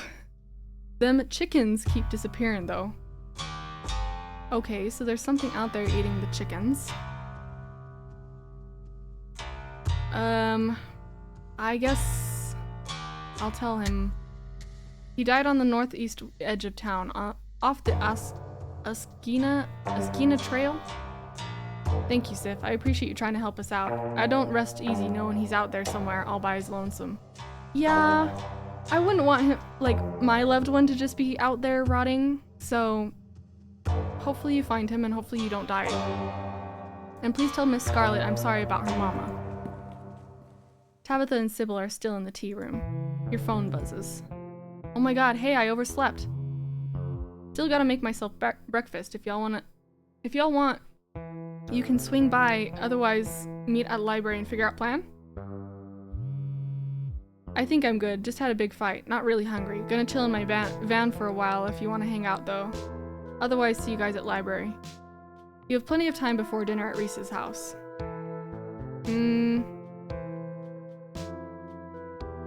I should go check to see if Avery's heard anything. Oh wait, I should have waited for Tabitha. Oh, I left her again. The diner is busy, but its vibe is different than the past 2 days. Its atmosphere muted and serious, while there's a lot of miners in here right now. The miners glance up at you with suspicion. Hey, good to see you alive and well. You caught me at a good time. Break just started. I heard about what happened last night. The diner has been buzzing all morning, so I've been hearing a lot of things. As you settle into the booth, the miners turn back towards their table and continue whatever it is they were discussing when you came in. I'm gonna listen in. I'm an eavesdropper. It's that person who was asking all those questions yesterday. Are you sure it's safe talking here? Screw that is it safe shit. We're not backing down. The wheels are in motion at this point. It's just a question of when. Who the hell assigns work the day after a massive cave-in? That heartless bit. We're on the same wavelength, Isaacs. She had me sign up for a 5 a.m. shift. I don't give a rat's ass about her quotas. I'm not risking my life for her bottom line. Not for what she pays me. Finally, she's finally gonna see consequences for all she's done. Well, Seems like those fellas back there are getting pretty riled up. It may be a good idea to give them some privacy, especially considering you know who you're related to. How about we take some biscuits to go? There's a little garden next door. I think you might like it. I like it anyway.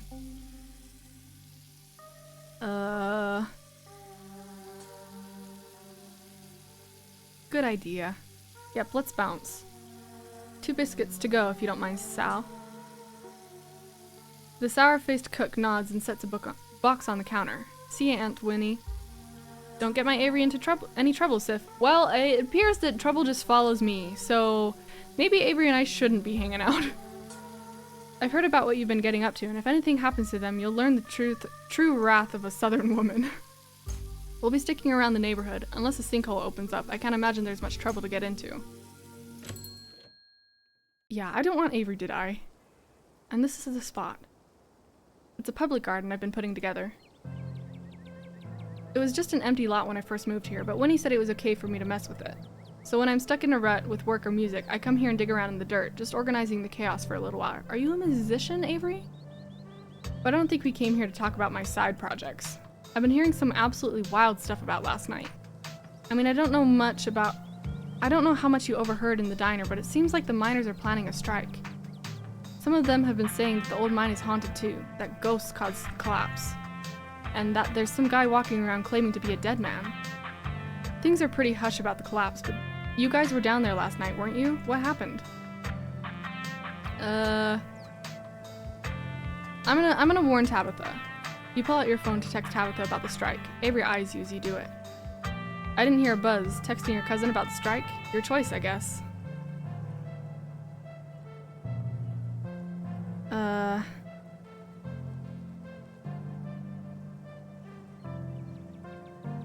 Are you going to stop me? It's not like I can. If I stop you now, you'd probably just do it as soon as I'm home. As I'm gone. I think you already know where I fall on this anyway. Well, okay. I have a hard time with Tabitha because I want to think that she's a good person. Yeah, I want to think she's a good person, but she clearly hasn't been running the mine very well, and no one really likes her other than Stella, but Stella, like, kind of likes her.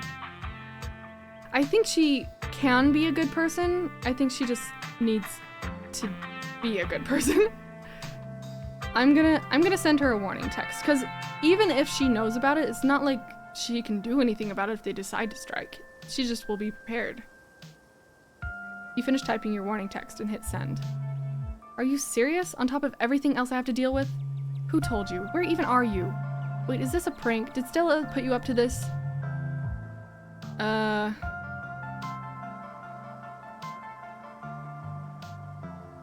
My sources are confidential. If you want good info, they'll stay that way. Fine. Thanks for telling me. Good to know where your loyalties lie. Don't think I'm not still mad at you for slipping off. See you after work. Stay out of trouble. I don't know how I feel about that.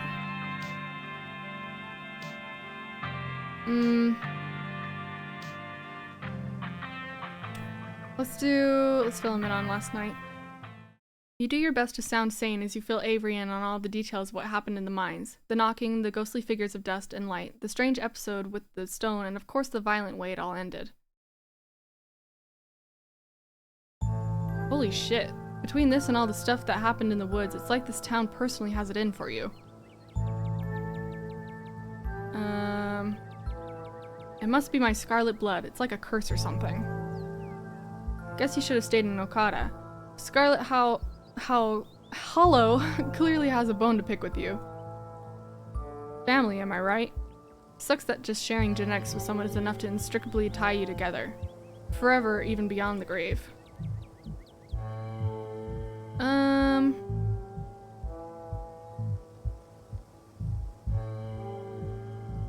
Do you regret moving here now that everything is going to hell? I gotta be honest with you. All the horror movie shit going on is kind of exciting. I know that these have been super dangerous situations with life or death stakes, but I kind of wish I'd been there to see all the real-life ghosts and monsters. That's a once-in-a-lifetime kind of thing, you know?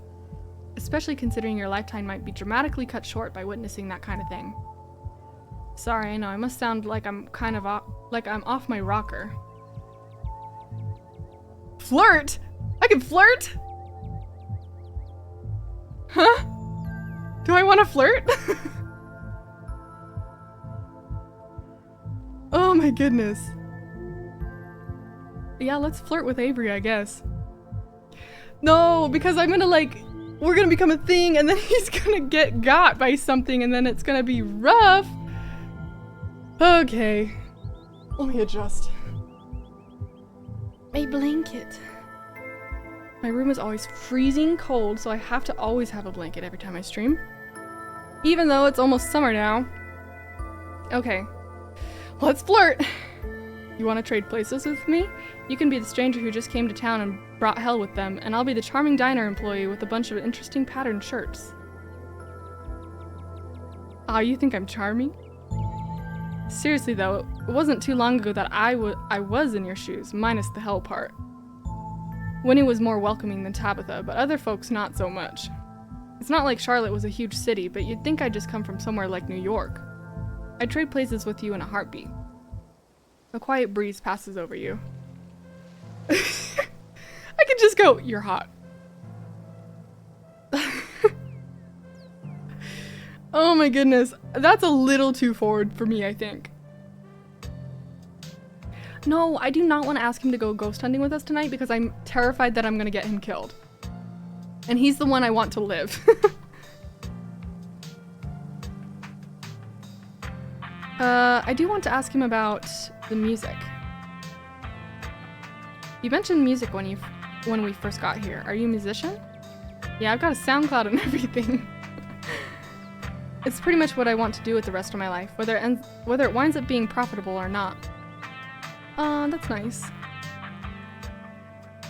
Stop asking people if that's what makes you money. Sometimes you just do things for fun.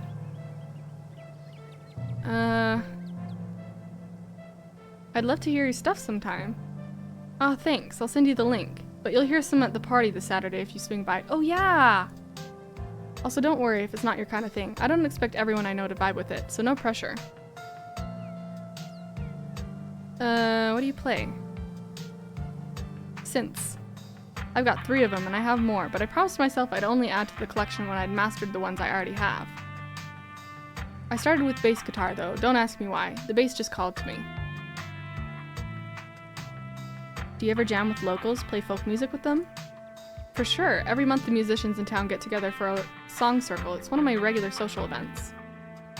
I bring my bass and strum along. Julius is there with his banjo, and even though it's a bunch of older country folks, they seem genuinely happy to see me there. I think they're thrilled that a young person is helping to carry on these traditions.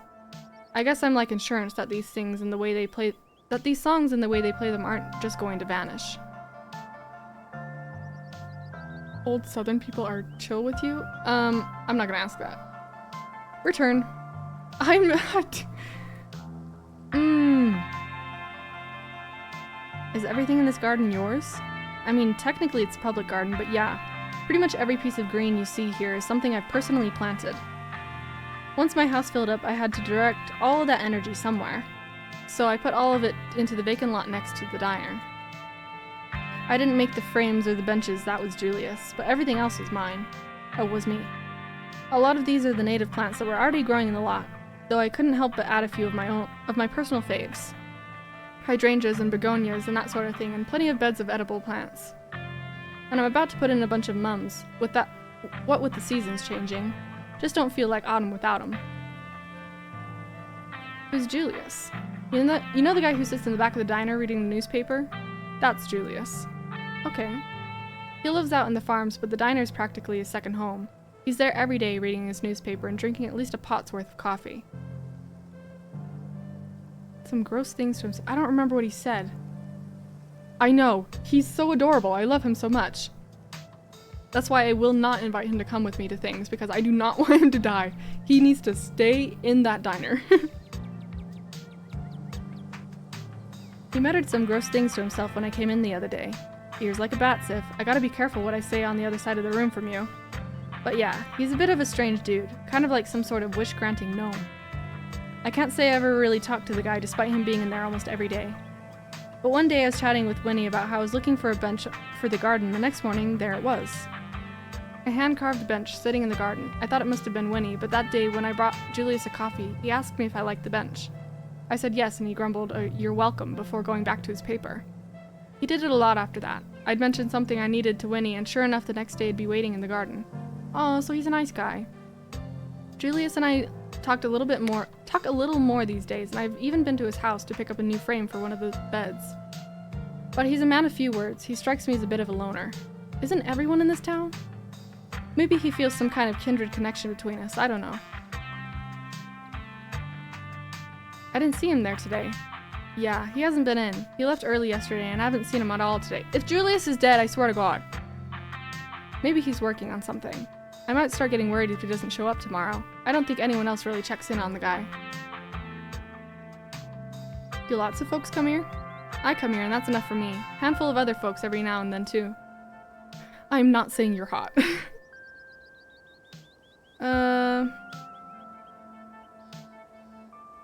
Oh, there's a lot of things I can ask. What kind of plants do you have at home? Avery laughs.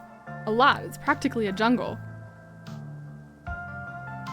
Say a gift, any plants I should avoid. Do you have any? Why do you have so many though? Do you have a favorite?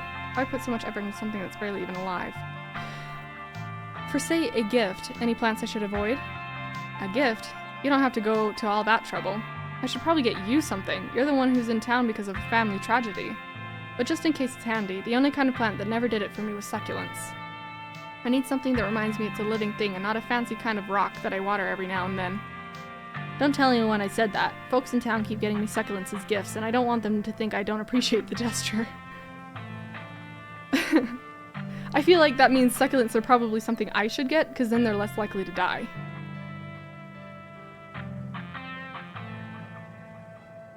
I don't know enough about plants to weigh in here. If you keep hanging out with me, I'm sure you'll be an expert in no time. And I'm sure you'd agree that succulents are overrated.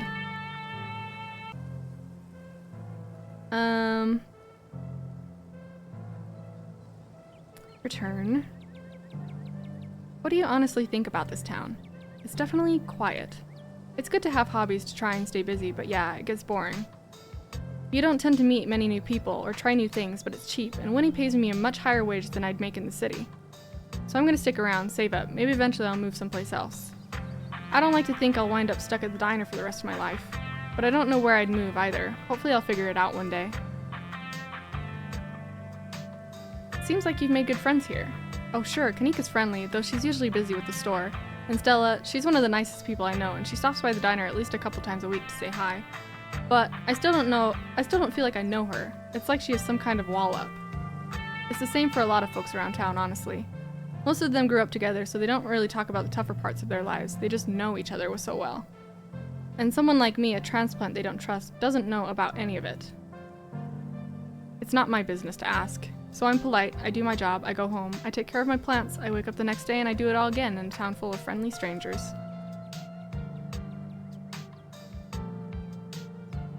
You sound unhappy. I wouldn't say that. This is the happiest I've ever been. And it's not like I'm all alone. I have Aunt Winnie still. As chill as she is, there are things you just don't talk about with your aunt. So I guess I'm not unhappy, just a little lonely.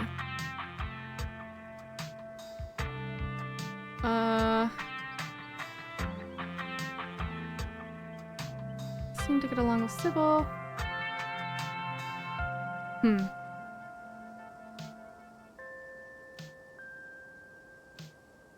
I know what you mean. I feel like everyone here is hiding something from me. That's pretty refreshing to hear, to be honest. I'm glad there's finally a new stranger in town I can talk to about this stuff. The miners come and go, sure, but they have their own little community, and it's much more accepting of new people. The rest of Scarlet Hollow, though. I don't know. Maybe I just miss the city. Okay, I am not going to experience an awkward silence. I can just choose to do that. I am not inviting him to go ghost hunting because I don't want him to get killed. So I'm going to enjoy a quiet moment. You let the breeze wash over you as you enjoy a quiet moment in Avery's garden. Your phone buzzes in your pocket. Yeah, the boiled peanuts. Almost forgot it's Mayor Jimmy Day. Huh? Good excuse to head over to the library. We should check in with Oscar and Rosalina. Meet y'all there in half an hour. I totally blanked on that. Been having a weird/foggy morning. Wild that they're still doing the Mayor Jimmy thing even after last night. Do you think news has spread yet? But yeah, we should go see Oscar. See y'all soon. That's a lot of texts. Let's see. It's Mayor Jimmy Day? Oh, it's Mayor Jimmy Day. Hell yeah. He's one of the best parts of living here, honestly. I've still got a little bit of time to kill before my shift starts back up, and I'm sure Aunt Winnie won't mind. Let's go over there before there's too much of a crowd. Head to the library. Okay, except for okay. Every time Avery's with me now, I feel like he's gonna die, so I don't want him to come. You and Avery make your way to the library. It's busier than usual. A small crowd has already formed in the corner of the main foyer. I love her shirt, the little ghost. Oh, hey Sif, and Avery too. The human who smells of breakfast, but I see no bacon, no biscuits. How dare my senses be tantalized so, and all for a lie. Sorry, Gretchen. Hey, can't believe I almost forgot about Mayor Jimmy Day. Thank God we have something to do this morning. My family's been driving me nuts. Yes, the whole gang's here. I've been waiting to introduce Sif to the mayor for, like, the entire time I've known her. It'll be worth it, trust us. Alright, shall we?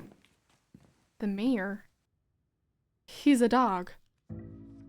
Not only is this mayor a dog, but judging from the series of portraits lining the walls, every mayor of Scarlet Hollow has also been a dog. Not his bodyguard. You can tell this dog is the mayor from his little sash and his fancy top hat. There's a regal air about him, almost as if he knows the position of authority he's been elected to. And unless you're mistaken, the serious man by his side is Deputy Franklin, one of the policemen you spoke to following your encounter in the woods on Monday. The mayor's little nose starts twitching as you approach. His doggy eyes shine with a curious intensity. What have you got? You've got something. Something wet and nutty. Oh my god! The dog! He wants... my boiled peanuts! Oh... Do I give him the boiled peanuts? Or do I keep them? Oh, he's gonna hate me if I don't give him the boiled peanuts. Oh, okay, I gotta drink some more water. Hang on.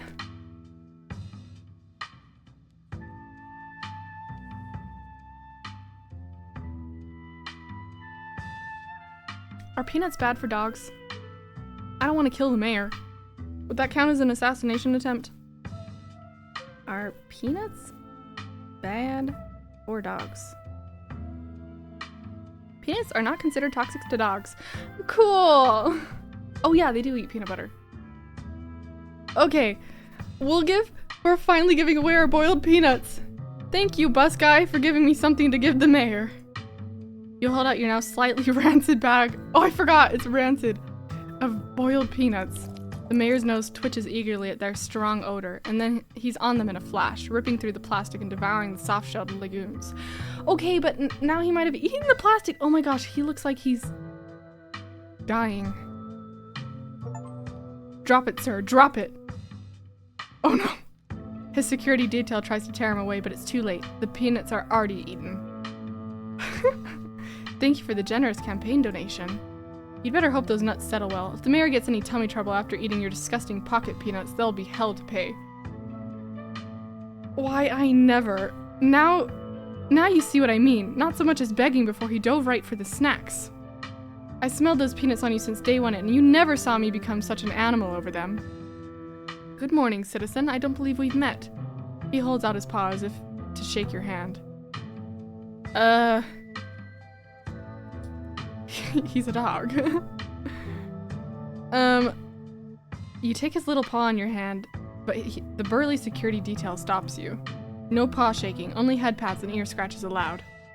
I must apologize for my security detail. He has my best interests at heart, but he can be a little gruff at times. Okay.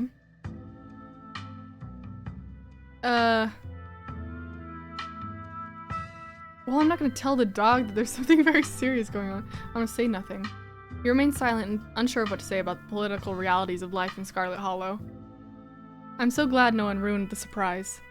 This town has had a dog as mayor since the early 1900s. That's just how we do things around here for some reason. Yeah. In awe of my commanding presence, that's all very nice, but there are actual voters waiting outside. Now you just wait a minute here, you little runt.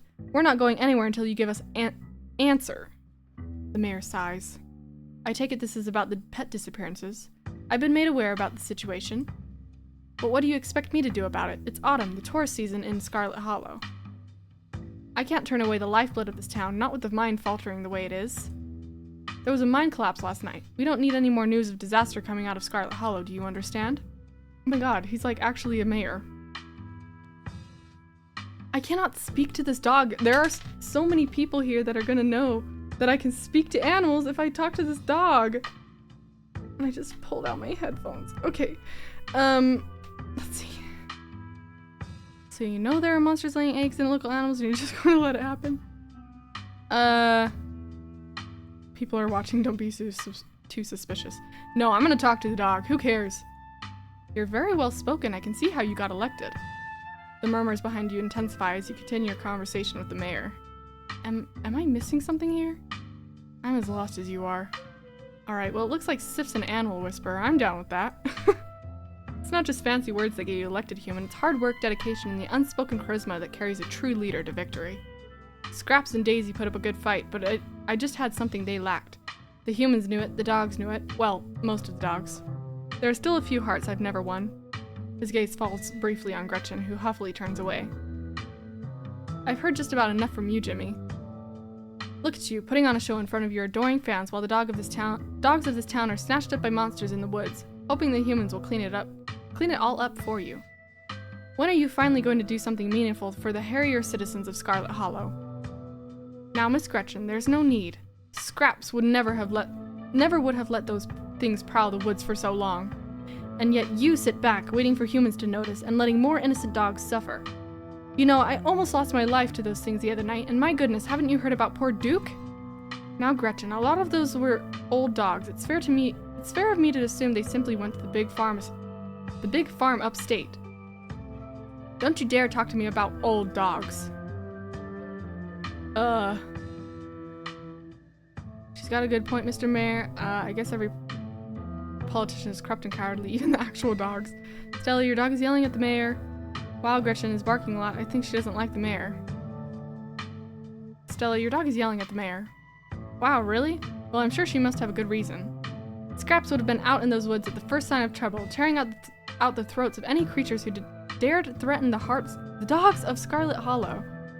Yet here he is posing for the little rectangles like nothing is wrong in this town.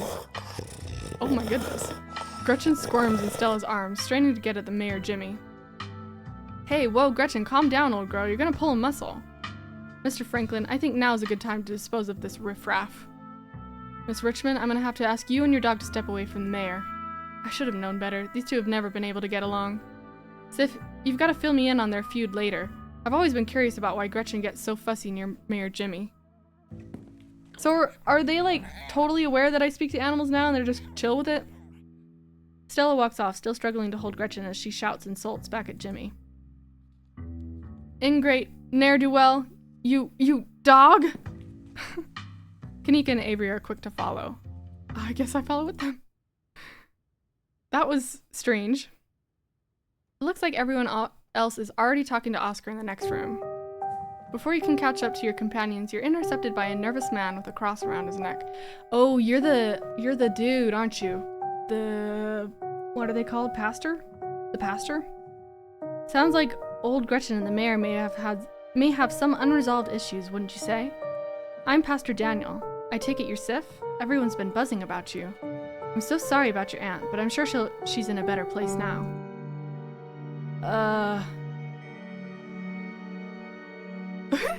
Let's not kid ourselves, we both know Pearl Ann's in hell. I don't believe in an afterlife. Oh, thank God, I've been hoping to find a priest. Hey, do you know anything about ghosts? Janie mentioned you this morning. Gretchen says she didn't vote for the mayor. The mayor is a huckster and a fraud. The bastard cares more about tourism than the fate of the town. Oh, you must be the creepy pastor I've been hearing about. I should go. It was nice meeting you, though. Don't talk to me. Okay, so I can be quite rude to this man if I choose. Let's be neutral.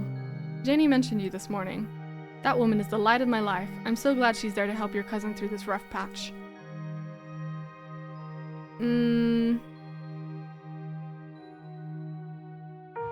People in this town seem to think there's something wrong with you.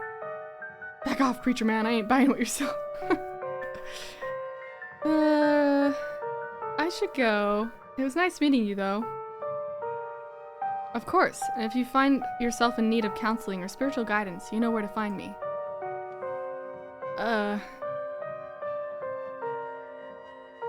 I know, they just said that, like, someone in the diner said that the pastor was creepy, and now, like, I've apparently just decided that the pastor's a bad person. I'm just gonna be friendly. That sounds lovely, thank you. I feel like there's a lot of misconceptions. A lot of the people that they don't like. I mean, there are some reasons for why people don't like certain people, but I think a lot of the time, if they were just given the chance and, like, given friends, they would be nicer than people would think. So maybe he's fine. But who knows? Really? Oh, that's great. Sorry, I just don't usually get positive responses when I ask folk if they want to come up to the church. Anytime that works for you, just swing by. I'm sure I'll be around. It was lovely to meet you, and you have a blessed day, Sif. I will not go see you, sir. The pastor leaves you be and joins the line to see the mayor. Nothing to do now but catch up to your companions. Go after them. Wow. You are ripped, sir. You find them already talking to Oscar deeper into the library. Are you sure we can't just get it over with while the sun is up? I don't know if I can handle getting scared shitless in the dark 2 nights in a row. I wish we could, especially since I'm not particularly excited about going back in there after dark either. But I'm pretty sure it only comes out when the sun goes down. I don't know, I've never met a priest, so I have no idea how they normally act. Isn't that just like a ghost waiting until you're at your most freaked out to freak you out even more? Yeah, there's no way I'm going in until the spirit is at full power. I want to be sure we get the best evidence possible. This could be my one shot to get real proof of ghosts. I'm not gonna waste it just because I'm impatient. Y'all are gonna be the death of me. I just hope it's possible to get rid of this thing. Wait, is Avery coming? This is a pretty serious ghost infestation. Is that what you call something like this? I believe it's called a haunting, but ghost infestation also sounds good. I suppose we're the ghost hunters, so we can call it whatever we want. Is there anything I should bring? I've never done an exorcism or ghost bust before. Are there any tips y'all have for a novice like me? Avery! Avery, no, I don't want you to come. What if you die? I don't want you to come. Avery, please go home. I need to have a fight with Avery so he doesn't come. Oh, don't worry. I'll be bringing all the ghost hunting supplies anyone could ever need. The only thing y'all need to bring is an open mind. Okay. We have the power of friendship on our side. I still don't think ghosts are real. I'm starting to get cold feet about this ghost hunt. Don't worry, Oscar. We'll fix this. Heck yeah, we will. Yeah, whatever this is, we'll get to the bottom of it tonight. Thanks, guys. I really appreciate it. Well, if we're not doing the hunt now, I guess we should head over to Reese's.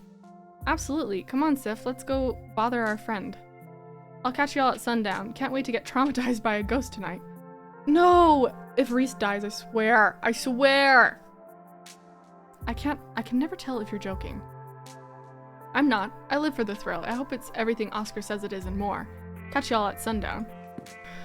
Avery, I swear. Be careful what you wish for. See y'all soon. Time to go.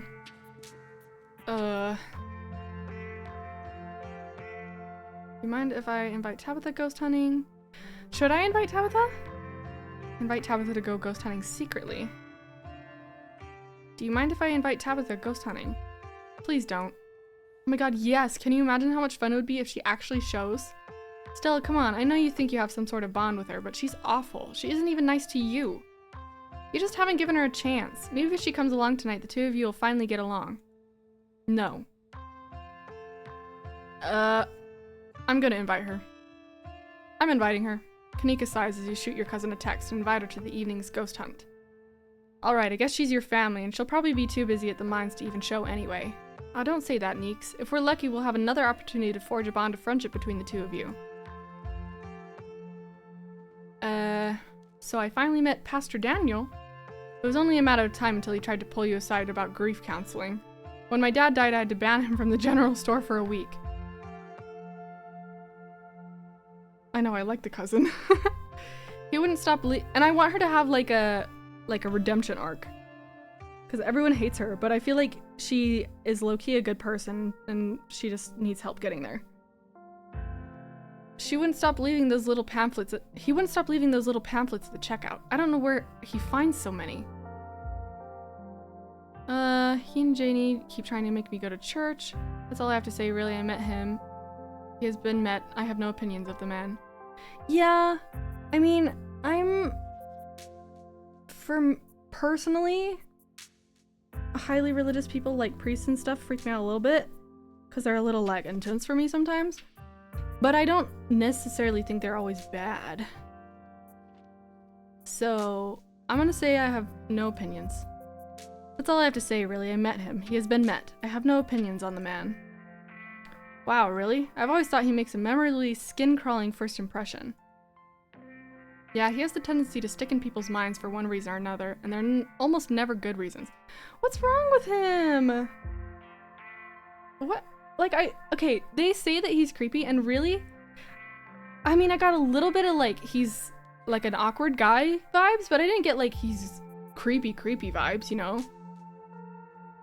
The man was grinning through all of my dad's funeral. As far as I'm concerned, he's a ghoul. Okay. That is a little weird. And I don't mean that in a stigmatizing mental illness kind of way. There's just this little siren that goes off every time I see him that tells me to get away from him. That's exactly how I would describe it too. The whole town feels the same way. Now that I think about it, he must be pretty lonely. He can look for friends somewhere else. Okay. Alright, shall we head out?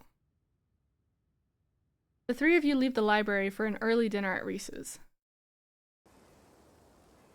You once again find yourself in front of Reese's house. A cold hesitation grips you as the building looms over the hilltop. Though it's only early afternoon, it feels much later. The sun's already sinking behind the tall mountains that surround Scarlet Hollow. We're a little early. What if Dr. Kelly yells at us? There's no such thing as early when you're hanging out with friends. That's just extra time you get to spend together. Yeah, see, I feel like I meet a lot of people sometimes, and I do tend to, like, judge with first vibes. But, like, if I ever encounter someone that I'm like, oh, I don't like your vibes, then that's, for me, I'm like, okay, but that could just be me being weird or whatever. And so I always try and give them another chance. Yeah. And, like, it's always good to be cautious if you get, like, really bad vibes from a person, obviously. But, like, if you just feel like someone's a little weird... Honestly, the weird people are always the most fun people to be friends with, actually. So many of my friends are, like, weird. And they're always the best people to be friends with. Because, you know, they'll never judge you because they've, like, dealt with shitty people all their lives, you know? So, I don't know. I'm not gonna throw any judgments on the pastor guy yet until he does something. Okay. Okay, but what if she yells at us? Oh, hey, bro, you look unwell. It's too late. The door swings open. Hey, Reese. Oh my god, dude, it's been ages. You must be Sif, right? I've heard a lot about you. Stella's been relentless, but about making sure I got all the Sif updates. My goodness gracious, there's something that smells terribly off about that boy. Get away from me, Stella, you fiend. Get away from my Stella, you fiend. Okay, so Gretchen thinks something is wrong with him. Gretchen starts yelping at Reese, straining against Stella's grip as she tries to get between them. Are they here already? I knew you'd show up early, Stella, and you brought the dog. Great. Yeah, I thought he might cheer Reese up. I don't know what's gotten into her all of a sudden. The dog stays outside. But it's okay, Stella. We can let her chill in my van for a bit. I'll run the AC and leave her some treats. You know I always have some of those easy-chew dog jerkies stashed away. The gall, the gumption. This is a violation of my rights. But we go everywhere together. Do you want to come in or not? Kanika nervously tugs Stella towards her van. You keep her safe from that monster, Sif, you hear? You don't let a feather of harm fall on my darling Stella. Well, what about you, Stiff? Are you coming? Stiff? What about you, Sif? Are you coming in? I, like, mixed my name and Stella's name. Oh my goodness. Okay.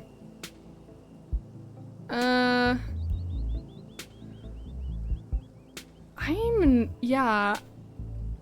Well, I kind of trust Gretchen, but I don't know anything about Reese yet, so.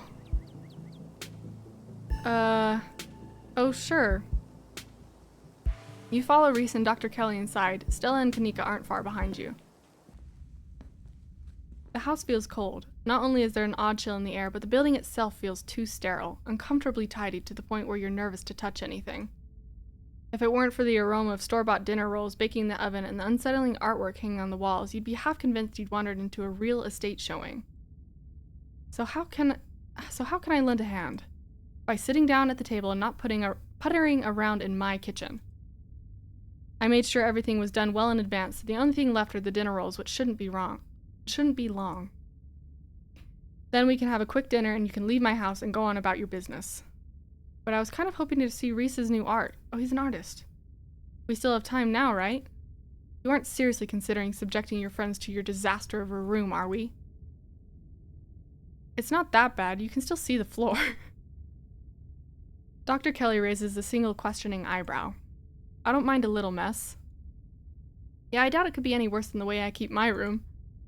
Yes, okay, fine. As long as you stay out of the kitchen, I don't care what you get up to. Cool, we'll just be downstairs. You won't even know we're here. You make your way toward the basement stairs. Whoa. The basement is what you might expect out of a tortured artist who spends all his time confined to his studio. Discarded canvases line its edges, while trash and sketches leak out from their piles in the corners of the room, hiding the bare cement floor. Ghoulish faces coat the walls in paint, sneering out at their creator. Your mom is so scary. She can be a little intense, kind of addictive, which I guess makes sense. Anyway, make yourselves comfortable. You'll have to forgive the mess. I've been distracted lately, haven't been cleaning much.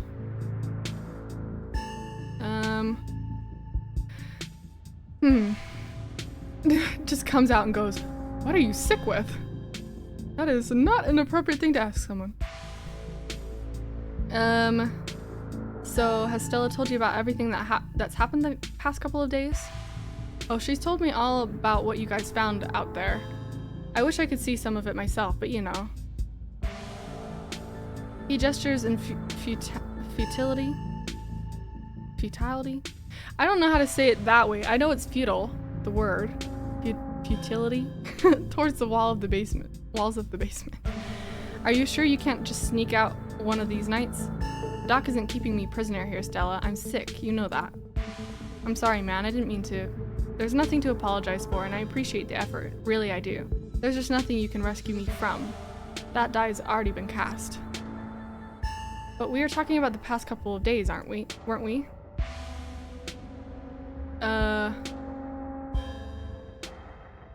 Oh, that would make sense. Futility. Yeah. That sounds good.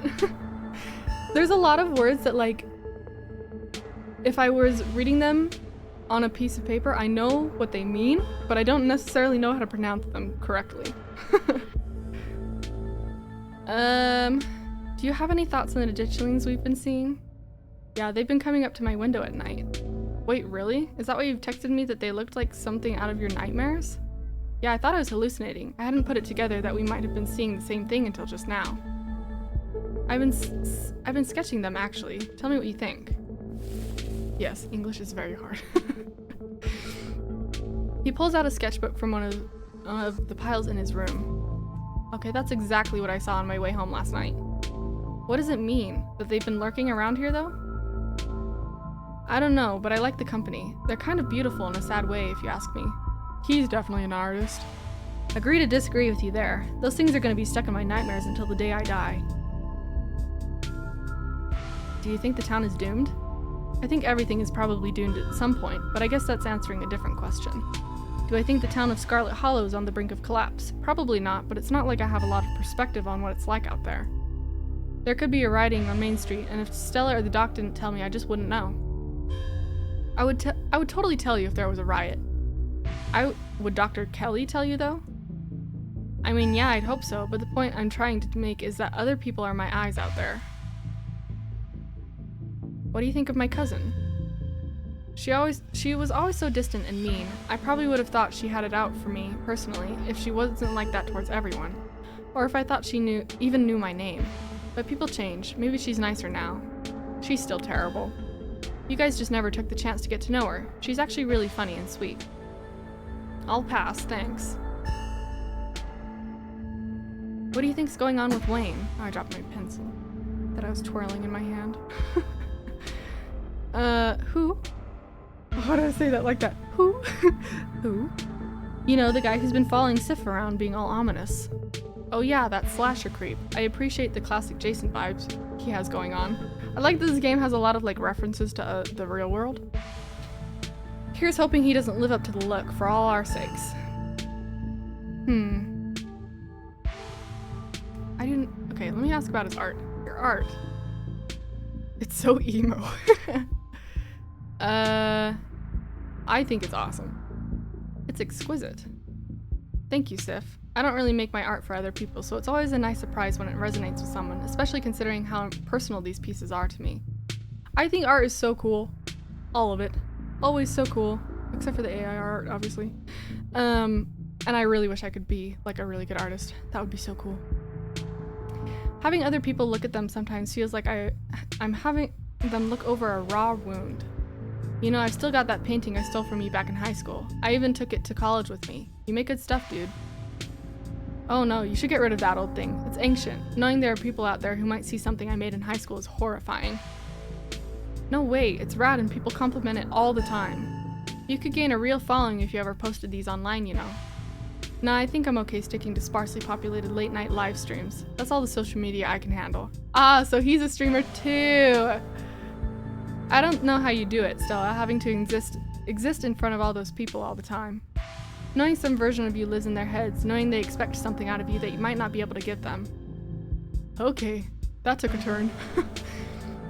Okay, but if the only time you ever put your art on display is a live stream during ghoul hours, where am I going to be able to see what you've been working on?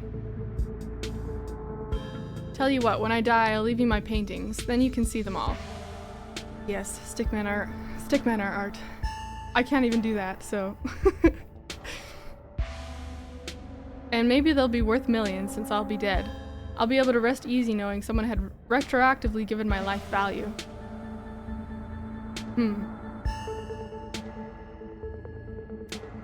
Movie selection.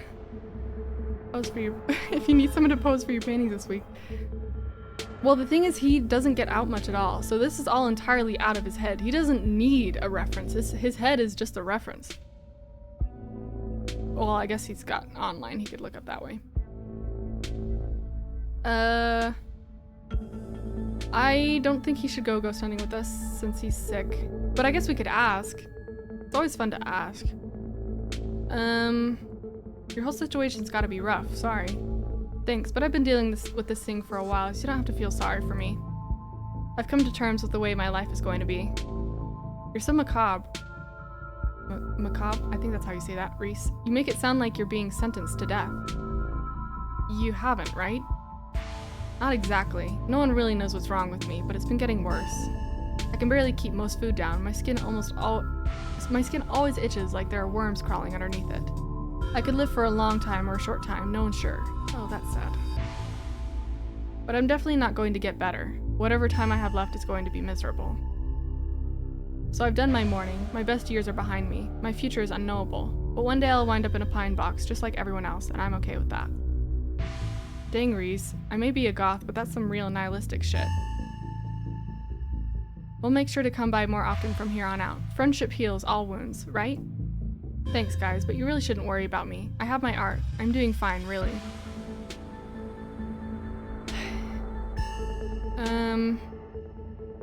Well, he just said they don't know what's wrong with him, so I'm not gonna ask what his diagnosis is. I'm gonna say nothing. That's quite a movie collection you've got. Any recs? Let me think. Oh, have you heard of Shinochi Deathblood? I saw that for the first time recently and it blew me away.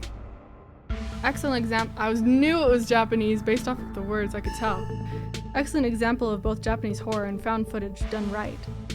We could even put it on after dinner if you guys are interested. Oh, I want to watch a movie with Reese. We don't want to go ghost hunting. Let's watch a movie with Reese. Dang, I'd usually be down for that, but we've got to head over to Oscar's after this. Well, y'all better come back and watch the movie with Reese, okay? We promised we'd ghost bust his place, but he's apparently been dealing with bad haunting. And I feel like we should really be there for him tonight, considering everything that's happened. He and Rosalina both need our support right now. Yeah, I love myself a good movie. We could always ditch. The movie sounds good. I don't like horror. That's a lie. I love horror movies. That is my favorite movie to watch. Movies to watch. I'll take a rain check on that movie though. Yeah, we'll definitely come by for a movie night this week. I'm free tomorrow night. Same goes for Sif. I should probably work tomorrow, but I can close up early. Yeah, let's come tomorrow for the movie. Imagine he dies before tomorrow. That would be so sad. I'm gonna invite him to ghost hunting, even though I know he'll probably say no. But I just feel like the invite is nice. Want to come ghost hunting with us tonight? Oh wow, do you think you'd be down for that? We'd love to have you. Yeah, it'd be great to have you along. That would be so amazing, but I haven't had the best luck leaving the house lately. Even just walking to town is enough to put me in bed for a week. It sucks. But make sure you bring your camera, Stella. I want to see everything that happens. So you three go way back, huh? Almost to the womb. The school here is tiny K through 12. Not exactly a one-room schoolhouse, but not far from it. We're lucky we all got along as much as we did. Some kids weren't able to make any friends their own age. They just happened to be born around the same time as some real jerks, and we're stuck with them through their whole school career. Poor kids. Not that we're free from dealing with jerks, like a certain Scarlet I could name. Okay, she was a little rough around the edges, but she was pretty friendly when you got past that. Maybe to you, the way she used to look at me, you'd think I rolled in something foul every morning before school. Same here, though to be fair, the feeling was more mutual between us. She deserved it, though. Remain silent. Reese's mom shouts from the kitchen. Dinner's on the table! Guess that's it for catching up. Make sure you all wash your hands with soap. I don't want anyone sharing the germs at the dinner table. Sure thing, Doc. I'm allergic to soap and can't wash my hands. Yes, ma'am. You make your way toward the sink, but are stopped in your tracks by the pull of an odd door at the end of the hallway. This shit again? It feels out of place, like you've accidentally wandered into a different, older house, but more than that, you feel something radiating out from behind it. Something dark and cold. Something that reminds you of the dusty tunnels you narrowly escaped last night. An oppressive hum just beyond your hearing fills the air, and you feel strange. You are compelled to approach the door, drawn in as if hypnotized. Okay, now that I'm thinking about it, we never even got checked up after we supposedly had a seizure last night. If y'all ever have a seizure, go get that checked up. Don't be like this bitch. You are compelled to approach the door, drawn in as if hypnotized. Oh, all I can pick is open the door. Oh my god, there's so many options for it too. This is gigantic. Okay, open the door, I guess. Before you know it, the doorknob is turning in your hand, your heart full of both deep dread and a compulsive need to know what might be on the other side.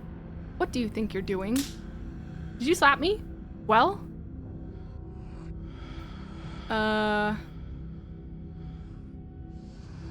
need to see what's behind this door. No, you don't. You need to wash your hands, eat dinner, and then get out of my house. Return to the door. You won't let her interrupt you. You need to know what's behind the door. Oh, no, you don't. Come on, wash your hands and sit down. She grabs you by the shoulder, yanking you away. You do as she says, cleaning up under her watchful eyes and allowing yourself to be ushered back to the table and away from the door. Dinner is already laid out. Dinner rolls, spaghetti, and a light salad. Kanika anxiously picks at her food. Stella is nervously talkative, and Reese is suddenly quiet and tense. His shoulders tight as his mother perches on the chair next to his. Dr. Kelly eyes all of you with a sharp, fierce gaze. She looks pissed. She sits opposite you at the far head of the table, her features silhouetted against the light of the setting sun in the window behind her. Pills. She slides a few tablets towards Reese. He obediently swallows them. I wonder if it's like one of those situations where she's making him sick? Because something freaky is going on in this house, obviously. This is excellent, Dr. Kelly. Is the pasta sauce homemade? No, it's from a jar. I work too many hours to make my own pasta sauce. Well, you have excellent taste in brands, and if you ever want any tips on easy home-cooked pastas, you know No thanks, Stella. I have the internet if I need recipes. Thanks again for having us, Dr. Kelly. We really appreciate it. You know, I think I saw a video online about a family like yours. Turns out the mom was poisoning her kid for 18 years. Imagine I say that. About Reese, small talk, the danger. I don't want to talk about anything with this lady here. I'm gonna ask about Reese. Does no one in this town have 2 parents? Jesus Christ, some of my sponsors can be so out of pocket if I choose so. What exactly does he have? It must break your heart having to isolate your son from the world like this. Do you think Reese might feel better if you got to see people more often? Why are you so hellbent on keeping your son from seeing his friends? Reese is a talented artist. You must be very proud of him. Don't you find your son's art concerningly macabre? I feel like if I mention his art, she's gonna say something bad about it and it's gonna make him feel bad. So I'm not gonna say that. So I'm gonna say, let me try and guilt trip her. It must break your heart having to isolate your son from the world like this. It's just another unfortunate side effect of his illness. Both of us just had to come to terms with it. It's not the life I wanted for him, but it's the life he has to lead. Maybe he doesn't have to. Ow! Jeez, Kanika, your boots are heavy. Sorry, Dr. Kelly. We're totally respectful of Reese's boundaries, even though they might seem a little arbitrary and strict. Isn't that right, Stella? You can kick me all you'd like. It won't change my bold attitude and outgoing personality. You know, Doc, I feel pretty okay. I don't think having people over is all that rough on me. Also, he calls her Doc and not Mom. We'll see how you feel in an hour.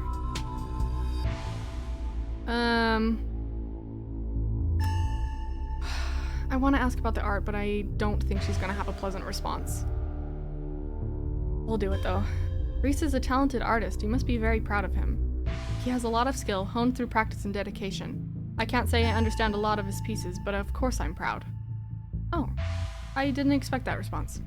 Thanks, Doc. I'm gonna leave that there. The danger? Have the police contacted you about Duke's body yet? Last I heard they still haven't found it. Have you seen any weird hairless creatures scurrying around the woods? Has anyone come in suffering from hallucinations? Have you seen any sick animals lately? Have there been any strange illnesses spreading around town? Do you know Sam Wayne? Sam Wayne? Dr. Kelly takes a moment to think. No, doesn't ring a bell. Someone you know? Someone who's been following Sif around. Super mysterious guy. We have reason to believe he might have caught some kind of weird illness at the mines. He definitely looks like he could use medical help, so please let us know if he shows up or anything. If there's someone harassing you, you should get the police involved. This isn't any of my business. I don't want to ask her these questions. Have the police contacted you about Duke's body yet? Last I heard, they still haven't found it. Body? I was under the impression he was just missing. No, Duke, he definitely died. I saw the footage. And I saw it for myself in person, and so did Sif. He's not missing. How the hell did that happen? Stella said it was those things in the woods, the ditchlings. They made him misfire. Ditchlings? Oh, I see. This was for one of your videos, huh? Reese, you should know better than to lend any credence to Stella's little cryptozoology stories. I don't doubt that something happened to him, but I'm sure there was no little ghouls involved. I've seen them, Mom. Outside my window at night. They're real. Oh, he called her Mom. You don't have to talk to me like I'm a kid. I might be sick, but I'm still capable of reason, okay? Are you sure they aren't just raccoons or— Stop. Stop doubting everything I say. Stop trying to rewrite things I tell you to fit what you think should be true. There's weird shit going on down in Scarlet Hollow. Dr. Kelly eyes briefly, nervously glanced towards her son before flitting back to a position of annoyance. You can't help but feel like what you saw went beyond compassionate worry to be genuine fear. She's afraid of him? Interesting. That is very interesting. So she keeps him locked up because he's dangerous. Has anyone come in suffering from hallucinations? I'm not at liberty to discuss private medical information. Are you sure? Not even a little bit? Yeah, no. HIPAA laws. It could help our investigation into the strange goings-on. It's not like you have to name names. Investigation into what? The mind collapse? Your little ghouls? I think this is best left to professionals, Stella, not someone who runs around the woods with a camcorder. Judging by the police response so far, Dr. Kelly, I don't think it is. We saw some stuff down in the mines last night that I struggled to explain. Maybe if we knew there were many mines suffering from hallucinations, we could rule it out as a gas leak, but you were in an abandoned mine. The chances you were huffing something dangerous and hallucinatory are through the roof. Leave it at that and treat it as the accident it was, not like some kind of mystery to unravel. I guess we'll just ask her all the questions. Have you seen any sick animals lately? I'm a doctor, not a vet. Didn't someone come in with a sick cow last week? Yes, but it's not like I examined the thing. I told them what I just told you and sent them on their way. You said it had lumps. Sure, it had lumps, but I assumed it was suffering from some cow disease. It's not something I've done much research on. I don't know how normal it is for cows to be covered in lumps. Doesn't that sound like ditchlings? Are no farm animals safe in their devious clutches? Dr. Kelly, in Stella's footage, it looked like there was something pupating on the Duke's chickens. I bet those were the lumps on the cow. You really should have taken a look. You could have made discoveries previously unknown to the scientific world. Or I could have spread some new horrible disease to my chronically ill son. I'll leave these discoveries to someone else. The more you talk, the less you feel like you're having a conversation. The more you feel like you're treading on eggshells. Have there been any strange illnesses spreading around town? What? No. Are you sure you haven't met with any miners who had unusual symptoms? Anyone seemed sort of drippy or strangely ominous when they talked? Sorry to pry, just doing my due diligence. Absolutely not. I've barely seen so much as a runny nose, which is a good thing. If you're so concerned about the mine, why don't you just have Sif talk to Tabitha? I have no interest in violating HIPAA for your weird little investigation into nothing. Okay, small talk, I guess. The food's really good. Apparently it's not. Thanks for putting this together, Dr. Kelly. Why didn't you want me poking around the clinic? What were Stella and Kanika like as kids? If you're medical examiner, how do you know do you know how my aunt died? How well do you know Tabitha? Okay. This isn't really small talk, but okay. Thanks for putting this together, Dr. Kelly. I don't usually have to cook for so many people. I'm just glad there's enough for everyone. It reminded me of when it used to be like when these two would come over, hungry teenagers eating me out of house and home. I should have charged your parents for all the food you kids went through, honestly. It was like I was running a restaurant, not a doctor's office. Oh, she seemed kind of happy in that. What were Stella and Kanika like as kids? Noisy and messy, like all kids. There's suddenly a wistful look in her eye. She's glimpsing back to some brighter time in her life. Kanika softens too, her shoulders lowering from their defensive place by her ears. And they always had those little projects, videos of crafts or animal rescues, whatever it was that had captured their imaginations that week. The glimmer of joy at the corner of her eyes fades, her glower returns in its place. So, like I said, noisy and messy. Didn't we bring a dead squirrel into your house once? Oh god, not the squirrel. I remember that squirrel. Didn't you think the doc could Frankenstein it back to life or something? I was like 12. I was very susceptible to what I saw in media and very sad about that squirrel. That's one of those things that keeps me up at night. I still feel guilty about bringing that thing into your house, Dr. Kelly. I'm just glad you didn't make it a habit. If you're the medical examiner, do you know how my aunt died? She suffocated. Tabitha said she suffered from sleep apnea, and at your late aunt's age, it can be deadly. She should have come in more often. If she'd let me know she was having trouble sleeping, we could have worked on a solution, and who knows, maybe she'd still be here. No one in the holler thinks they need a doctor until they're 6 feet under, I swear. How well do you know Tabitha? Not very. I'd know her a lot better if your family didn't seem to be so afraid of doctors. I can count on one hand the number of times she's been in my office. No wonder everyone but that old Edwardine died so young. Hopefully your mother was better about taking you to doctor's visits. I wouldn't be surprised if there was something genetic at play, and it's much better to catch those things early. Do I ask about the clinic? Probably. Why didn't you want me poking around the clinic? You seem awfully guarded about me checking out that door. Because it's closed. Doctors don't usually just let people wander around their clinics. Of course, Dr. Kelly, we would never. I'm sure Sif is just joking. Right, Sif? You know, I can't say I ever felt drawn to the place before, but the secrecy is starting to make it feel awfully compelling. Stella, don't you think of getting any ideas from Sif. No one is playing hide and seek in my private offices. Not today, not ever. Sif, she doesn't need any more bad influences. Yeah, but what if it's haunted? This place was built out of an old Civil War hospital, right? It was a TB clinic, too.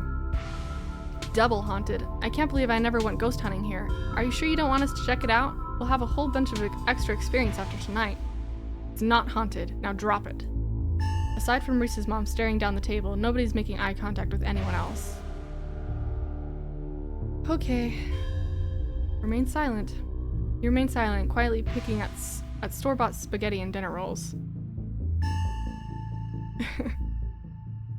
I need to drink some more water. 1 second.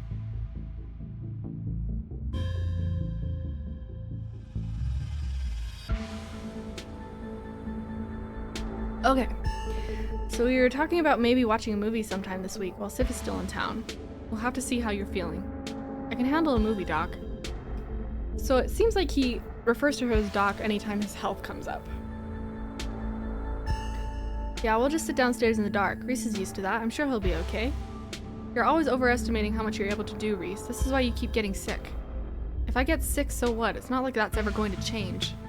I'm sick every day, and I'm not going to get better. I don't want to spend the last few miserable years of my life holed up in the basement alone just because seeing my friends has been deemed too strenuous. I'm an adult, for God's sake. I can't believe I have to ask permission from my mom just to have friends over. Reese stops mid-sentence, wincing in pain and wrapping himself in his arms. No, Reese. Don't say things like that. I'm doing everything I can to try and fix. Silence as Dr. Kelly's eyes shoot open. Reese? Reese abruptly pulls himself from the table and leaves. Damn it, I knew it. I knew this would be too much. Everyone get out of my house, please. Just leave us alone. Stop trying to interfere with his life. All it does is hurt him more. But we can't just leave him like this. Now is when he needs his friends the most. No, now is when he needs me the most. I'm his doctor and his mother. I know you care about him. I know that, and he knows it too. But all any of you do is get in the way. So just leave, please. Don't think I don't know something is up here. Don't think we don't know something is up here. We have stuff to do anyway. He seemed fine before dinner. Sorry, we'll get out of your way. I feel like she's doing something to him. I feel like there's something wrong with him that makes him dangerous. Because she's afraid of him. So I feel like she might be poisoning him in an attempt to keep him from hurting others. Or to kill him.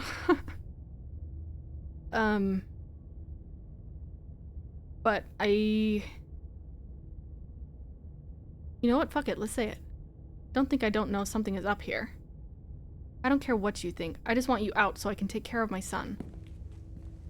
The three of you are rushed to the door. We'll be back, Reese. I hope you feel better soon. Dr. Kelly shuts the door in your faces. The click of a lock signals the end of your dinner at Reese's. Oh, door shuts the door in your faces. I think I said Reese's instead of faces. Something weird happened when I went to wash my hands. It felt like I was forced to try and break into the clinic. Did either of you get the impression that Dr. Kelly is afraid of Reese? There's something seriously wrong with that dynamic. Did either of you get the impression that Dr. Kelly is afraid of Reese? I could have sworn I saw genuine fear in her eyes for a second there. Are you sure she wasn't just being overprotective? I'm sure that's all that's going on, and she has every right to be. I mean, poor guy took 2 bites of food and got sick immediately. I can't imagine what that's like for both of them to go through. If anyone is afraid of anyone in that house, Reese is afraid of his mom. I think you're both reading into things too much. Dr. Kelly is good people. Look, I'm just saying, maybe there's more to their dynamic than just him being sick, but it's not like there's much we can do about it right now. We could probably go back and forth on this for a while. Let's grab Gretchen and get going. The sun is setting and we won't want to miss a second of ghost action. Stella hurries off down the hill, almost as if to run away from what just happened. You and Kanika follow her down the slowly darkening street. Lit by the orange hues of the setting sun, the library feels different. What was once a quaint building small town now stands as an imposing structure, its walls holding something that stares back at you with menace. Maybe Stella's right. Maybe ghosts aren't real, and the rest of tonight is going to be a pleasant break from the events of the past few days. Before you enter, a pair of figures in the nearby bush catches your eye. You can't help but feel that with every passing day, the ditchlings grow bolder. Enter the library. Just as its exterior was intimidating in the setting sun, the inside of the library is dark. It's shadowed, deep, and foreboding. The meet and greet with the mayor ended quite some time ago, and the throngs of visitors took whatever joy it was in this place with them as they left. Hey, Oscar, are you back yet? Shh, you can't yell in a library. It's against the rules. It's after hours. Rules only apply before 5 p.m. Now it's our domain. Hey, you're here sooner than I expected. Hope dinner went okay. Yeah, I went okay. Reese wasn't feeling up for a longer hangout, unfortunately. Sorry to hear that. It's okay, just means we have more time to hunt ghosts. We've come fully loaded. Got my EMF reader, temperature gauge, spirit box, infrared camera, UV light, video cameras, salt, flashlights for everybody in case the ghost messes with the electricity, parabolic microphone, Sharpies, and paper for automatic writing, matches and candles for rituals. Girl, you have everything! And you've got your spectre-sniffing compatriot at your side, too. This nose can sniff out any ne'er-do-well we might find, whether spirit or scoundrel. Oh, and a Ouija— No! Let's not mess with the Ouija board. Messing with Ouija boards is a no-go for me. We do not do that. I know they're toys, but you never know what might come in handy. Wow, this is a lot of ghost hunting stuff for something that was so last minute. You just have this stuff ready to go in a bug-out bag or something? Yeah, for real. It's like everything from Phasmophobia. Of course I do. I actually stashed a couple of bags here overnight after I got back from the mines. Girl! You are obsessed. Excuse me? I wasn't about to carry everything around all day. This way we could go in light and pop out to grab more stuff once things start getting spooky. I may never have found any compelling evidence of ghosts, but that's not for lack of trying. And after last night, I'm more than ready to try again. Oh, Avery, please, I swear to God, don't die. Hey, hope I'm not too late. Have I missed any creepy paranormal stuff? Avery, glad you could make it. The more pair of hands we have, the more equipment we can carry. Sure thing, we always happy to offer a hand or two. Glad there'll be someone with a level head in there tonight. Whoa, is that an EMF reader? I've never seen one in person. Look at all this stuff. Spirit box, parabolic microphone, y'all really covered all your bases. You also know about ghost hunting.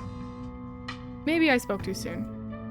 You know me, Kanika. I'm as level-headed as they come. I'm just not ready to rule out weird paranormal stuff. When people tell me they saw a ghost, who am I to say they didn't? Fair. Just last night y'all apparently saw some truly unexplainable stuff, so anything seems possible right now.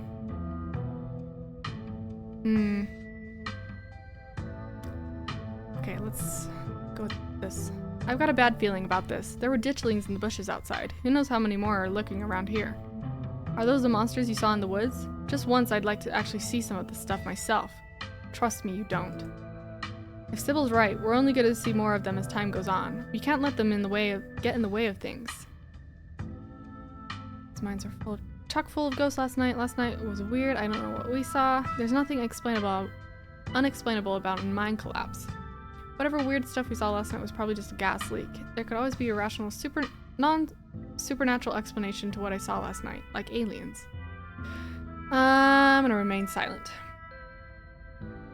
I admit I did get a little caught up in the whole supernatural atmosphere of that place, but those sounds were definitely from the rocks shifting before the collapse. I mean, that's the whole basis of the Tommyknockers myth. It's well documented. That's what's so great about this stuff. It's fun to be terrified, you know? Hey, Zane, I forgot about you. Yo, don't rush off ghost busting without Zane. No way I was gonna forget your promise, Stella. Zane, glad you could make it. I was confronted with my own morality for the first time yesterday, so I'm desperate for answers about the afterlife to ease my troubled mind. This dude's gonna grow up to be like a poet or something. Now let's go mess with some ghosts. My oh my, this certainly is quite a lot of humans for a little old ghost hunt. I do hope this means my dear Stella will be safe this evening, and whatever foul creatures lurk in the shadows choose to prey on someone else. I hope my house is big enough for 6 ghost hunters at once. If this is everyone, we can go ahead and... That's everyone. Wait, what about Tabby? What about her? She's not here. Let's get started. I guess she can catch up to us once she gets here. I forgot I invited her. Well, if y'all are itching to get started, it's through the back. Follow me. Hey human, kick ghost ass, okay? I missed my special tree. Oh, Pixel! I forgot about Pixel! You and your companions grab some equipment from one of Stella's carefully stashed bug-out bags before heading toward the junction connecting Oscar's house and the library. Looks like the sun is almost set. This is when stuff usually starts to kick off. I haven't been back inside for about a week, so I have no idea what to expect. Hey! Oh, it's Rosalina. You didn't think you'd be doing this without me, did you? Rosalina? I thought you were at Alexis's place. Sorry, Mr. Gutierrez. She's really convincing. Oh, hi Zane, what's up? Doesn't Alexis like Rosalina? Date night. Yo. You don't have to leave me out of stuff like this anymore, Dad. I'm not some fragile thing that needs protecting. I can handle seeing a ghost or whatever it is that's keeping us out of our house. I really don't think you want to see what's in there, Rosalina. I don't know if you'd ever be able to feel safe in our house again if you knew it was there.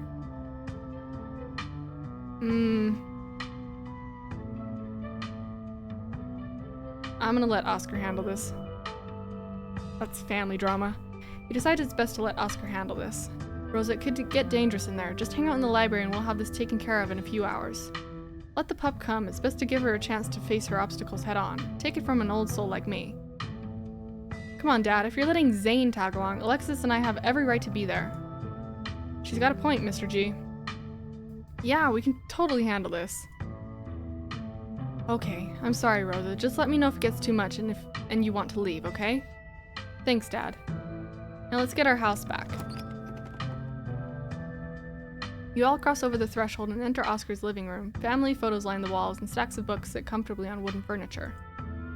Aside from the painting on the floor, this living room feels too normal, too human to be haunted. Okay, looks pretty normal for now. I don't remember that picture being on the floor, but that could be non-supernatural. None of my equipment is picking up anything around the picture.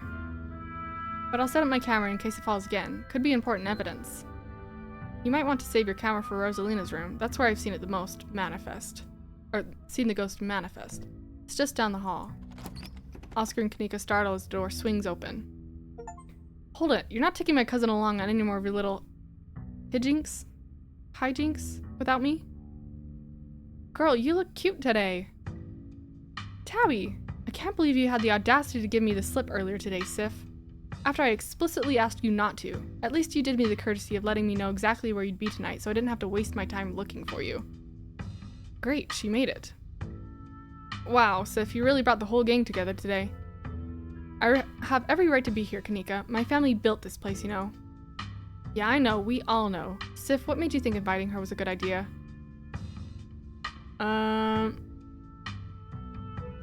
Should I say we're friends? She's my cousin? Oh, I'm gonna say we're friends. What? I like her. We're friends. Oh, she's smiling. Really? Yeah, so what? Like it's weird to be friends with your cousin? Wow, Sif, do you have any idea how hard it is to get these two in the same room? This is amazing. Yeah, amazing. That's a word for it. Sounds like we're in for an interesting night. I'm glad I didn't stay in the same town with the people I went to high school with. No wonder small towns have so much drama. I wonder if the ghost will even show with this many people around. There are so many of us. 1, 2, 3, 4, 5, 6, 7, 8, 9. There's 9 of us. Oh, and then 10 if we include Gretchen. Oh dear, could someone please warm the air back up? My joints are creaking in this dreadful chill. Wait, is it just me or does it suddenly feel colder? It sure does. I definitely feel that. Same, I've got chills. Avery, please get out of here. I do not want you to die. The temperature gun says it's actually a couple of degrees colder, but that's normal. Rooms and hallways are sometimes colder than other parts of the house. Whoa, a genuine cold spot. I gotta snap a pic for posterity. Okay. Is that it? This isn't very scary. Ghosts mostly manifest in your room. Shouldn't you have seen it? I lie about feeling a presence? Why would I do that? Come on, ghosts, let's see some real action. I'm scared. Let's just leave. Alright, gang. Cover more ground, sweat, and search for clues. Hang on. That is Scooby-Doo reference. Alright, gang. I think we'll cover more ground if we split up and search for clues. Maybe it's just shy. Oscar, you sure it's really a ghost? We're wasting our time here. Oscar said the ghost is in Rosalina's room. Okay, let me ask Rosalina. Yeah, just to fuck with him. Wait, Rosalina, if the ghost mostly manifests in your room, shouldn't you have seen it? I've only seen the stain. The stain? Dad made me switch rooms with him way before we moved out. I wasn't about to let my daughter sleep in a haunted bedroom. I spent most of my nights on the couch before we set up shop in the library. Even if there's something back there, I'm not scared of it. I'm mad at it. Y'all are so brave. I'd be terrified sleeping somewhere that might have a ghost. Okay. I think we should split up because I really do think there are too many of us. Alright, gang. I think we'll cover more ground if we split up and search for clues. Oh, if that's the case, then I call dibs on Sif. In your dream, Stella, Sif is sticking with me. We'll search the least dangerous room, like a bathroom or a closet. If we're splitting up, I'll be the one sticking by Sif, Tabitha, not you. Not that it matters, though, because we're not doing that. Ghost or no, splitting up is always a recipe for disaster. Oh yeah, that's fair. Yeah, you're probably right. If we discover a ghost here, we should all discover it together. That's not exactly the angle I was going for, but okay. It's probably for the best. We don't want everyone fighting over who gets to go with who. Avery gives you a brief knowing glance. Yo, once we find the ghost, how are we gonna get rid of it? Like, how does one bust such a thing? Well, my ghost hunting kit has symbols from every major religion, assorted holy books, a bunch of salt, and some jars for ectoplasm. And if worse comes to worse, we can always use the Ouija board to politely ask it to leave. Aren't Ouija boards super cursed? Are you sure that wouldn't make it mad or invite a demon into the house or something? Ouija boards are toys. The only power they have is scaring kids at slumber parties. I don't want to mess with it, though. That sounds like fun to me. We might as well try it, right? What's the worst that could happen? We make the ghost mad and it gives us more evidence? Sounds like a win-win. I think I'd rather not take the chance. One ghost is enough to deal with. I don't much like the thought of opening a door to something worse. Yeah. Wow, you've never been this superstitious, Dad. This ghost really has you freaked out. Okay. Oscar takes a deep breath before continuing. Let's head to Rosalina's room. Follow me. Oh. Ew. That feeling again, like the mines, like the door to the clinic. A dusty, suffocating, dizzying feeling. Something is in this house, though whether it's a ghost or something worse, you aren't sure. Whoa. This is where I've seen it. It appears on top of the stain. Do you mean this massive blood stain? It stinks to high heaven. Yeesh, that's gotta be tough to scrub out. Doesn't the county own this house? Do they know about this damaged carpet? Have you seen your house? I don't see how that's relevant. Weird, I'm not getting anything. It's not even cold. It's the same temperature as the living room. Nothing on the EMF either. Then your equipment is wrong. The stain is definitely paranormal. I've scrubbed it out too many times to count, and it just keeps coming back. It's just a stain, Dad. Can't we just cover it back up? I don't mind sleeping in here.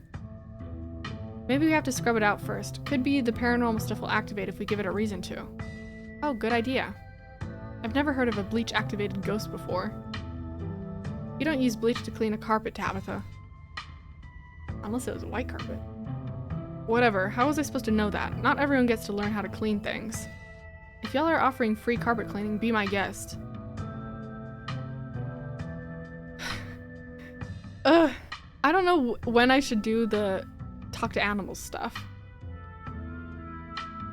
I think y'all are focusing too much on cleaning the stain and not enough on what it's made of, which is blood. You tried tearing up the carpet. It's probably just a rusty pipe leaking through the floor. Are you sure you scrubbed it out? Ghost blood. Okay. I think y'all are focusing too much on cleaning the stain and not enough on what it's made of, which is blood. Ghost blood. Or it's just a rusty pipe leaking all over your floor. I think that'd be a bigger problem than what Stiff and Cellar are suggesting. You think a rusty pipe is a bigger problem than ghost blood? What? I don't know, ghost blood sounds pretty intense. Have y'all tried ripping up the carpet to see what's causing the stain? The government owns this house. There's no way I'm leaving a big red stain in their carpet. I made sure it was pristine every morning. Besides, I also kind of assumed it was ghost blood, which it is. Don't worry, I'm sure they'll take you to court for neglect instead. Did it not occur to you that there could be a leaky pipe under the floor? What if there's something written under there? Only one way to be sure. Oh, she just started tearing at it. Stella excitedly starts tugging at the corner of the carpet. Are we digging? Let me help. This is my area of expertise, after all. Oh dear.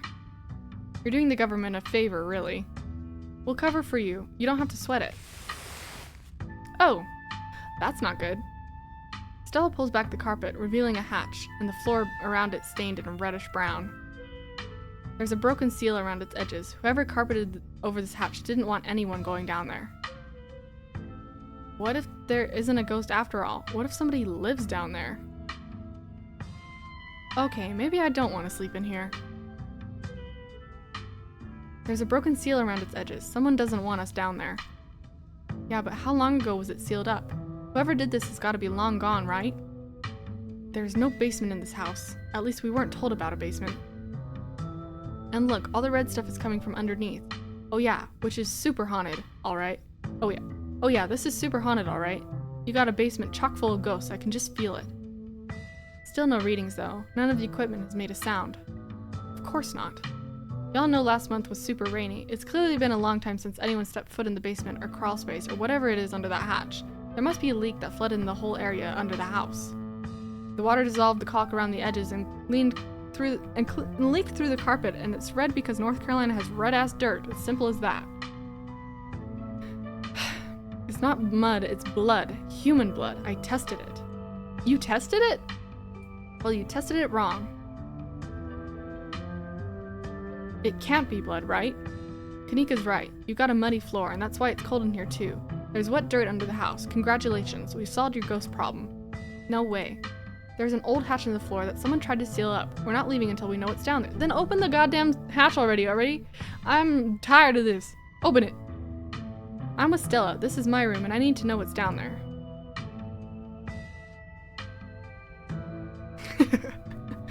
I've been to places that have red dirt, and literally, like, you touch it for a second, and it's everywhere. It's everywhere. Goodbye to all your clothes. It'll never come out. Have you considered they may have tried sealing it up because it's unsafe? Uh-oh, do you think the flooding could have made the house unstable? I'm all in on ghost hunting, but I don't know if I could crawl into another dangerous crevice. I'm going for it. Well, that opened easily. Oh, you come to Oscar's living room. You can't tell what time it is, and your friends are nowhere in sight. The building feels colder, and there's something about the air that feels wrong. It's stale with an undercurrent of mold and earth. It makes you feel claustrophobic, as though you're in a coffin, each breath depleting with what little oxygen is left. How did we end up back here? Where is everyone? Did we pass out again? Was there a gas leak in the basement or something?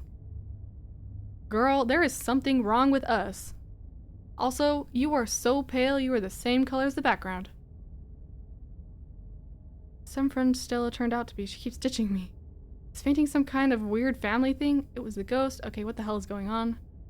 Must be a gas leak. Okay, what the hell is going on? Maybe it's another gas pocket, or mold, or something shaken loose by the collapse yesterday. I don't know. This isn't exactly a normal occurrence for me. Now let's get the hell out of here before the bad air gives us brain damage. Your cousin marches to the front door and opens it. Well, why does it look like Oscar's house is in front of us? Didn't we just leave? I must be misremembering things. Let's go. No, you're right. There shouldn't be a door there. Clearly whatever is in the basement is messing with our heads. We just left Oscar's house. The library has to be on the other side of that door. The two of you cross the hallway and open the door. Oh, well that's not right. Something isn't right. It feels like a late summer afternoon. The air is warm and wet, and scent of flowers drift on the breeze. I'm not the only one seeing the scratchy window in the distance. Do you see the creature behind the thorns? That's one of the bad omens Stella and I found in the woods. This is so cool! Pinch Tabitha to see for dreaming. Did we die? Tabitha, please tell me I'm not the only one seeing the scratchy window in the distance. You're not. What the hell is that thing? Am I having a stroke? Are you having a stroke? Are we both having the same stroke at the same time? Do you see that creature behind the thorns? That's one of the bad omens Stella and I found in the woods. Ew. I'm pinching Tabitha. You reach forward and pinch your cousin. Ow, hey, what was that for?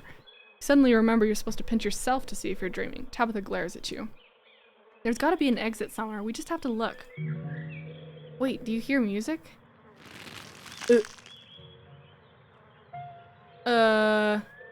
Movement stir as a figure cloaked in shadows rises to attention. Stella? Who are you? What are you doing on my property? Bark, bark, woof, bark. I can't understand Gretchen. Huh? Huh?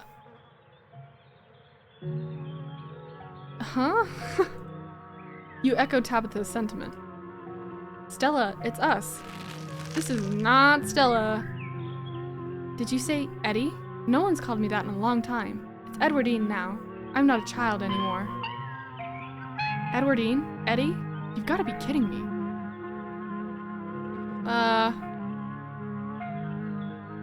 Okay, this is definitely a dream. I hope so. Quit trying to scare us. This ghost hunt thing is over. I'm taking my cousin home now. I wish I could stay the same. You should have stayed gone.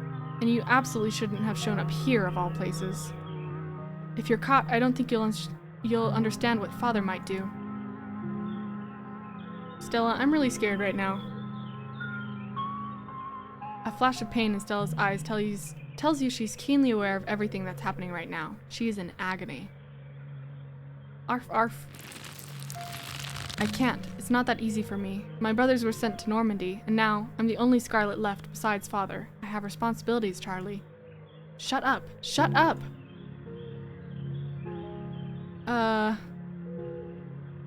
I'm more important than your responsibilities. Let's just try to find an exit or something. I've had enough. You should just get out of town while you still can. Whatever you came back for, it's not worth it. Let her go, please. Oh. She's gone, along with the shadow in the corner of the room. Come on, we must have taken the wrong door out of the annex. We're getting out of here before anything else happens. Girl, do you think this is normal?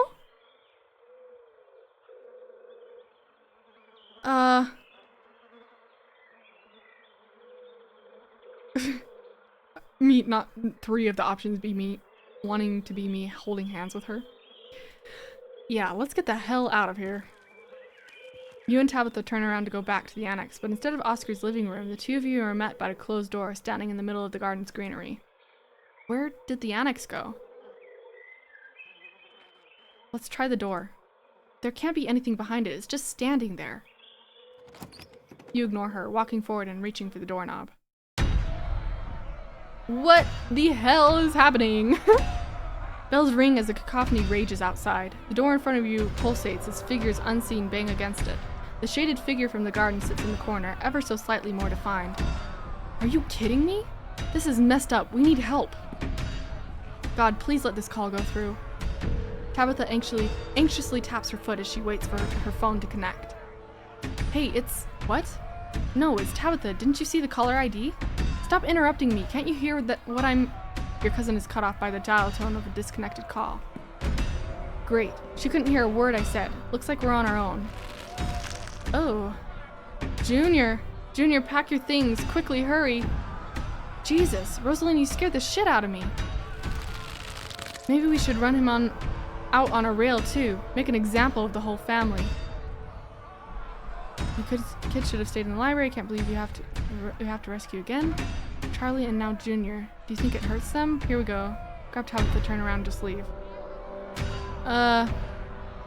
Charlie and now Junior. Your guess is as good as mine. Maybe they're the same person.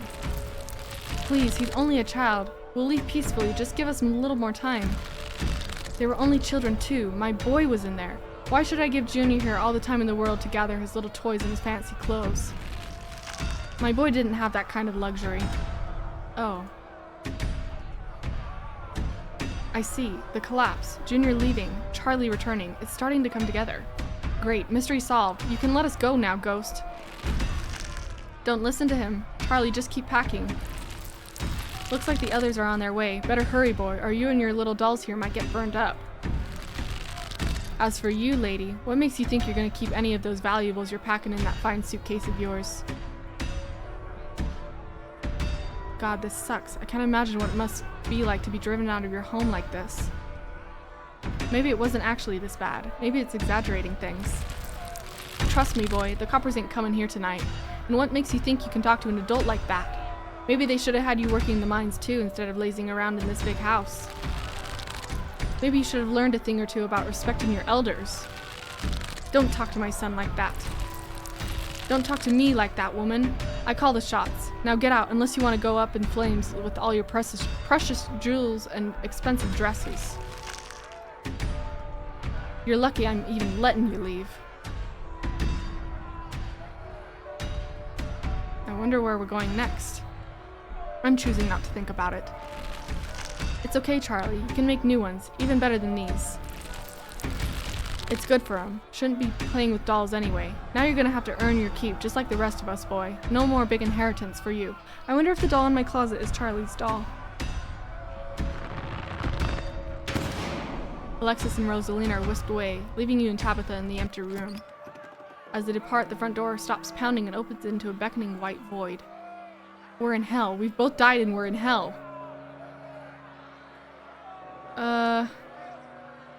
So many ditchlings here. Pull yourself together. Tabitha, we're not dead. Are we supposed to be Charlie? Is Charlie the ghost? Your guess is as good as mine. Who did you call on the phone earlier? Friend of the family. Not that it matters, though. The call didn't go through, so we're on our own. Let's put our heads together. What do we know? We know that we can't leave, and we know that we're not possessed, so at least as far as we can tell. And whatever we saw in this room at least happened right before the Shaw mine collapse in 1918. I think the only option on the table for us right now is keep doing what it wants us to do. Maybe it'll stop at some point, or maybe we'll figure out a way to escape. There's so many ditchlings here. Yeah, there are. Those things are horrible. No wonder you were such a mess when you came back on Monday. You're right. There's only one way to get to the end of this, shall we? Yeah, let's get this over with. Cousin bonding. You and Tabitha walk up to where the pounding door used to stand and step into the void.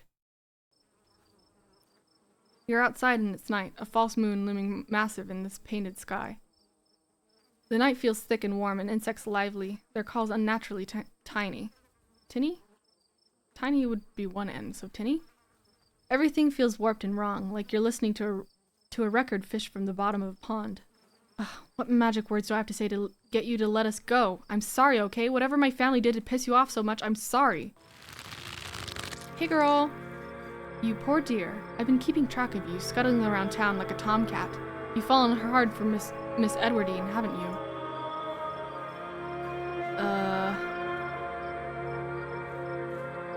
Who's this supposed to be? The scenes are all scattered. If you're trying to scare me, it's not working. Listen to the figure. Listen to the figure. You quietly let the figure continue. There's no need to be embarrassed. Your secret is safe with me. You know, I never did approve of what the Scarlets did to your family, and what it did to the two of you young'uns. Childhood sweethearts. Just think how lovely it would be if you could just be happy together. That's what you want, isn't it? It looks like there's more to this haunting than the collapse. I don't think I want to know so much about some fling my great-grandmother had. This is definitely too much information. And it really has nothing to do with me. I'm sure by now you've realized the young lady doesn't plan on leaving with you, but it's not for lack of desire, as you well know. It's Enoch. Even if you dragged her over the town limits, his hold over her would make sure neither of you were ever happy again. Wow, I can't talk. Just think of what happened to your poor mother and father. Do you want that to be the two of you?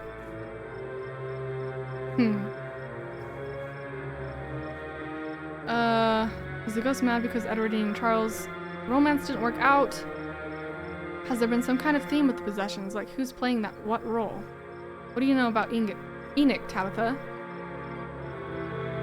Our great-great-grandfather. He was in charge of the mines when they collapsed. Besides that, I don't actually know much about the man.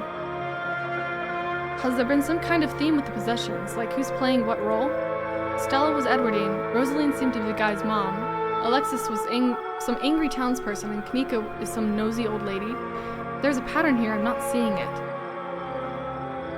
Maybe it's just pulling the closest matches it can find. Maybe it'll be clear once we find the full ensemble. You're starting to get into the puzzle, aren't you? Listen to the figure. You quietly let the figure continue. The powers at work here are stronger than even your love could withstand. You need to break the bonds holding her here. Then you can both go free. No more misfortune. Not for you, not for anyone else bold enough to step foot outside the holler. Nika mimes handing you something, though her hand is empty. Everything you need to know is on that map. The symbolism of these rooms could be helpful. I think I can parse some of it. The flies on the flowers could symbolize something that looks like it should be sweet, but is actually rotten. Do you know what some of this other stuff is? Wow, am I talking? I can't talk. Now. No, I don't see how this helps us. It's obvious that no one should trust this lady. I mean, just listen to the way she talks. I don't need a fly-infested flower to tell me something is up with her. That's where you'll find them. You need her there. Then read what I've written down and be careful. Good luck to the both of you. I hope you get your happiness. And then she's gone. Tabitha sighs. Okay, let's find the way out, unless you've got any ideas. I don't think there's anything else we can do until we get to the end, or until we die, whichever. Before the two of you leave, a smell hits you, sweating, suffocated flesh, with a tinge of this I don't know that word.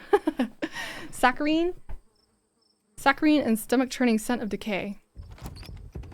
There you are. Oh, hey, Wayne! Long time no see! I would have found you sooner, but the resident clearly doesn't want me here. Doesn't seem to have the same issue with these miserable little parasites. Wayne, you confuse me. Bottom feeders always manage to slip through the cracks, don't they? Oh, wait! I forgot, these two were a thing. Let's talk. Oh, hey, it's Tabitha's ex. How did you get in here? I don't know if I should be afraid with him. The music makes me feel like I should be afraid of him, but I feel like I'm not. You say that like it would be hard. Creatures like this are all smoke and mirrors, no substance, no real power, just enough to keep you both going in circles. Tabitha grabs your arm, her grip tight and nervous. We're getting out of here. What an unfortunate situation you've been dragged into, Sif. Why can't you do as I ask and stay out of trouble? But that girl won't let you, will she? Stella, is that her name? Perhaps I should pay her a visit soon, if she makes it out of here alive. Tabitha bolts for the underbrush, desperately pulling you along. Stella? So Wayne is connected to the ditchlings. He knew something about them. I don't know anything about that, and I don't care to find out. But if that gets you to stop engaging him in conversation, then sure, he's connected to the ditchlings, and he's super evil and bad, and talking to him will curse you. Or whatever it is those things are supposed to do. The two of you step out from the brush and into a long wooden corridor lined by bottles and rails. A figure rises to attention, blocking your way. I'm afraid he doesn't have long. If there's anything you need to say to him, I'd say it now.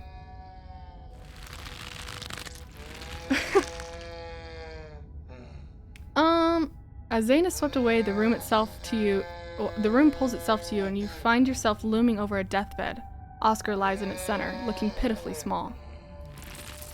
I'm sorry, boy. Sorry I let my troubles drive your mama away, and sorry those troubles mean I'm leaving you all alone now. So Oscar is Charles Sr. Yeah, Charles Shaw Sr. You should probably know about him by now. Everyone in Scarlet Hollow knows about him.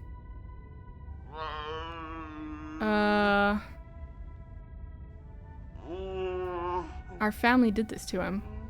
It was his choice to turn to alcohol. We didn't do that. Damn it, Junior. How many times do I have to tell you? I tried to stop it from happening, but that damned snake Enoch went behind my back. Oh, what bullshit.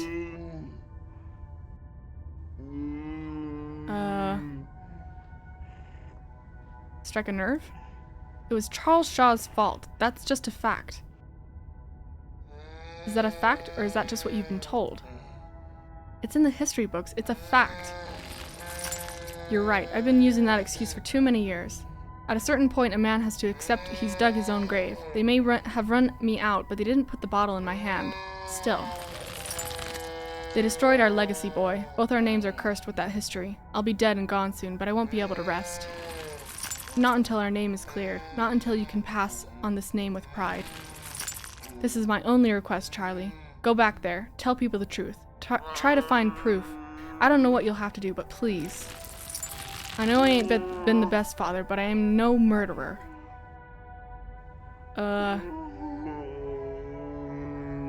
Wait, so this is after the scene with Rosalina, but before the scene with Stella? I'll play along. Alright, Dad, I won't let you down. And yet he does, or it's likely neither of us would have been born. Damn it, boy, I may not have until the morning. Promise me you'll go back, and at the very least show that Enoch bastard for what for. I promise. Ew. You watch as Oscar's body seizes and falls through the sheets, taking the rattling pile of bottles with him. The ghost is so full of it. Where are you going, Tabitha? Your cousin steps forward and disappears through the hole left in the bed, leaving you to follow. She just said, I'm going with. Follow her, I guess. Jesus. You find yourself pressed uncomfortably against a trellis. A small castle lifts off to one side of the wall, and the bars of a prison loom over both all of it and all of you. Climbing up the trellis again, how very Romeo and Juliet of you. Oh, Avery. No need to run off. I won't tell the old man, though you've gotten sloppy. You should try to be more careful if you don't want him putting you in an early grave. Are the bars metaphorical, or are they real? You keep asking me things like I know any better than you do. We've both been seeing the same rooms. You're the one who grew up here. I just thought you might recognize stuff. Yeah, she did. It's not like this is exactly what the real world looks like. How am I supposed to recognize anything when it's all messed up like this? For all we know, none of this even happened. And even if any of this did happen, who's to say this is even close to an accurate interpretation? We're watching the memories of a dead man. No, not one of her brothers. I'm a prisoner. Another victim of the Scarlet's lies, like you, Charles Shaw. Tabitha, does our family have a history of locking folks up in some sort of rich people dungeon? Is this what is in the Forbidden Wing? I'm gonna play along. Charles was my father's name. I'm Charlie. Don't go into acting, okay? Yeah, I'm aware. A mere generation makes no difference. His blood runs in your veins, does it not? And now it runs in hers. Yes, it seems your little trysts bore fruit. And oh, will you ever be in trouble when that old man finds out? Tabitha's eyes go wide. I don't follow. Shh, let it talk. I think this might be important. You know you don't have to keep dangling there. Come inside, you'll be able to hear me through the door just fine. A secret love child? The world around you swirls, and you and Tabitha find yourself pulled to the other side of the wall. A door bound by countless locks and chains pulsates before you. Oh, this is what we saw in the, beginning thing for the title screen. This is definitely supposed to be the estate, but I can't tell how much of this is real and how much is a metaphor. Stop talking, we might miss something. It's not what I invited you in for. I couldn't escape even with your help. I merely wanted to offer a warning. Leave town now. Why? Why should I leave? This guy has nobody to blame but himself. You hear that, Ghost? You were given every warning. You could have just left. You can't take her with you. It's not possible. You can always stay and die, but if I were you, I would use my healthy legs and run as far away from Scarlet Hollow as possible. I hear the beaches are nice. Why don't you take a permanent vacation there?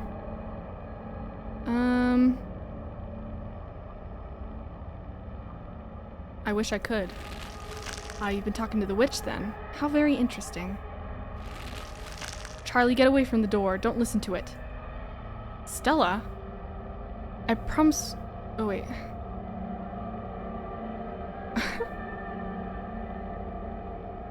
Eddie, what the hell is going on here? How does it know that? This is too much. I just want to go home. Do you feel sick? I feel sick. Can we talk now? What do you know about this place? I mean, this is almost certainly the estate, and whatever we just saw probably happened in the Forbidden Wings, just based off the locations of the windows. That half of the house has been off limits for over a decade. I don't know what we just saw, okay? And I know that what it sounded like here, but Charlie isn't related to us. I know that much, I think. Come on, the quicker we get through this, the quicker we'll be out of this ghost place, hopefully. You and Tabitha walk after Stella into the darkness. Hey girl! You and your cousin find yourselves crouched under a large table. Stella stares through you and as undecipherable murmurs and shuffling feet echo from the ends of the table. Ugh, I don't know how, but this feels so much worse than the last room. Yap, yap, yap. Poor Gretchen. I can't understand her anymore. They're so lovely. Are you sure I can keep one? You must have worked very hard on them. We've got to be near the end, right? That music is the same song that started playing when Stella first showed up. Yeah, I think you're right. What a creepy scene to end things on. I can't believe this ghost is making Stella humiliate herself like this by doing a baby voice. It's embarrassing.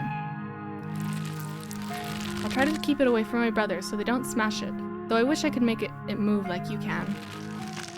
And you can even do the voices. You know, you could probably make real money if you put on a show for people. Oh, so that's why everyone's been moving so weirdly while they've been possessed, right? He's got a thing with puppets. He sure does. A traveling show, and you want me to be there too? Oh, could we go to towns along the beach? I've heard the Outer Banks are the most beautiful place in the world. I wish we could go back in time all those years ago and tell them what we know. Me too. Thank you, Charlie. I've always wanted to see the ocean. Oh? You can see the tiniest shimmer of tears in Tabitha's eyes. She blinks and they're gone. There, are you done now, Charlie? Can we leave? Everything crashes to a thunderous black before you and Tabitha can get in another word. Okay. You think they're good? Are we gonna get out of this and everyone is dead? Clap, clap. A single spotlight remains, illuminating a trapdoor in the center of the stage. You feel drawn to it. The trapdoor. Are we back in Rosalina's room? We must be. Which one of us is going to open it?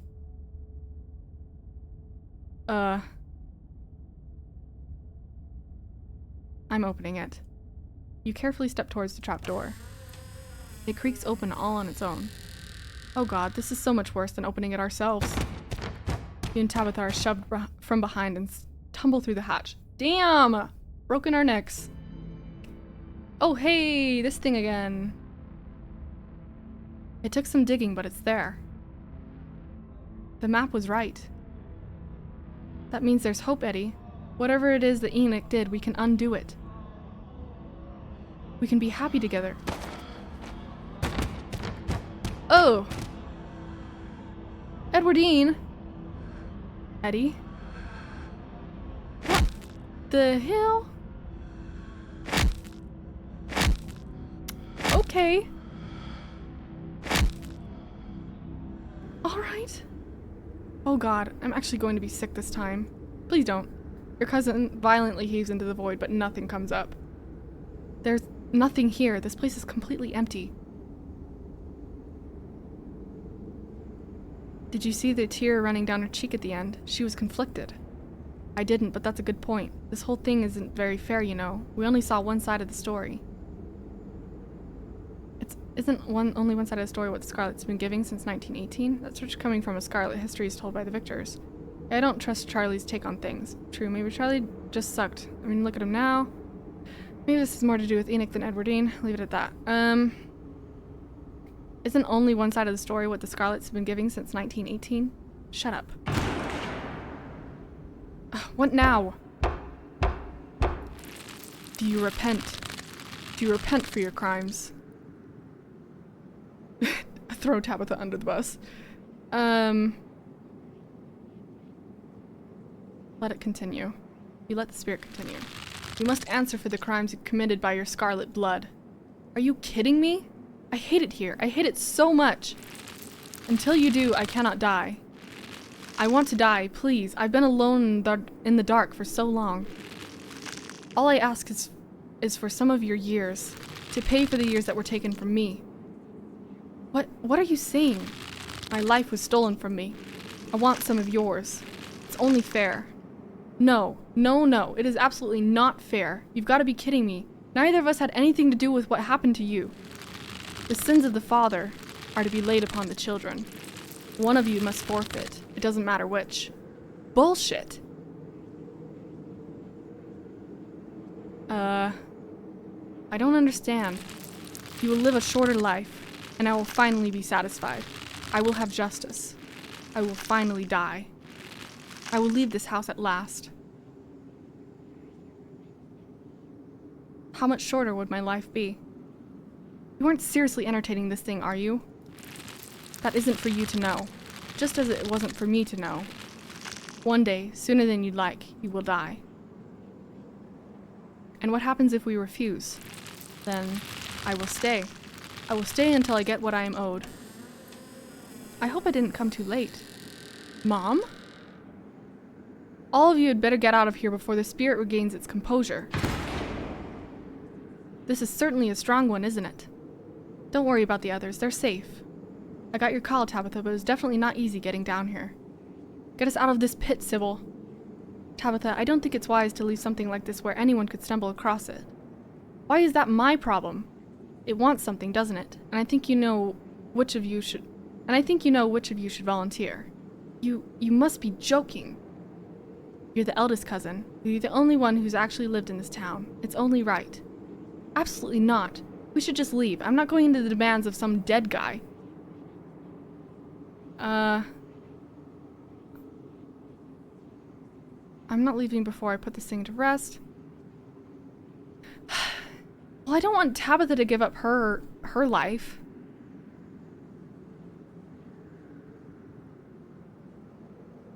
I'm with Tabitha. Neither of us owe this ghost a damn thing. We're leaving. Yeah, you heard Sif, Sybil. Neither of us are compromising with this thing. Now can you just get us out of here? Sybil sighs. Tabitha, are you sure you want to leave this business unfinished? Absolutely, this is not our problem. If you think it's the best course of action, yes, I can get you out. It's only a question of seeing through the illusion. We're in a basement, even if all your senses are telling you otherwise. Try closing your eyes and remembering where you are. You do as she says, closing your eyes. Suddenly the sounds and tactile sensations of the spirit realm feel much more distant, as though you've partially awoken from a terrible dream. Good. Now feel for the stairs. You fumble in the darkness, grasping the air in front of you. Your palm meets wood with a solid thunk. It's the staircase. You feel it under your hands. I found it! You begin your ascent. Good work, you two. You're doing great. You place a confident foot on the wooden floor of what you assume to be Rosalina's room. You open your eyes, seeing what feels like a superposition of the real and the fake. Don't let it trick you again. Its powers are already struggling to maintain their grip on you. You continue. You feel the doorframe under your palm, and then the sturdy walls of the hallway beyond. We're almost out. I knew it. I knew this ghost wasn't a big deal. It's only faltering now because it's exhausted. Don't underestimate the spirit, Tabitha. You stumble into the corridor between the annex and the library. The real world swims closer and closer to being back in focus. The doors! Come on, Sif, we're almost there! You and Tabitha fall towards the entrance, your legs still unsure of the ground beneath you, and the doors fly open. You're outside. It's real this time. A cold autumn breeze blows small piles of dried leaves across the steps of the library. I'm gonna peace out. Back-to-back encounters with my own morality. I've got a lot to ponder. I wonder what these guys saw. See ya, Rosalina. See ya, Alexis. Zane walks off down the road.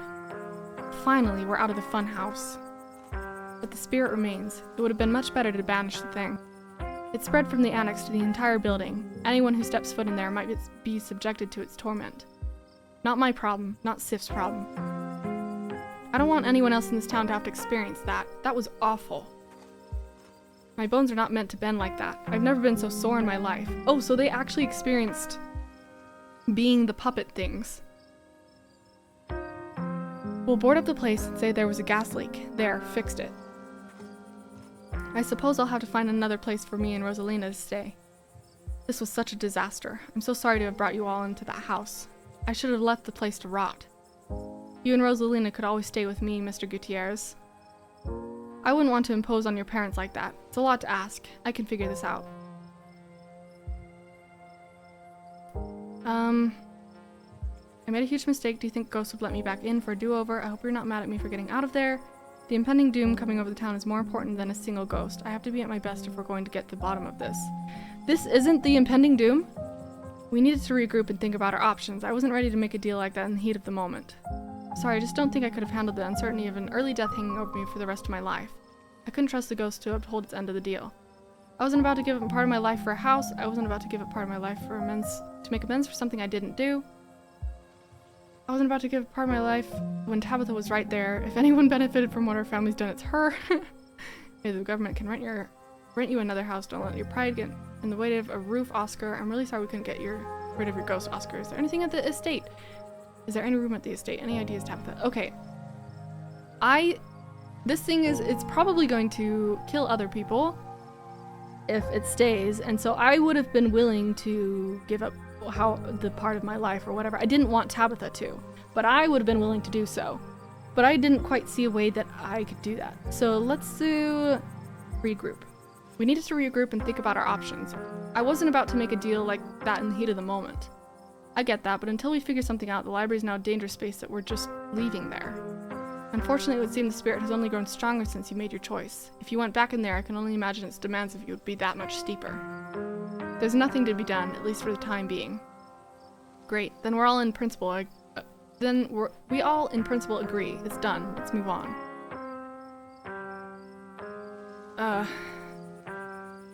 Is there room at the estate? Your cousin grumbles. I don't usually do this kind of thing. The properties we own are for the miners, but there is a house that's vacant right now that might be suitable. You know the old Maxwell place? What? You can't be serious. That place is falling apart. Look, I'll tell you what. I won't even make you pay rent for the first month. Consider it repayment for not literally giving up my soul to get rid of the ghost that wasn't causing any problems until the two of you lived there. That's funny. I thought it was your family that pissed off the ghost. Your cousin furiously pulls out a key ring before picking one off and handing it to Oscar. Thank you. This really means a lot to me and Rosalina. Now, if you all don't mind, I'm going to go home. I think I've had enough social interaction for a lifetime tonight. Finish up whatever you have to do here. I'll wait by the car. Tabitha doesn't wait for you to respond, pushing past you and heading towards the car. To think the ghosts are actually real, Stella's got to be over the moon. To think that ghosts are actually real, Stella's got to be over the moon right now. Actually, wait, where is Stella?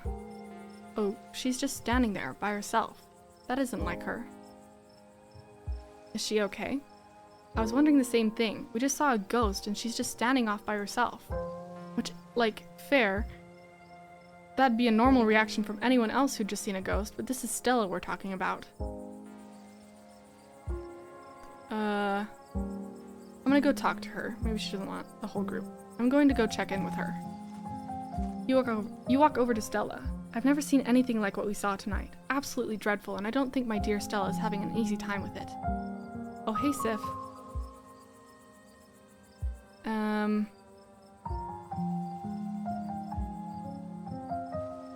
I'm so sorry I couldn't get you out of there sooner. I'm so sorry, Sif. I don't think I can talk right now. I'll call you, okay? Oh, she said bye. She hurries off down the road.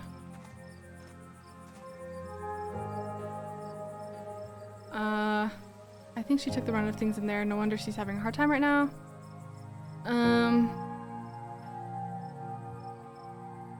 I think she took the brunt of things in there. No wonder she's having a hard time right now. Should we go after her? I think she just needs some time to herself. Stella's never been the kind to share her burdens, and I doubt that'll change just because somebody goes chasing after her. If anything, it'd just make her clam up even more. She's a strong girl. She'll be okay. I'm honestly surprised she and Zane are the only ones heading out right now.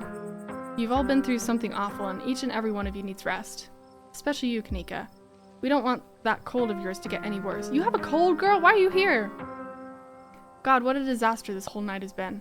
I had no idea it would turn out like this. I'm so sorry, everyone. Stop apologizing, Dad. We're the ones who don't have a house anymore.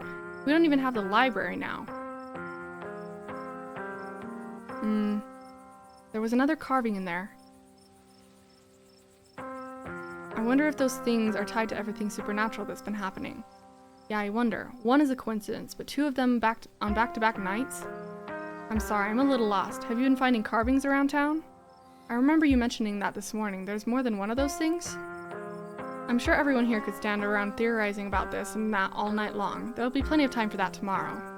I ran into Wayne in one of those rooms, and he vaguely threatened Stella if I kept poking around. Wait, are you serious? Should we be worried about her? He also crushed a ditchling with his bare hands. It was pretty scary. That's just another reason we should keep our distance. Stella's smart. Hopefully she'll be okay. Did he say anything else to you? We don't need to trouble Sif for any details. No one pay any mind to that man. He's just a drifter. He'll be gone soon enough. In the meantime, steer clear and he won't make any trouble.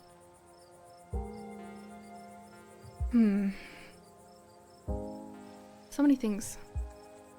I'm really sorry, Oscar. I'm really sorry, Rosalina. It's okay. Worse things have happened to people, and the price was just too high. We'll find a way to pick things up.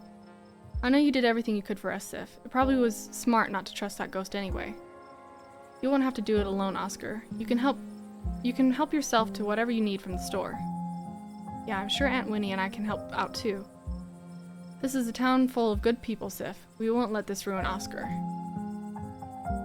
What do we do about the library? I don't know. The ditchlings I know are so according to Sybil, they warn you about things, so they don't really seem to be bad. Wayne, I'm not sure. Because at first I was like, oh, he doesn't really seem like a bad guy, because again, Sybil didn't seem concerned about him. And then in there, he kind of seemed like a bad guy, but then again, Sybil's here saying he's not, like, nothing to worry about. So I don't really know. What do we do about the library? We can always board it up until the ghost goes away, right? The miners were boarded up, and that just made us want to go down there even more. Oh, the mines were boarded up, and that just made us want to go down there even more. We can't just tell them it's mega haunted. Even if the folks believe us, that'll make them want to investigate for themselves. Maybe Tabitha had the right idea. Maybe we just say there's a gas leak. Sybil, is there a chance this goes away on its own? I'm not really an authority on these things, but it doesn't seem interested in fading away. Okay, that's settled then. We board it up. We say there was a gas leak. And just hope no one gets curious, I guess.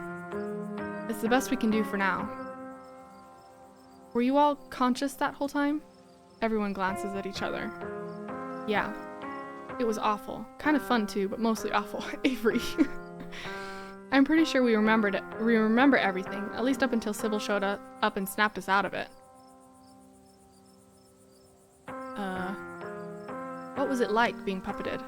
They all glance away. It hurt. Why didn't I make the kids stay behind? I can't believe I let that happen to them. Dad, this might be the overwhelming pain and exhaustion talking, but shut up. I love you. None of this is your fault, okay? I had no idea what I was going to say until the words were already spilling out, and it was like I had no control over myself. I remember each and everything I said. It's like it was burned into my memory.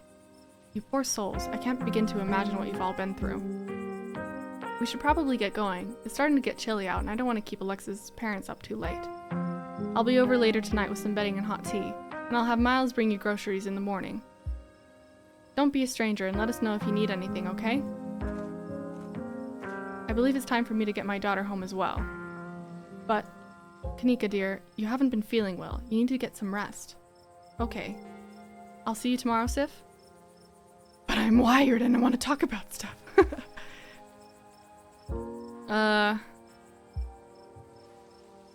If I manage to get out of bed, then yeah. Don't make me laugh. Kanika wearily treks back to the general store. Before I go, Sybil places a hand on your arm, holding you back for a moment. I'm sure you have questions after everything you saw tonight, but let's not get into it here. I think everyone could use a little rest and relaxation right now, yourself included. You swing by the tea room sometime tomorrow, say early afternoon, you and I can have a little chat. I'll see you then, Sif. Sybil leaves and catches up to her daughter. Can't help but overhear snippets of their conversation as they leave. My whole body hurts. Mom, what was that? And I want a better answer than a ghost. It was a spirit, dear. I've never been a fan of the word ghost. You'll be alright. Let me get you some of that special tea. It's been working well, don't you think? I think ibuprofen would be better, but I gotta admit the tea has been nice. I'll put the kettle on as soon as we get home. I guess it's just the two of us now. Do you have any idea who you were? I could roughly place most of the others. None whatsoever, but I remember everything I said, and I remember that cold feeling. A prisoner of the Scarlets. I wonder what your family was up to back then. I guess we can add to the list of ever-growing pile of mystery. Oh, we can add to the ever-growing pile of mysteries. What do you remember? As far as I know, all of it. I might start forgetting soon, but for now it's all fresh. The twisting wasn't the most pleasant, but even though I feel like I got tossed into a blender, it honestly made me feel so alive. Okay, Avery, you're kind of a weird guy. So you don't regret coming along tonight? Look, that was a horrible experience that will stick with me for the rest of my days, but it was also kind of amazing for that. I don't know if that makes sense, but how many other people can say they were possessed by a ghost? Okay. I guess I'll see you around. Yeah, I should probably get going. I'm supposed to have a shift tomorrow morning. I might have to call in sick, but here's hoping a good night's sleep is enough to heal up. Avery heads off, leaving the square in front of the library empty. Time to wrap things up here. Go back to the estate. The ride back is nearly silent as you and Tabitha reflect on the night's events and your decision to leave the haunting intact. Yeah, Avery's got some interesting things going on in his head. I'm glad we're both still in one piece. Me too. It's like Sybil said, it's done and there's nothing we can do about it other than move on. So I guess ghosts are real. Yeah, I guess so. How do you feel about that? The same as I felt before when we went into that house. You'd be surprised how quickly people adjust to terrible realities. I'd much rather move on from what happened tonight than make a big deal out of it. I'm sure most of your little friends feel the same way. Ride in silence. You slide back into silence as the car makes its way back to the estate.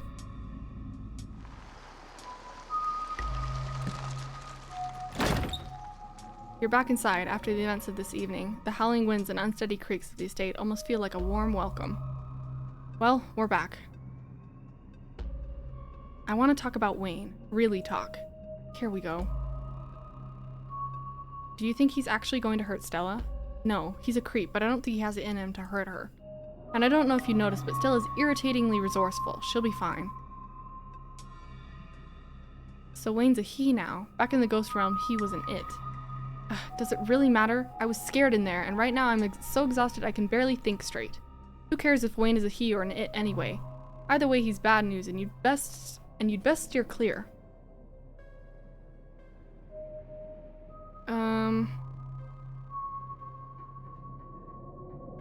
You really don't want me talking to him. What does he know that you're afraid I'll find out? I just know him. Please trust me when I say he's bad news. Did you kill him? He's obviously not dead, so no. Also, thanks for accusing me of murder. Love that. Why is he following me? He's a creep, stalking his ex's cousin. All the more reason to not talk to him. He's a different man now. Stay away from him. Why is he all gross? He's sick or something. Probably part of why he's such a creepy weirdo now. I don't know if it's contagious, but I wouldn't rule it out, so don't go near him. Do you think Stella's going to be okay, like emotionally? She wandered off back there. I'm worried about her. She's a pest, and like all pests, she has an uncanny way of bouncing back from things. She'll be fine. What's gonna happen to the library? It'll stay boarded up until a real ghost hunter comes in or something. Or maybe Charlie will get fed up and disappear. I don't know how ghosts work. And it's not our problem now anyway. The important thing is we both got out of there, and even though everybody got banged up, nobody died. I won't even charge Oscar and Rosalina much rent for the old Maxwell place, out of the kindness of my heart. I'm sure they'll find something soon. How did you know to call Sybil? Who else should I have called? The cops? I believe you've seen their competence on full display. Besides, I'm sure you've heard that old woman talk. If anyone in this town would know how to deal with a ghost, it'd be her, right? I don't know about you, but I'm feeling pretty traumatized right now. That's great. Now you're really a Scarlet. Her smile. Let this be a lesson to you, Sif. Any updates on the strike plans? They're bluffing. They value their paychecks too much to take on that kind of risk. I'm sure this will all blow over soon. If it doesn't, well, I guess this bad week will just keep getting worse. Alright, I think it's time for me to turn in. That's good. That's a good idea. I'll talk to you tomorrow. Her smile freaks me out. Don't keep poking around looking for trouble. You just have to make it to the funeral. 4 more days, that's all, and then the bus comes.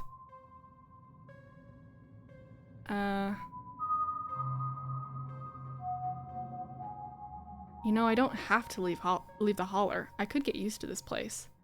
Got plenty of time to think that over. Anyway, night. See you tomorrow. Time to go to bed. You don't even notice yourself entering the guest room and falling into bed. Suddenly you're just there, buried under your family's musty covers. It's Wednesday night. Nearly half a week has passed since you first arrived in town, and a little over half a week remains until the bus comes to take you home. The spirit of Charles Shaw Jr. now commands the entirety of City Hall, a swirling void of wrath and despair that the people of this town will have to learn to ignore. Disaster looms its tallest yet over Scarlet Hollow. Well, I think that's the end of the chapter. There is one more chapter out, but it is quite late, and I, in fact, do have to wake up early tomorrow.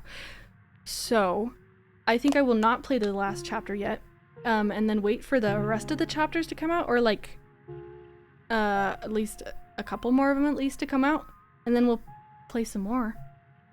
But I don't think I have a whole nother hour left in me.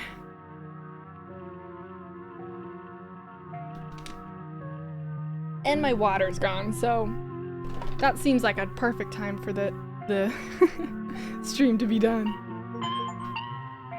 Episode 4 awaits. If you'd like to save before continuing, please do so now. Yes, I would like to do that. Save. Oh. Discord, Twitter. Interesting. Okay. Yeah, I think I'm gonna call that here. Yeah, the miners' strike. Let me pull up my stuff. Thanks for hanging out with me. This is a really long stream for me. I've never streamed that long. Clearly. I haven't been streaming for very long at all, but I think my longest one was like 2.5 hours, and that we've been here for 6.5 hours. That's crazy. But it was fun. It was a lot of talking. It was a lot of talking. I might be hoarse tomorrow. That'd be awkward. But yeah. Thank you. So, I'm gonna call it today. I thank you guys so much for hanging out with me. I know you guys stayed like a really long time. So thank you so much for hanging out with me today. I hope you had fun. I'll see you. I won't be streaming again until Thursday, I think. So I'll see you Thursday maybe. But yeah, have a good rest of your night or day or whatever you have. And I will see you later. Bye-bye. Oh wait, just kidding. I forgot to pull up my music. Oops. Okay. Now bye-bye. Have a lovely night.